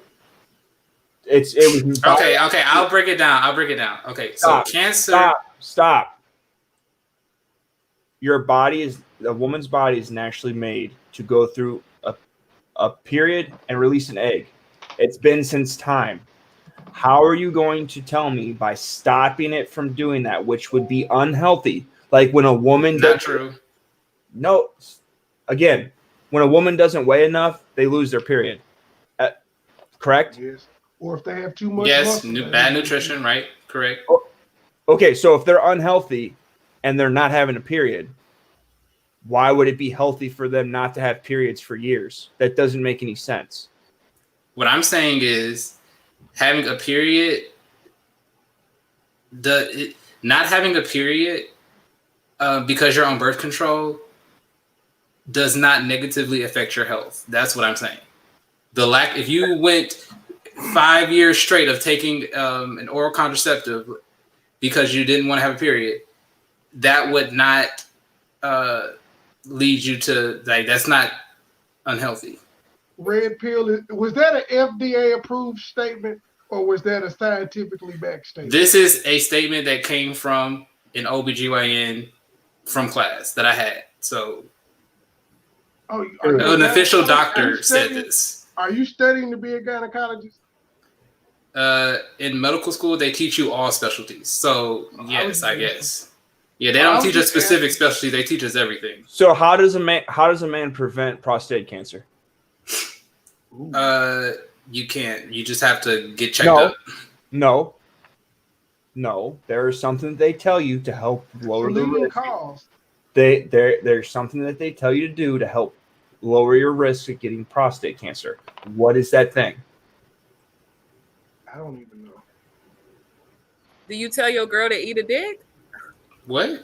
Does that cure prostate cancer? Masturbation is good.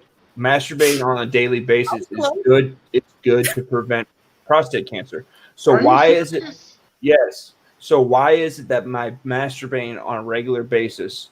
Why would that prevent prostate cancer? But for women, you just stop releasing eggs and stop going through a period for years, and that's the opposite, and that stops them from getting cancer. But men just need to masturbate all the time to prevent it. It doesn't make any sense. Okay. So let me break it down. Okay, I'm going to go through the ovarian cancer. One thing. Okay, so cancer is when you have cells that are replicating and they're not supposed to. There's an overgrowth of cells. Yes. Okay. The damaged cell. Right. Cells with damaged DNA, so forth. Right. Okay. So when a woman goes through ovulation, she has an ovary. An ovary releases an egg. So that means the wall of the ovary is damaged, right? So once that egg is released, that ovary has to be repaired. It has to regrow new tissue to where there was damage, right? So if you do that every month for years and years and years, the cells that are going to replace that damaged area, there's a chance because you're having to replace cells that some of them are going to be defective. Do you know be cancerous? But if you don't release eggs and you don't have to replace cells as often, that decreases your chance of cancer. Do you understand how cellular organisms work? Things that have atoms and cells, you know how they function? He's a doctor, he does. By replication. Okay, so even if she wasn't having a period, even if she wasn't ovulating, even if she wasn't dropping an egg, those cells are still going to repair themselves and they're still going to replenish because they are of a cell. They're still going same process. So This is true. You're not stopping the replication of these cells. And if that was the case, it still doesn't make any sense. What I'm saying is, instead of 1 billion cells having to be replaced, there's less. So you're decreasing the amount of cells that need to be replaced. That's what I'm saying. Okay, so do you understand how people, you know what growing is, right? Like, you know what causes people you're to grow? constantly growing. Yes. Do you know why? Because you're alive. No, because your cells are replicating faster than they're dying. And as you get older, you're not producing as many cells as you once did. So that's how you're considered dying. That's why middle age is middle age, because at that point, your body isn't producing more cells than are dying. You are dying more than you are living. So with your idea, then if women took birth control pills, then their uteruses wouldn't be replacing itself. There would be no cancer ever. It would just freeze it, because it just freezes in stasis, which isn't the case. That's not what I'm saying. I'm not saying it makes your risk 0. I never said it makes your risk 0. I'm saying is it decreases it. Well, I understand what you're saying, because I take testosterone. I take it because I like the natural energy boost that it gives me. I don't know if the other shit that testosterone is supposed to do is taking effect, but I do notice the increase in energy that I get when I take them. So I can understand what you're saying about medicine, but overall medicine kind of, as what Savage is saying, medicine interferes with nature. It interferes with natural biology. Okay. Yeah, but here's my basic question. Guys, listen, right here. Medical news today.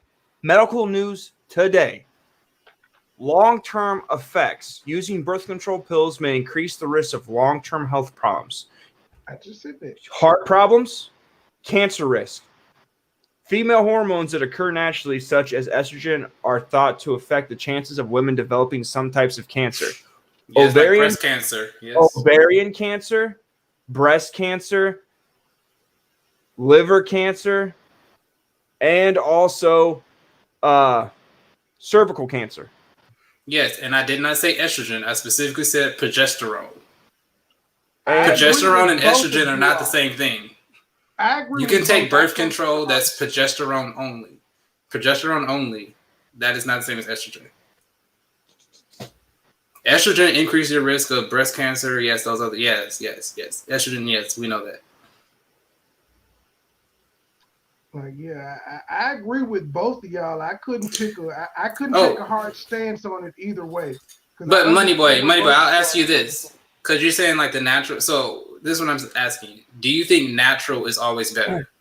So there are different types of conceptive pills. Depending on how sick you are.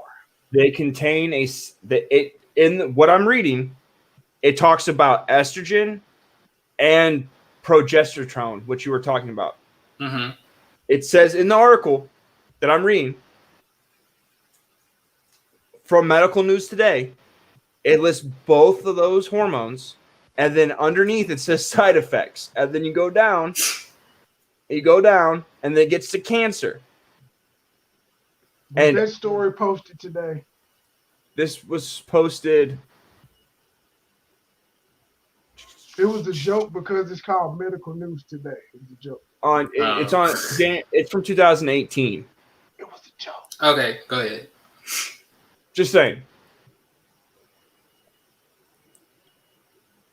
Okay, but yeah, so what I said is, it depends on how sick you are. Okay. To answer your question, what you asked me, it depends on how sick you are. We do have to realize that before modern medicine became advanced, people had to just live through shit and learn.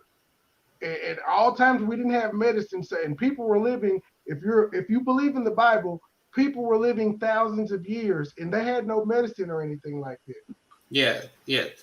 Okay, but I think so. Basically, what I'm saying is there are times where technology is better than nature. Like sometimes there are times where synthetic is better than natural. But back to I agree. If I had stage 4 cancer, I wouldn't be trying to go on an alkaline diet. I would be trying to go holler at a doctor to see what I could do right quick. But chemo isn't even effective. Chemo's not even an effective way to deal with cancer. It's not. At all, I agree. The money-making tool. Chemotherapy causes radiation, and radiation causes cancer. Yeah, I don't even think I should tell you guys about what a doctor told us about like actually how doctors treat cancer today. But what I will say this is bullshit. I would say all cancer is not the same. Like skin cancer is basically cured. There's that. So like yeah, but I will say this: the theory behind the radiation, like yes, radiation does cause cancer, like X-ray, yes, causes cancer. The theory behind like using radiation and things like that is that your normal cells, hopefully, will be able to be replaced, and your defective cells will just die off. So you're willing to kill the whole human to act like you have a treatment. Hey man, you might not that's that they have right now for cancer. No, I'm not going into cancer. I'm not into that at all. So like, no. Oncologists are full of shit, and they know. No, not totally. They're full of shit. They don't cure, they treat. Okay, so what do you feel about B17? B17. What does that stand for? It's a vitamin. The mineral, the vitamin. Like B12. B17 and Lipsomol C. I'd like to know about that one. I'm not informed on that, so I have no professional opinion. B17 was shown to cure cancer. It was proven to cure cancer. Can you explain what that is, Savage? It's banned in the USA. Okay, so one thing I would say is all cancer is not the same. Skin cancer is not the same as lung cancer. So you can't say one thing cures all cancer because all cancer is not the same thing. The word all never came out of my mouth. I said it was proven to cure cancer. That's what I said. Okay, what type of cancer? Skin cancer, lung, like what cancer? Regardless if it cured lung cancer, why would it be banned?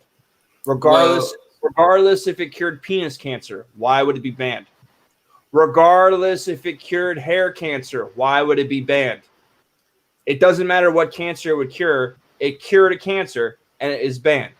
And do you know what is given to people instead of the thing that was proven to be cured? FDA approved. Cancer was treated with chemo, which is death. So explain to me. Explain to me the moral reason why the pharmaceutical companies and FDA banned something that was proven to cure cancer. Well, one, I would say I don't know that it's been proven to cure cancer because I've never heard this thing. I would have to do my own research on that. So to me, anything that says it cures cancer and it doesn't tell me what specific type of cancer or why or how, I would question that. So I would like to know, okay, how does it do it? Why? Like, I would like to know more about it before I say anything like that. So listen, you're a medical student, all right? You should be looking into this stuff, and you should do the investigation on B12 because you will be prescribing people medicines, and it's part of your job to take care of people's health. I'm not going to prescribe medicine for cancer. I'm not going to do that ever. It's not my job to read a whole paragraph and explain to you what cancer it cured and what studies it was done on. It's my job to tell you, to your point, that the government or FDA or the pharmaceutical companies does it right, that there's B12, which is banned, you can look it up, and it effectively had results of curing cancer. You said B12 or B17, did you mean? I meant B17. I said B12. B17. Okay, got you. Okay, so one, I would say this: how can you believe that this cures cancer? Like what evidence can you go by? There were studies on it done. And how can those be verified? Just like there were studies on weed being done for years. For years, it was showing positive results in in cancer patients, and it had a medical benefit. But the pharmaceutical companies couldn't make money off of it, so they didn't do anything with it. Go, Troy. I'm actually ignorant on this. What exactly is B17? B17. And Lawrence said something too that he said a term that I've never heard of as well.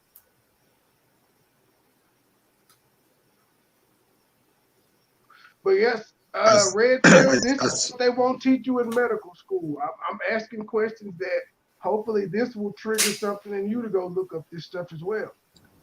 It said it can be found inside the seeds of apricot, peaches, and I think almonds or something. I'm still reading. I'm trying to. I just googled something that came up. It's in lentil. But it said it was banned. It's amygdalin or something like that. It's a compound, just like was said, found in the pits or seeds of apricots, apples, peaches, plums, red cherries, other fruits. It's also in bitter almonds as well. And the other thing that I said was Lipsomol C. It's a concentrated form of vitamin C that they refuse to give in hospitals, even when you ask for it. It enhances the immune system above what's generally expected from taking normal vitamin C and etc. So. And so, Red Pill, you have to ask yourself, why does this government not approve stuff that's known to cure illnesses? Well, okay, so here's one thing I'll say about that. So wait, hold on.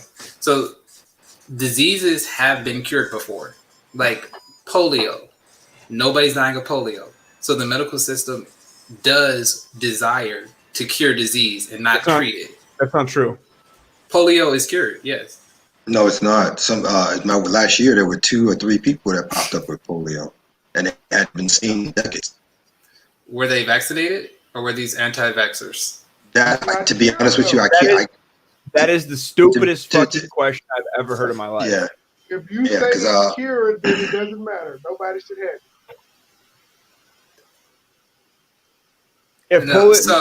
So this is the basics of what I'm saying. You don't see as many people dying today of polio or even being treated for polio today as you did decades ago, right? Did you so see anybody this is evidence that the medical system desires to not just treat people, but to cure diseases. So because on a systemic level, you don't see polio. So explain to me how Magic Johnson cured motherfucking AIDS, but you still got people taking pills every day for AIDS. I don't know his medical situation. I don't know anything. So clearly there is a treatment that cures AIDS. Why is that not being given to more people? Money? Oh, okay. Makes sense. Makes sense that they would want to keep people sick and treat the symptoms and not cure the thing. Makes sense. As a matter of fact, your FDA is the very ones who banned B17. Correct. And Jamie said in the comments her cousin died of polio in 2011. Yep. What I'm saying is the amount of people that have polio or even being treated for polio today is way less than it was at its peak. But there's no proof. But that's not the argument. The argument is that you said it was cured. Yeah, we're playing semantics with you because you said it was cured. Yeah. Recovery, we source up, man. We sourced up over here. Okay. So what I'm saying is if the medical system really cared about treating, we could be treating people for polio today. And we're like, that's not the case for most people. This is all I need to know. You as a doctor, they come up with the COVID vaccine, you're going to be the first one in line to get, right? Well, I'm required to take it for school, so yes. Sweet. Awesome. Yes, I would take it because I would believe in it. Like, even for the flu vaccine, I'm required to take it because I'm going to be in the hospital seeing actual patients. So by law, like, yeah, I would be required to do that for class. Great. Yeah, Love okay. it. Yeah, I don't get the point. Wait, what's the point? No, there is no point. There is no point. Just knock yourself out. Do what you got to do. You believe in medicine an awful lot, but you don't believe in giving medicine away free, which is what you've been arguing. Because you said you wouldn't. You said you wouldn't just be out here giving heart transplants willy nilly. You wouldn't prescribe any cancer medication that you know would work, or you wouldn't give these ideas out. No, what I'm saying is I wouldn't treat. I don't want to have any cancer patients at all. Like I don't want to be a cancer doctor at all. Are you okay? Yeah, that may be the case. That's the weed. Okay. That may be the case, but you also know that cancer does exist. And I also don't understand that about doctors. As you said, you're a doctor, and they teach you about everything. And none of the doctors seem to give out this free medical advice in shit that's not their major. That may not be your field, but you're educated on it. So since it's not going to take money out your pocket, why not give it away? Okay, so I'll answer that. So the reason is because it's just human nature. Like if you haven't studied something in 20 years, you're probably not going to know it too well. So the reason that if you go to one doctor and they don't really know the specialty of it, the reason is because they didn't study that stuff for like 20 years or 10 years ago. And they're focusing just on their specialty.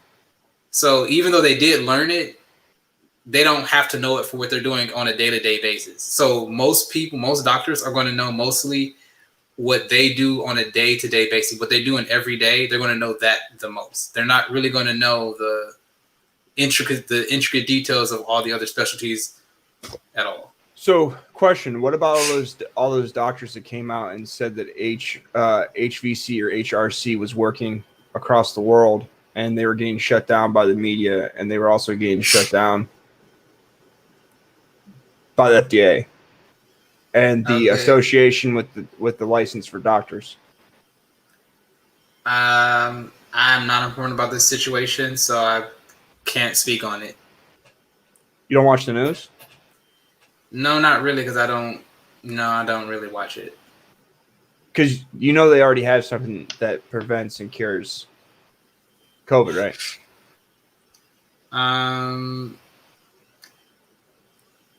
No. Like that's like okay. What are you saying? Like it's been proven with multiple studies, peer reviewed by multiple doctors around the world that whatever that drug Trump said was hydroxychloroquine. Hydroxychloroquine cures COVID. Okay, no, that's not true. It is true. It's fact. CDC said it. That's not true. Approved. But it is true. FDA approved. You got it's FDA approved. They hand it out like candy in India. They hand it out in all sorts of countries. Trump takes it. Well, one, there's no way to verify that if he does take that or not. There's like he says he takes it, and on top of it, there was a senator that got COVID that he made sure she got the medicine, and she went on television and thanked him for saving her life because within hours of her taking it, her body she didn't have to be hospitalized, and she lived. What I'm saying is you're trusting what she's saying. Like, there's no way for you to verify that. No, there are doctors that use this drug all around the world that have come out and stated that they use it and prescribe it, and it works.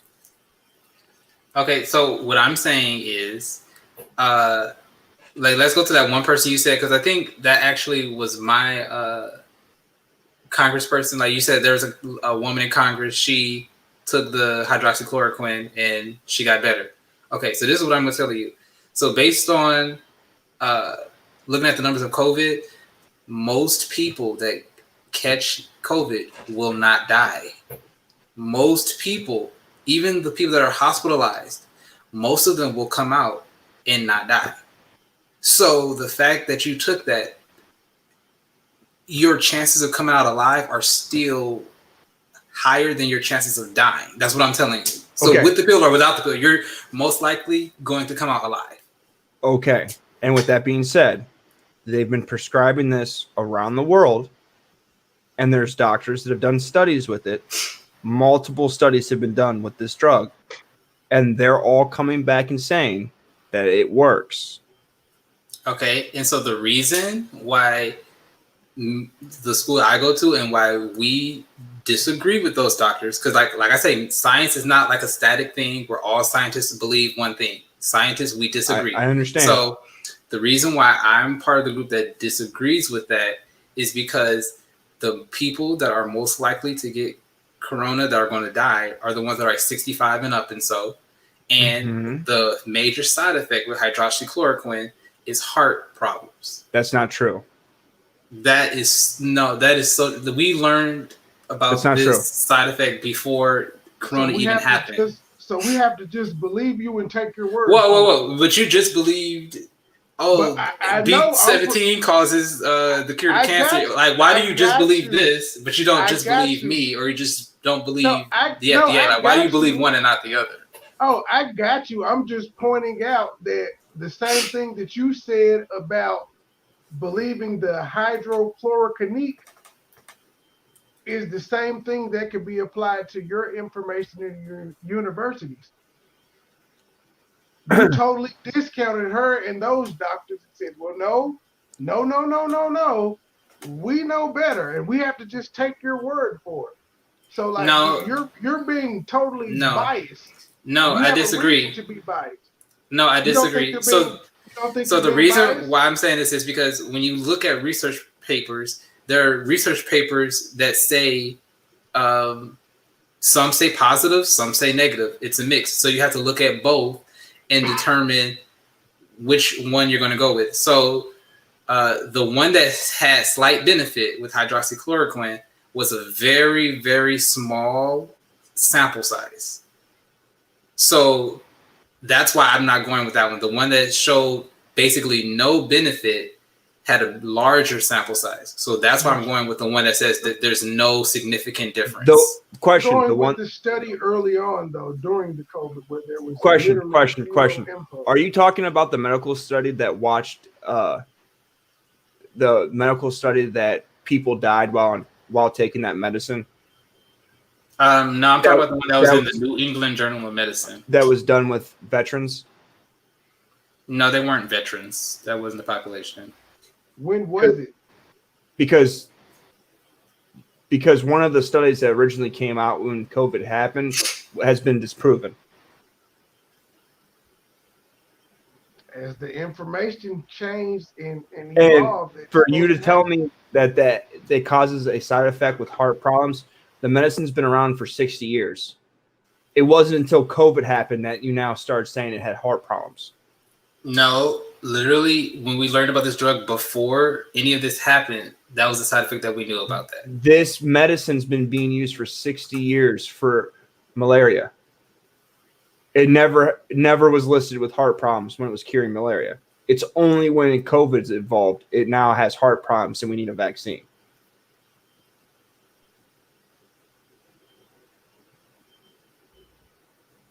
Right. No, this is not true. It is true. We learned about this drug, what was it, like November or so. This drug has been used for 60 years.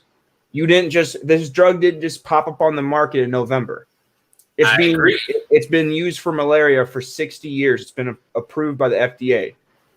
Okay, and this is what I'm telling you. What I'm telling you is whenever we prescribe a drug, we have to look at the benefits and the risk. So this population of people that are 65 and so, a lot of these people already have heart problems. So in my mind, it's not a very smart decision to risk that for that. So they're most likely going to survive. So what you're telling me, they're most likely going to survive corona. So what you're telling me is prior to 2019, the only people that got malaria were 30 and younger. Only young people got malaria, so they never had to worry about heart problems with people that were over 65. So from this year, 60 years ago, only people under the age of 65 got malaria. That's not what I'm saying. What I'm saying is, if you are going to prescribe this to somebody that's in that age range or has this kind of heart problem, you as a doctor need to take that into account. And I think for most people that are going to die from corona, you need to take that into account. So what you're telling me is prior to Corona, people that got malaria were under the age of 65. I'm not telling you anything about malaria patients at all. I'm not making a statement. You do realize that this pill was used for 60 years for malaria, correct? That's what the original FDA approval was for, correct? Was malaria? Okay. So in 60 years, it's only in 2019 and 2020, well, 2020, that people under the age of 65 got malaria. It was never used for anyone 65 and older, so we never knew about heart problems until 2019 in November when this drug popped up on the market and people started talking about it for COVID in February. So then this heart problem thing came into effect because only people for 60 years under the age of 65 ever caught malaria.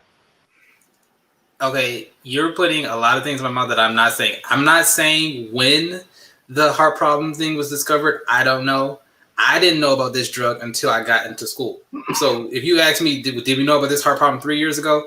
I don't know. I never knew hydroxychloroquine. I never knew any of this stuff. I'm saying I don't know any of that. And I'm saying that has this drug been prescribed to people over 65 before? I'm pretty sure, yes, it probably has been. But we had to take it in the military. Yeah, but my point of what I'm saying is the most people that are going to catch corona your chances of surviving it are greater than your chances of dying from it. So there's no need to risk taking heart problems into account when heart problems are probably going to be way worse than anything that corona could do to you. So I'm saying it's better for you to just be without it. Oh, so the vaccine's the answer. No, I never said that either. Because one, I think most people aren't going to take it. Most people don't even take the flu vaccine. Why would I take the flu vaccine?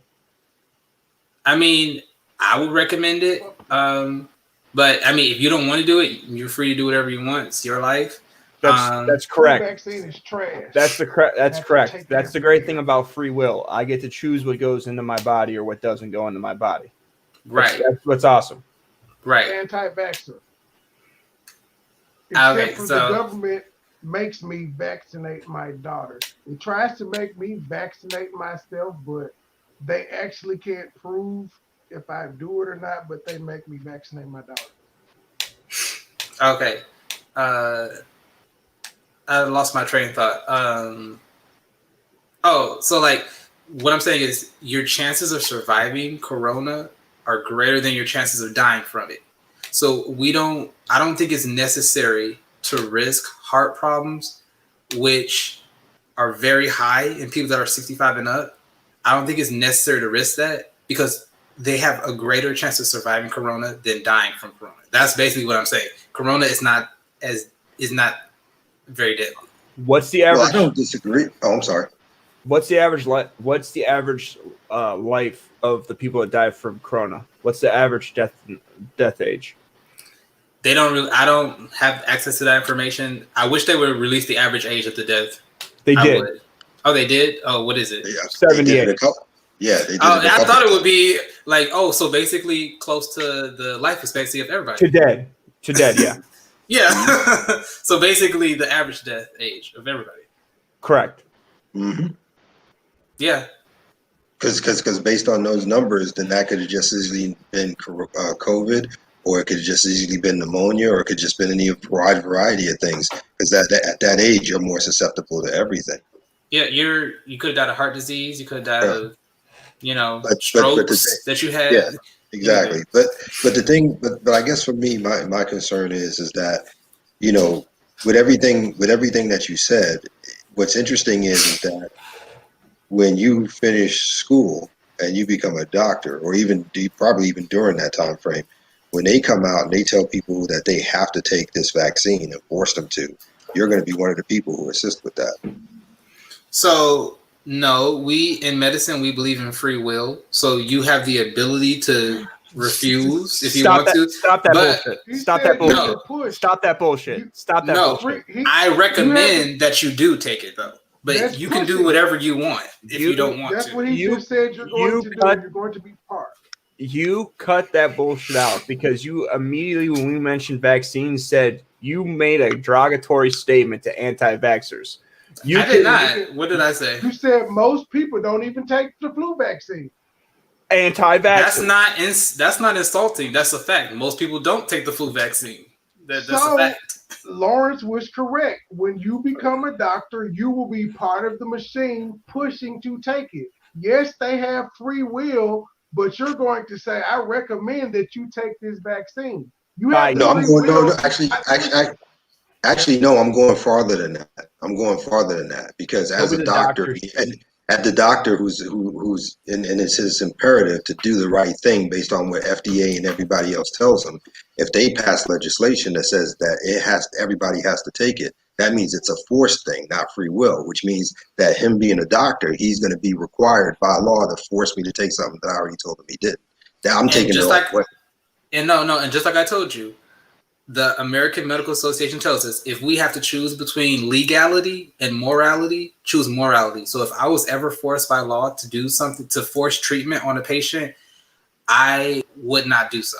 Then you won't be a doctor. Even if it was illegal. No, even if it was illegal, I would not do it. Then you won't be a doctor because they'll take your license. Yeah, like the only situation that I know of so far, since we're talking about ethics, that I know we are actually required to treat patients, which I agree with, is, like, for example, Jehovah's Witnesses, they don't believe in blood transfusions, right? Correct. But if a Jehovah's Witness has a child, we are required to give the child, even if the parent is a Jehovah's Witness, we are still required to serve the child a blood transfusion. So you're proving my point. You're going to force something based on somebody's free will and choice. Because a kid kind of does. There's no religion. No. There's no. You can't use that as an out, because at the end of the day, that child, and not to be funny, but the child is private property of that parent, and therefore that parent has a choice to decide that child's health instance. That is law. You can't get past that. Law says that I have to serve. No. You said that a kid is the parent's responsibility. You can't back off of it now. No. So the reason why I'm going to give a child of a Jehovah's Witness a blood transfusion is because this child is unconscious. This child does not have the ability to consent to your religion. I will give this child. It doesn't matter. It doesn't fucking matter. It doesn't matter. The child can be awake and can't consent. You cannot. A child cannot consent. A child cannot consent. Period. A child cannot consent ever. So your argument that the child's unconscious and can't consent to a religion is fuck shit. The parent is responsible. The parent is responsible for that child till they're 18. It doesn't matter if they can consent to anything or not. The child has to do what the parent says it has to do. Your beliefs on what the child should or shouldn't believe or can believe has nothing to do with your feelings. If the parent says that we don't do fucking blood transfusions, you don't draw blood, you don't do any of this fuck shit with our blood, you don't do it. It's that simple. No. And I'm in that situation, I'm doing it. Hold up. If you do, just realize you in that hospital. And I'll go, hold on a second, because there's 2 points I would. No, go ahead. I will respond to that. So actually, if I don't treat this child, the hospital will get in trouble because that's negligence on our part. It's not, because it is. No, because if you're an adult, I don't have to give you blood transfusion. The parent has the right to. The parent has the right to refuse service. You can't. The parent does for the parent's treatment, but the parent does not have the right to refuse for a child. Yes, they do. Wrong. Not in this case. Like, this is a specific case. Listen, that we are. Red Pill Machine, Red Pill Mess, I'm gonna let you know right now. If I don't believe in blood transfusions and you go behind my back to give my kid a blood transfusion, just know when I find out about this blood transfusion, not only am I gonna beat the dog piss out of you in that hospital, but I'm gonna beat the fuck out of every fucking person that was involved. No, I'm not gonna do it behind your back. I will tell you to your face, your child needs a blood transfusion, and we are giving your child a blood transfusion right now. And you would get fucked up right there. I wouldn't. You would get fucked up right there. I'm telling you. No, the hospital would get sued if we don't treat the child for a blood transfusion. You're gonna get sued. We would get in trouble. But here's the thing. No, it's not true. Listen. Since we're gonna go with this Jehovah's Witness transfusion thing, The Jehovah's Witness is standing firm in their faith that whatever happens to that child is in their God's hand. You go behind, you forget go behind their back. You override them. You're going to get sued. If you don't do it, if you honor that parent's wishes, then 9 times out of 10, they're not going to sue you because they've accepted that that child's fate is in God's hands. You're more likely to get sued if you violate somebody's religious beliefs because you felt that you were God and usurped what they want. No. So what I'm saying is, in that specific case, we are required to treat with a blood transfusion. Like that is literally, if we don't, our license, our hospital is on the line. That's what I'm saying. I'm going to do that. But do you understand what I'm saying? It's You're saying that I'm violating their religious rights, but you are. My thing is the child.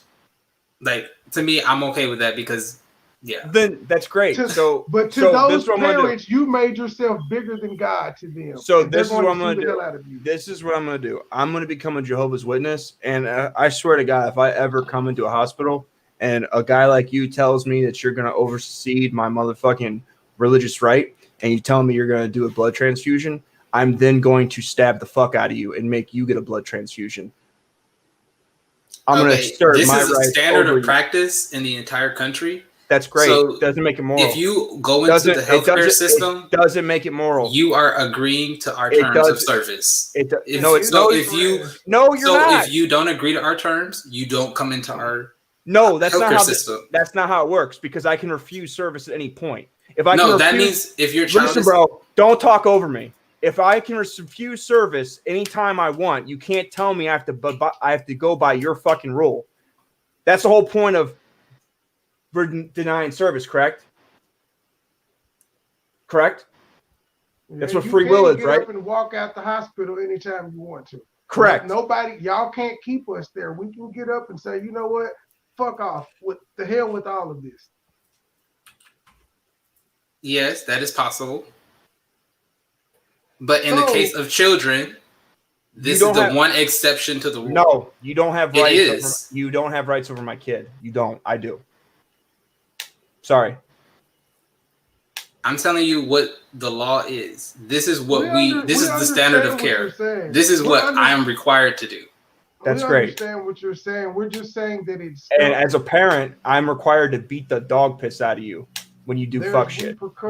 There's repercussions coming with it. Whether it's legal or physical, there will be repercussions. Because at the end of the day, you pretty much just put yourself above that family's God.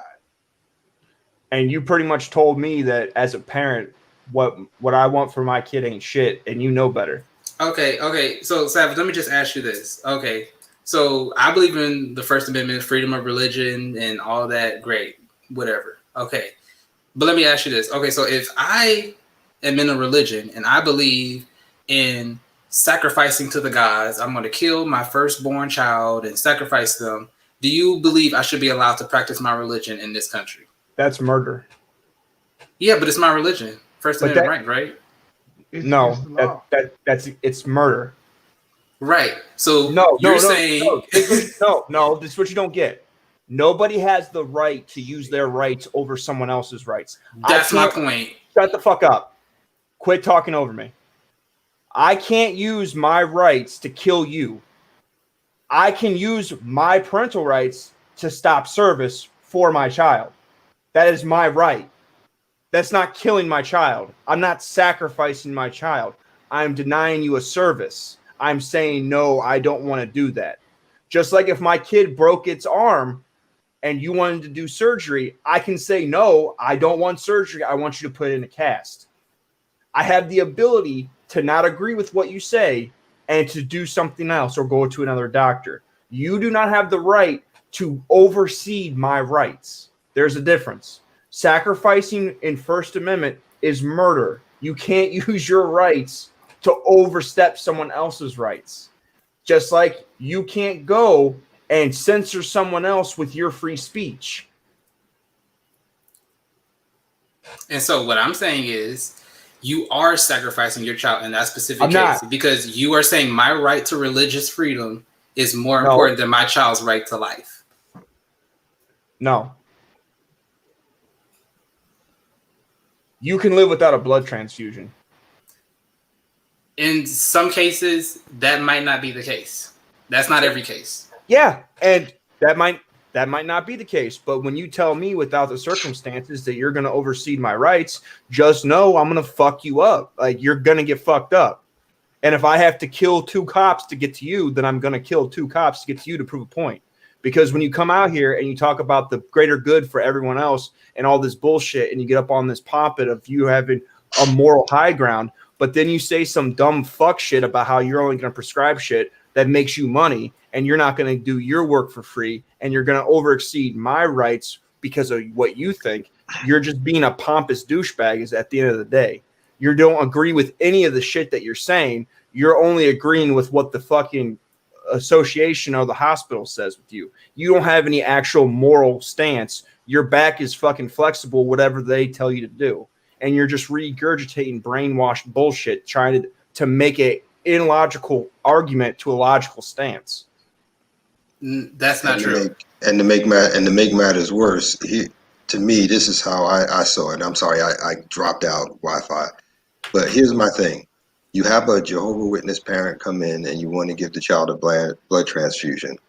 The Jehovah's Witness parents say they're not into that. And you tell them that they don't have any right to make a decision for the child. But yet by you giving the blood transfusion yourself, you're doing the exact same thing. You're telling them they can't.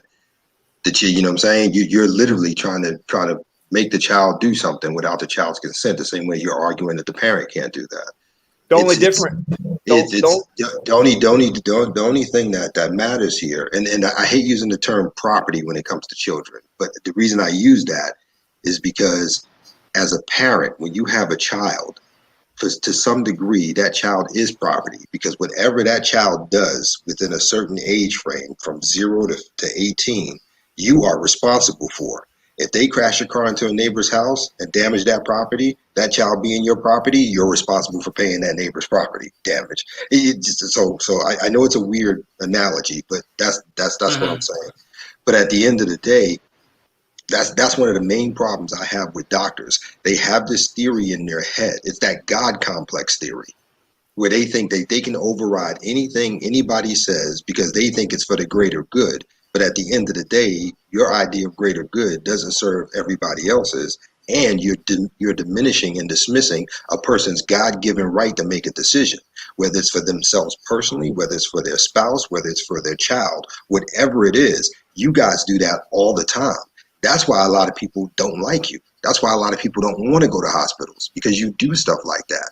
I'm going in for a regular shot. The next thing I know, you're giving me something I didn't ask for. Now I'm suffering from it. Why? Because you thought it was best for the greater good. That wasn't your call. This is my body. That's why people get annoyed when they listen to you and what you're saying, because what you're spouting is just pure bull. It's just bull. I mean, you're literally telling all of us right here to our faces that nothing we think about ourselves or our children or anything else matters. Only what the fuck matters to you. And nobody's going to co-sign that. Nobody. As long as it's FDA approved. So this is what I'm saying. I'm saying I'm not here to give my patient everything that my patient wants. I'm here to recommend what's best for the patient. Recommend and doing are two different things. Yeah. Exactly. And so what I'm saying for the Jehovah's Witness case, just like you, if your religion says sacrifice your children to the gods, just like that, your right to your religion does not supersede your child's right to live. Those are apples and oranges. Child. I'm not sacrificing my child and cutting its heart out on the table at your hospital and saying that you need to let me do my religious right. I'm telling you that I don't want you to take fucking blood from someone else and put it in my fucking kid. And you're telling me, well, this other religious right's not good, but this religious right's not good. I'm gonna supersede what you want. What you need to fucking realize is at the end of the day, I have the dominion over my child. That's my kid. That has my DNA. It doesn't have your DNA. Exactly. You had nothing to do with this. and to have a pompous attitude and say, well, if you don't agree with what we have, don't come to the fucking hospital. You already said if I can't pay for it, that I have the right to come there and you have to serve me. In the emergency room. You also said I have the ability to have free will and turn off motherfucking service. So how is it that I can have both these things, but you can still tell me that you can do something I told you can't do?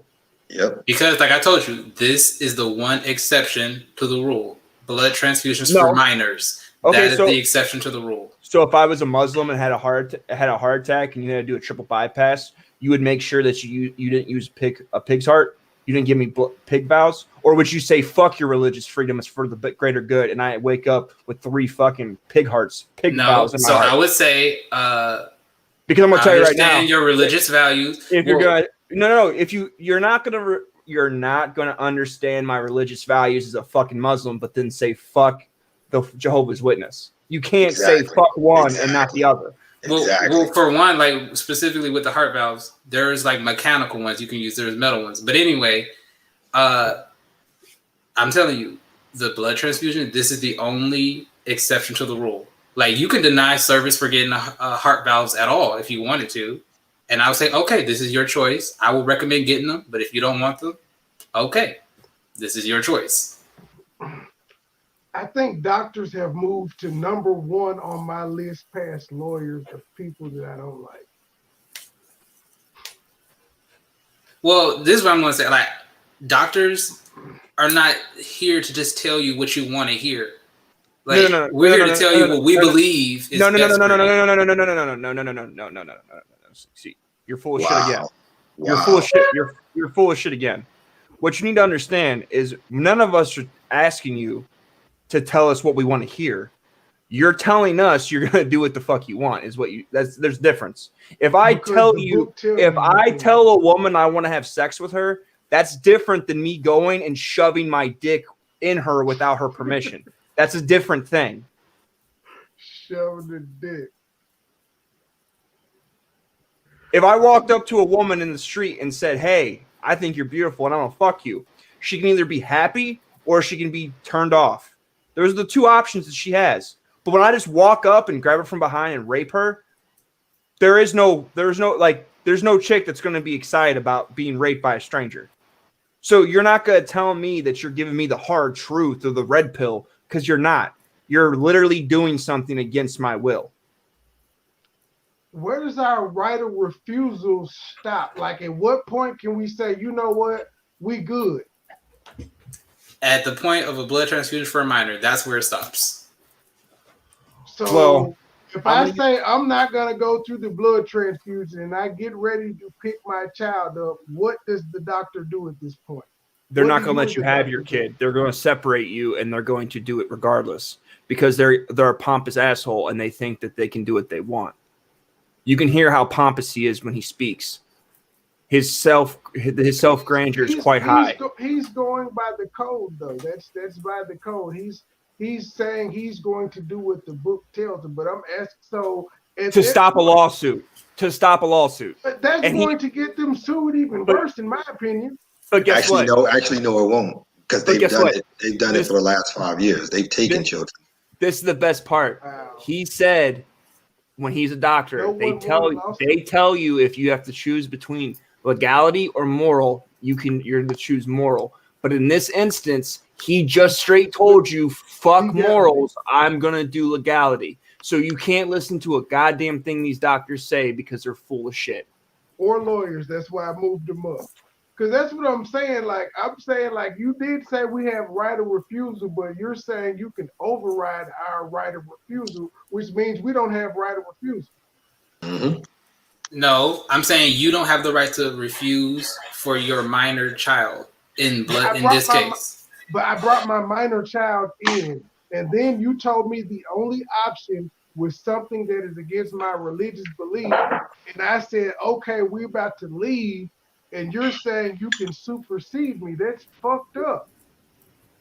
Okay, I brought the child in. But do you feel how that's fucked up though? I brought the child in. I didn't know they were going to need a transplant. I just knew they were sick. You want to know something, Trey? just let me just say this.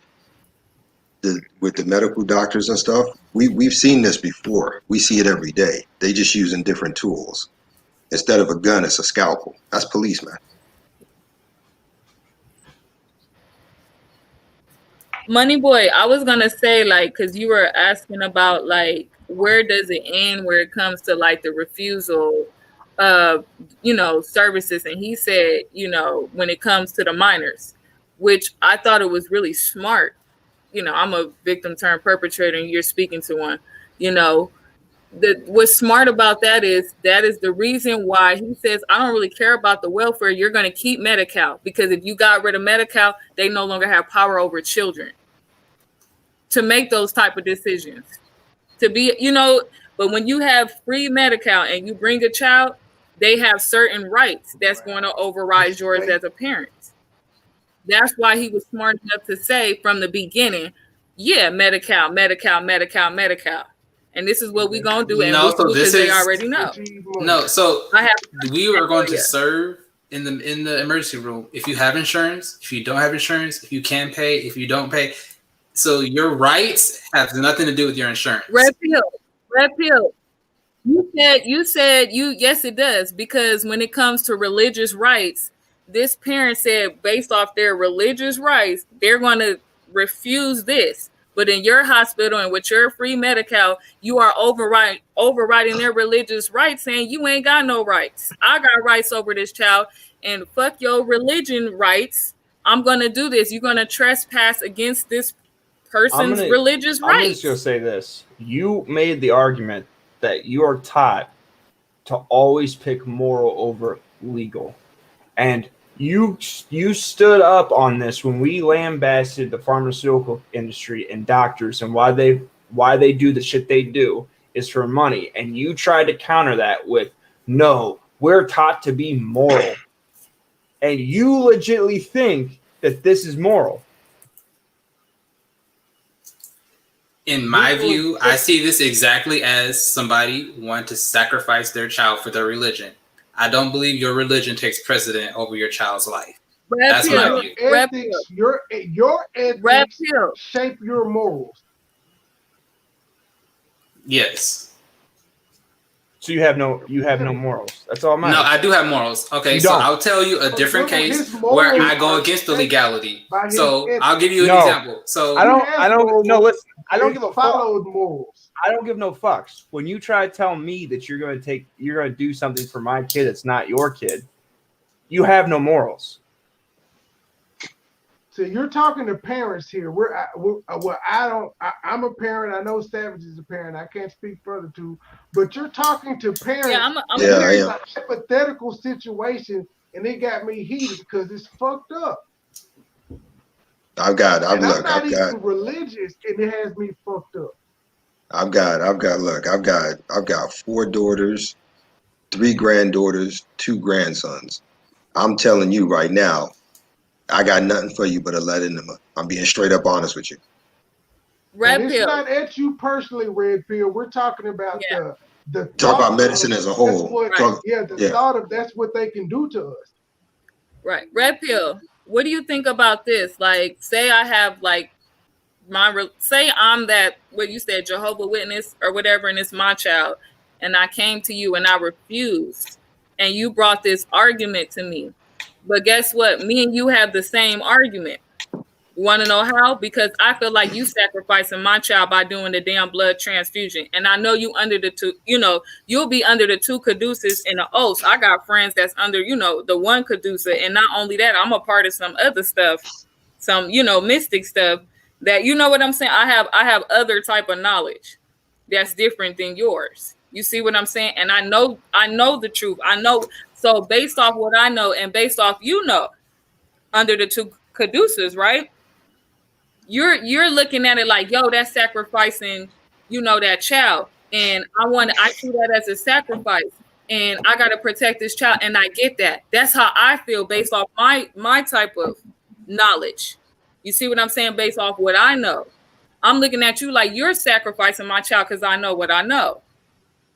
But the difference between me and you, There really is no difference. The way you came at them is exactly what I'm saying. I'm coming at you. I know you sacrificing my child by doing this blood transfusion, and I have a right to refuse services, just like you have a right. Right? You're claiming you have a right to override me as a parent. Well, I feel as a parent, I have a right to override you as a whatever practitioner you are. So it's okay for you to do it, but me as a parent, I can't do it. That's what you're saying, which is what a perpetrator would do.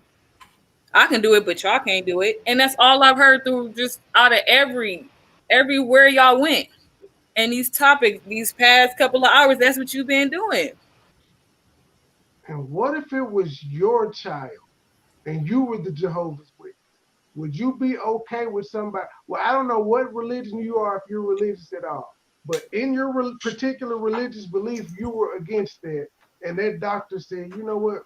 Fuck you and your religious belief. I know best. How would you feel?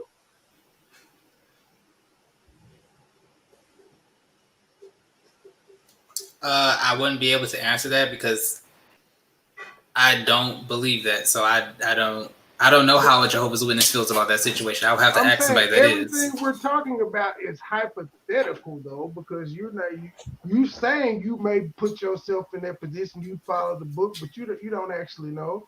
It sounds good, so I'm just saying hypothetically, if you had a child, if you're Christian, you're Muslim, whatever religion you are, say the transfusion is against your religious belief or whatever it is. If you're atheist, it's against being an atheist.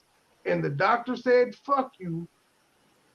I know best for your child. How would you feel if that was your child? What I'm saying is, I don't know how that would feel. I can't empathize with anybody that is against blood transfusions. I don't know. I don't know how I would feel. Here's the funny part. Bro. That's disingenuous. That's disingenuous because you've never been to fucking Africa. You've never been to Somalia. You've never been to any of these goddamn countries where these foreign exchange students are coming and that they're getting sent back. You're now sympathizing with them how they shouldn't go back. But you've never fucking been there. So don't do this disingenuous argument where you'll sympathize with one thing that you agree with, but then you won't sympathize with the thing that you disagree with. And then on top of that, what's interesting to me is that using that same scenario about refusing the blood transfusion for a child, what do you do if you try to force that on the parent for the child and the parent looks at you and go, well, I want a second opinion? Are you going to deny them that right too? Because they have that right. No, I would not deny them a right to a second opinion, and the second opinion would be the exact same. Exactly. So here's my point. They're going to disagree with you right out the gate. Then you tell them that you're going to do it anyway. Then they'll look at you and tell you, okay, well, you know what? I want a second opinion. Now, what are you going to do? Are you logistically, in the real world, how this would actually go, if the parent would disagree with it, I would not do the fusion right away. What we would do is there's an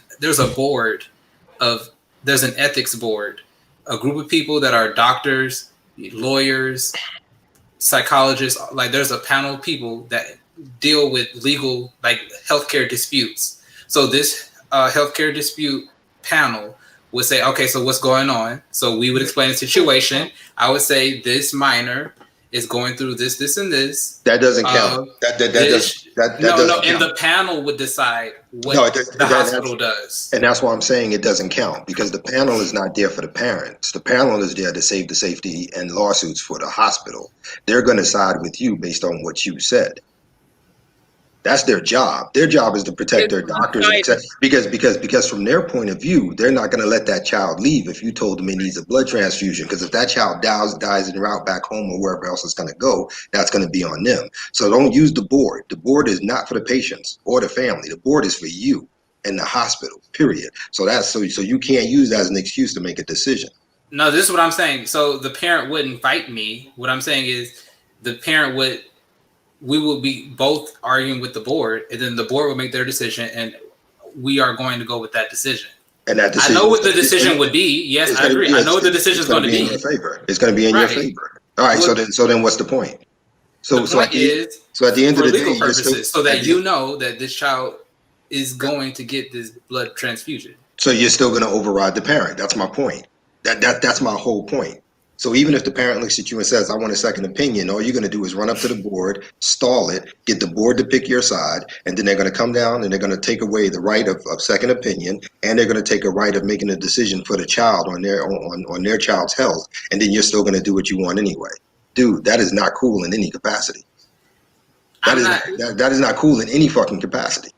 Well, no, to me, to me, a blood transfusion is given in very severe situations, and to me, I don't care the life of the kid. I care more about the life of the kid. I don't care about the level of the situation. The fact of the matter is we're sticking to the point. The point is that you are going to willfully override the wishes and respects of a group of people for a child that belongs to them, not you. By you doing what you're doing, you're literally pulling a state-sanctioned snatching of a child and making them a ward and taking them from the parent. That's what you're doing. And with Medi-Cal and free Medi-Cal, he can do that, y'all. I don't argue for free healthcare. So you're playing God for a check. So what about all the kids in the 80s? And Medi-Cal you get from welfare, what about all the meant by it? I wasn't saying literally it's free Medi-Cal, but that's what the advertisement is. The people think it's free Medi-Cal. So I'm giving out cold words for the streets right now. I know you don't know nothing about that lingo, but yeah. We got you. We know. What about? I know you know about that, but that's why Red Pill was like, I don't believe in free Medi-Cal. When I said it was cold. I wasn't even talking about. What about all the kids in the 80s that got HIV from blood transfusions? Mm-hmm. Yep. I don't get your question. So what about the kids in the 80s that got AIDS or HIV from blood transfusions in hospitals? That is very unfortunate, and I feel bad for those people. So again, the hospitals fucked up, all right? Kids, do you think the kids were better off before the blood transfusion or after the blood transfusion? I don't even think it was standard of care back in the 80s to do this. So I don't know that kid's circumstances. I don't know. I'm not gonna lie. Listening to you this evening, I'm being honest. I'm not trying to be facetious. I'm being straight up honest with you. You're gonna make a great doctor. Man, he has it down packed. I'm not being funny. I'm dead ass serious. I'm not trying to crack jokes on him. He's gonna be a great doctor. I agree. That's what I'm saying. It baffles me. That's why I said earlier, I was like, doctors have passed lawyers on my list of people I don't like. And I'm not mad at them because I mean that's the part of the job that nobody wants to talk about. Mm-hmm. And at least he's honest about that. He's saying he's sticking to his guns, but I mean, I can't be mad at him because that type thinking does save lives. But at the end of the day, as you can see, parents on here saying that shit fucked up. So let me ask you this. Okay, that's cool. So this for anybody, because we're talking about consent in healthcare, I guess. If somebody's unconscious and I know how to do you know how to do CPR, you know how to like push on their chest, breathe on them. Do you need consent in order to do CPR on them? No, but why you don't not have to do CPR. Actually, I would challenge that because here's my thing.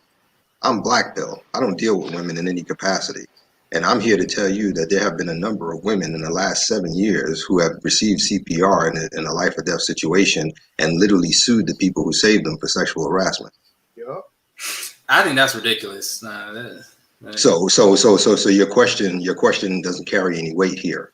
Because as far as I'm concerned, if it's a woman, she's going to die there on the spot. I'm being straight up honest with you. No, that's not my question. If you would give her CPR, my question is, do you think consent is required to give CPR? If you can get sued for sexual assault or sexual harassment based on giving some CPR, then yes, you would need consent. It's going to make you think twice about helping the motherfuckers, what they're saying. You don't have to help, just like you're saying you don't need consent. You also don't have to help. You help at your own risk. The only time helping becomes an issue is if you live in a state with some kind of weird Samaritan law, and even that has its limitations. So at the end of the day, I've never really liked doctors my whole life, but it's shit like this that makes me, when I go and do work for doctors, I make them motherfuckers pay. I respect what you do, though, G. I respect what you do, but we're just talking about this idea of the doctors being able to force some shit on us. Listen, I'm gonna tell you right now. Anytime I have to go put a ceiling fan in a motherfucker's house, or I have to do anything, whatever the price is, I'm gonna times it by 3. Like whatever. Yeah, like something I normally charge $100 for, these motherfuckers are paying $400 to $800 just because. They got it. But Red Pill, do you see how you're no different than the government in that situation, and then you're still working hand in hand with the government because you're gonna get your money regardless. You didn't do the transplant for free. They're giving the government's giving him a reach around. Now, okay, here's a better question, Red Pill. In that same situation, they don't have insurance. They need the transplant. The parents said, I'm good. Are you going to override them and do it for free? I would have to go to the ethics board on that. No. I don't know what to do with ethics board. Fuck the ethics board. You own the clock. No, yeah, I understand that. I understand that, and the ethics board is there for that kind of situation. So they would be on a ventilator. They would be on supportive care as long as we can hold that. And boy, you slick as hell. No, because there are cases in medicine where the ethics, I would not know what to do. So that's what the ethics board is there for. I said, would you personally do it for free? Fuck the ethics board. I thought you just said would I do it at all? Okay. I'll go with your logic. The ethics board come back and say, Red Pill, you could do it, but we ain't gonna pay you for that junk. It's on you. Then what? What you gonna do? No. So for me to do the surgery, I'm billing the government. The government's going to pay for it. No money is involved. No money is involved. You have to do it free. No government giving you nothing. The board said you can do it if you want to, but we ain't paying you for it. You're not getting paid. Are you going to do it, or are you going to respect the parents' wishes? Fuck the board. We're down to you in your pockets now. Are you going to do this $125,000 surgery free, or are you going to respect their wishes? They're gonna be protesting. Okay, we ain't doing no service tomorrow till y'all pay. The reason why that can't happen is because the hospital has to pay for the devices, the materials that we're using. I'm not paying for the materials that we're using for the surgery. So no, because I don't have that. They said they're not paying you to fuck the materials. They're not paying you. They order materials every day. That's on their expense sheet. That particular surgery, you're not getting paid for it. Stop trying to weasel your way out of this and answer the question. Yeah, I would do it for free. Okay. Every time? No, because I'm not going to be continually put in that situation. No. But if it came down to it, yeah, I would do it for free. Okay. I'm not mad at you. Lawrence, what kind of doctor are you? Do you do psychology? No, I don't. I'm philosophy, Duke University. Cool. Yeah, I have a PhD too. School of Hard Knocks, whooping doctors' asses that oversee my kids' rights. Actually, when I was growing up, we used to run a joke when I was a kid. PhD was a pimp and hose degree. Yeah. So, to be or not to be. Did you hear that bullshit he ran, Savage? He said he would do it for free. He basically pitched it down. I had to give him 3 scenarios. I heard it. He said I'd do it for free, but not all the time, though. They just caught me on a lucky day. Yeah, see, that's what he got something against Jehovah's Witnesses, apparently. I do not have anything against Jehovah's Witnesses. Don't lie. What I'm saying is, I know what you're saying. I don't believe somebody's religion should sacrifice. You shouldn't be able to allow your child should not be allowed to die because of religion. I don't care what you believe. I don't care, because it's not about what you believe; it's about what the parent believes. That simple. No, but as a doctor, I disagree in that case, and that's the only case where I disagree. Do you I agree believe to in disagree. at-home birth? Do you believe in at-home birth? Depending on the pregnancy, yeah. If you want to do that, fine. That's what you want to do. I think you should have prenatal care and like get ultrasounds and everything just to make sure. And you should have it set up so that you can be hospitalized if you need it. Historically, we didn't have x-rays and all of that stuff. We had midwives, and we had knowledge that we passed down from generation to generation. And historically, we didn't live as long as we do today. That's not true. You're here. Yes, I'm talking about. Yes, I'm saying that life expectancy has increased compared to history, like in the past. Yeah, but again, that's disingenuous because A, one was from nutrition, and B, one was from war. So war and nutrition, if you didn't account for those things, people's lifespan would be pretty much the same.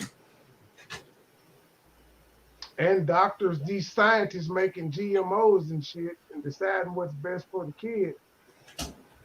Okay, so everything that is about that is advanced does not mean it's bad. Like for example, one thing that's put in food that was systemically put in food that helped actually is folic acid, and so there were a lot of babies, a lot of pregnancies that were happening where the baby would be born without like part of the skull or with the back missing, so that the spinal cord was exposed, and the baby would come out, mentally delayed.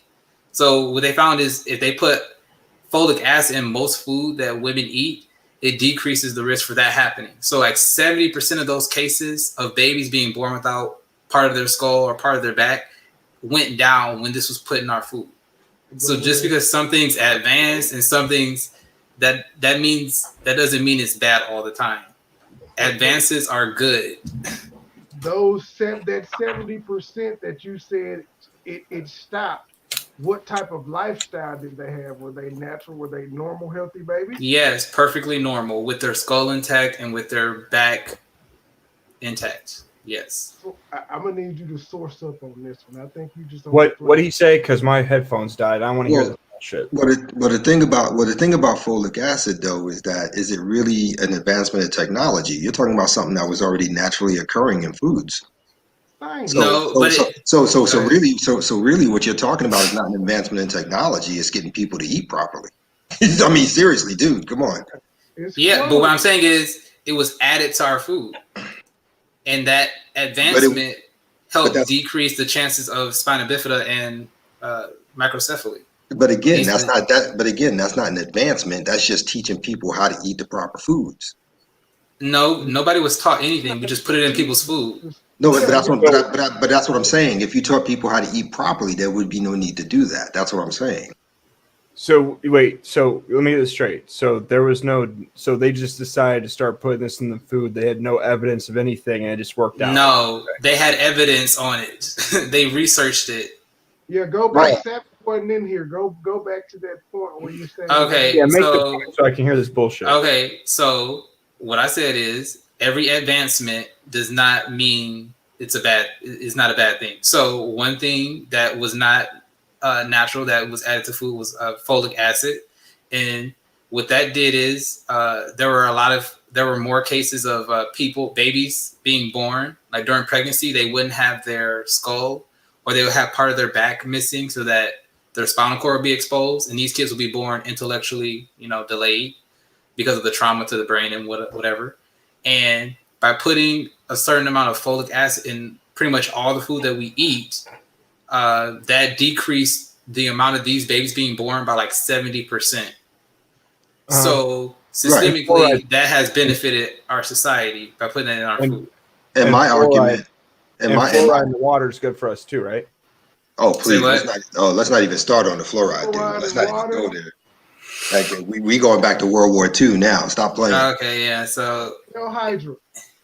Let me guess. Let me guess. So fluoride in the water is good. fluoride in our toothpaste is good. You also going to tell me about how aspartame is good for us too? Aspartame, what? Aspartame. Sweet and low.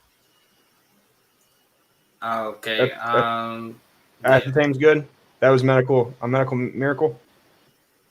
I don't know what that is, so I can't speak on it. Sweet and low, sugarless gum, all that kind of stuff. Bro, you work in an evil profession and you don't know half the shit we're talking about. You're gonna go down that rabbit hole, watch this replay, and you may reconsider your future. No, like I said before, I wasn't trying to be funny. He's gonna be a good doctor. He really is.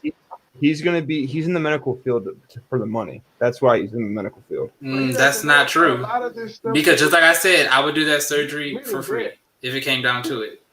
Yeah, if it came down to it. He doesn't know stuff. So. Well, would you do your job for free? Yes. I'm not the one that's talking about having subsidized healthcare and subsidizing immigrants and subsidizing people. At no point did you hear me ever say we should give free shit away at all. So for me to give stuff away for free would make no sense to my argument. I never argued for giving anything for free. I think everybody should pay something. That's what subsidizing is. Free. No, that's a big word for what I'm saying is, if you have a $400,000 surgery, if I have a $400,000 surgery and I pay $1 for it, it's being subsidized. It's free. And that applies with abortion. If you are artificially deflating the price for somebody so they get something, that you're giving it away as a subsidy and you're making it free.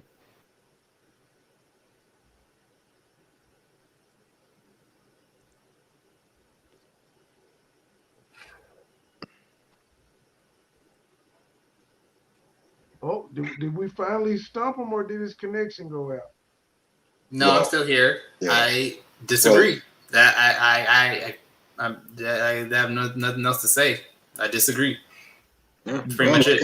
Well, like you said, you can. There's no, that's how you feel. That's how you feel, man. Well, we're definitely so not. If subsidizing something isn't given it for free, then why wouldn't you just work for free? Well, the reason I don't work for free is because I have student loans. I have children. I'm going to have a wife or whatever. I have costs. Those are your problems. You chose those problems. Why should we care about the problems that you chose? Because I think when you live in a society, you should care about others. Until you get on top. Okay, so when you have your house, you're gonna let refugees come live in it. You're gonna let homeless people come live in your house. No. You're not. So don't get on this moral high ground that if you live in a society, you need to care about other people when you don't give a fuck about other people when it has to directly deal with you. No, that's not true. But what I'm saying is I will donate to charity. I will volunteer my time. I will give free services to patients. But I'm not going to allow you to sleep in my house. That's not the same thing. So you're going to take a pay cut. So if they offer you $300,000 to do your job, you're only going to do it for $150,000. So it brings the cost for the hospital down, so they can give that back to the people, right? So no, I wouldn't do that. So why not? Because I get paid by government reimbursement. So the government's giving me the money. Okay, so if you tell the government to give you less, then the price doesn't have to be inflated, and the government doesn't have to recoup so much money back. But I don't set the price. Other doctors and the government set the price. But what my labor is worth. But you can set your wage, correct? If they offer you $30,000, you can say yay or you can say nay. If they offer you $500,000, right? You can say, no. I only want $2,000. I only want $200,000 a year. That's it. You're still going to pay me, right? So if more doctors wanted to get paid $100,000 instead of $300,000, the cost of medicine and shit would be cheaper, right? There'd be less overhead, right? Less expensive. Yeah. Okay, so why don't you make that movement instead of telling me that I have to pay more money to subsidize healthcare? Because I didn't set the okay, because I don't want to do that. Okay, then. That's So basically it. I don't want to. Okay, so don't get on a moral high ground and preach to me about how, as a citizen, I should pay more money when you make 4 times more money than I make. Technically, if you're making $300,000 a year, you're making 6 times more money than I'm making. So if anyone should be taking a pay cut, it should be you. It shouldn't be me paying more in taxes out of the lesser money that I have for you to feel good about the healthcare system. So if it's not good for you, don't say it's good for me. He just wants him while he's hurting. When he becomes a big shot, he's like, fuck that. Y'all better come up. Y'all better get it how y'all live. I can't be doing all these free surgeries. What the fuck? I don't want to do surgery at all. I'm not into surgery. But yeah, so what kind of doctor are you? You're this mystery doctor. You don't want to do oncology. You don't want to do blood transfusions. You don't want to No, he does want to do blood transfusions. He doesn't want to do anything that he want to do. He just wants to take over other people's rights. No, I want to work in something that's like ophthalmology, where it's like non-life threatening. If we just work in the office, like something is very simple, like just ophthalmologists basically do LASIK surgery and look at people's eyes, and like I would do something like that. Audiologists get paid good money too. No, but they have life-threatening situations that come up, so I don't want to deal with anything life-threatening. Well, you don't have to go into that one. Most people that need a hearing aid, it's not life-threatening. Oh wait, did you say cardi? I thought you said cardiologist. What did you say? I said audiologist. Oh, audio. Oh, I thought you said cardiologist. Oh, okay. Ear doctors. I don't know. I don't think I would be into that either, though. No. Well, guys, this has been a blast. This has been fun. I had a good time getting out my personal issues with doctors and college educated people that want to push for socialist programs and people that have an elitist idea of taking more from poor people and the rich people keeping more. But this has been fun. I have to be at work in the morning at 6:30 because I have a job. And unfortunately, it's not as beneficial as, being a doctor. But I happen to be one of those people that run the power in the actual like rooms that they do surgery, in the hospitals and the suites. I actually power those things. So without me, doctors wouldn't make $300,000 a year. But I'm going to eat and go to sleep and wash my clothes and do adult things because that's what I got to do because I don't go to school. But it has been fun, everybody. I do appreciate it. I'll be back on tomorrow. You guys can always hit me up on Instagram to see my photography. You guys can hit me up on all social media. My Cash App is in the description. My Patreon's in the description. As always, guys, stay savage. Lawrence, I'm going to hit Savage up behind the scenes to exchange contact info with you. Okay, all right. Like the saying goes, Red,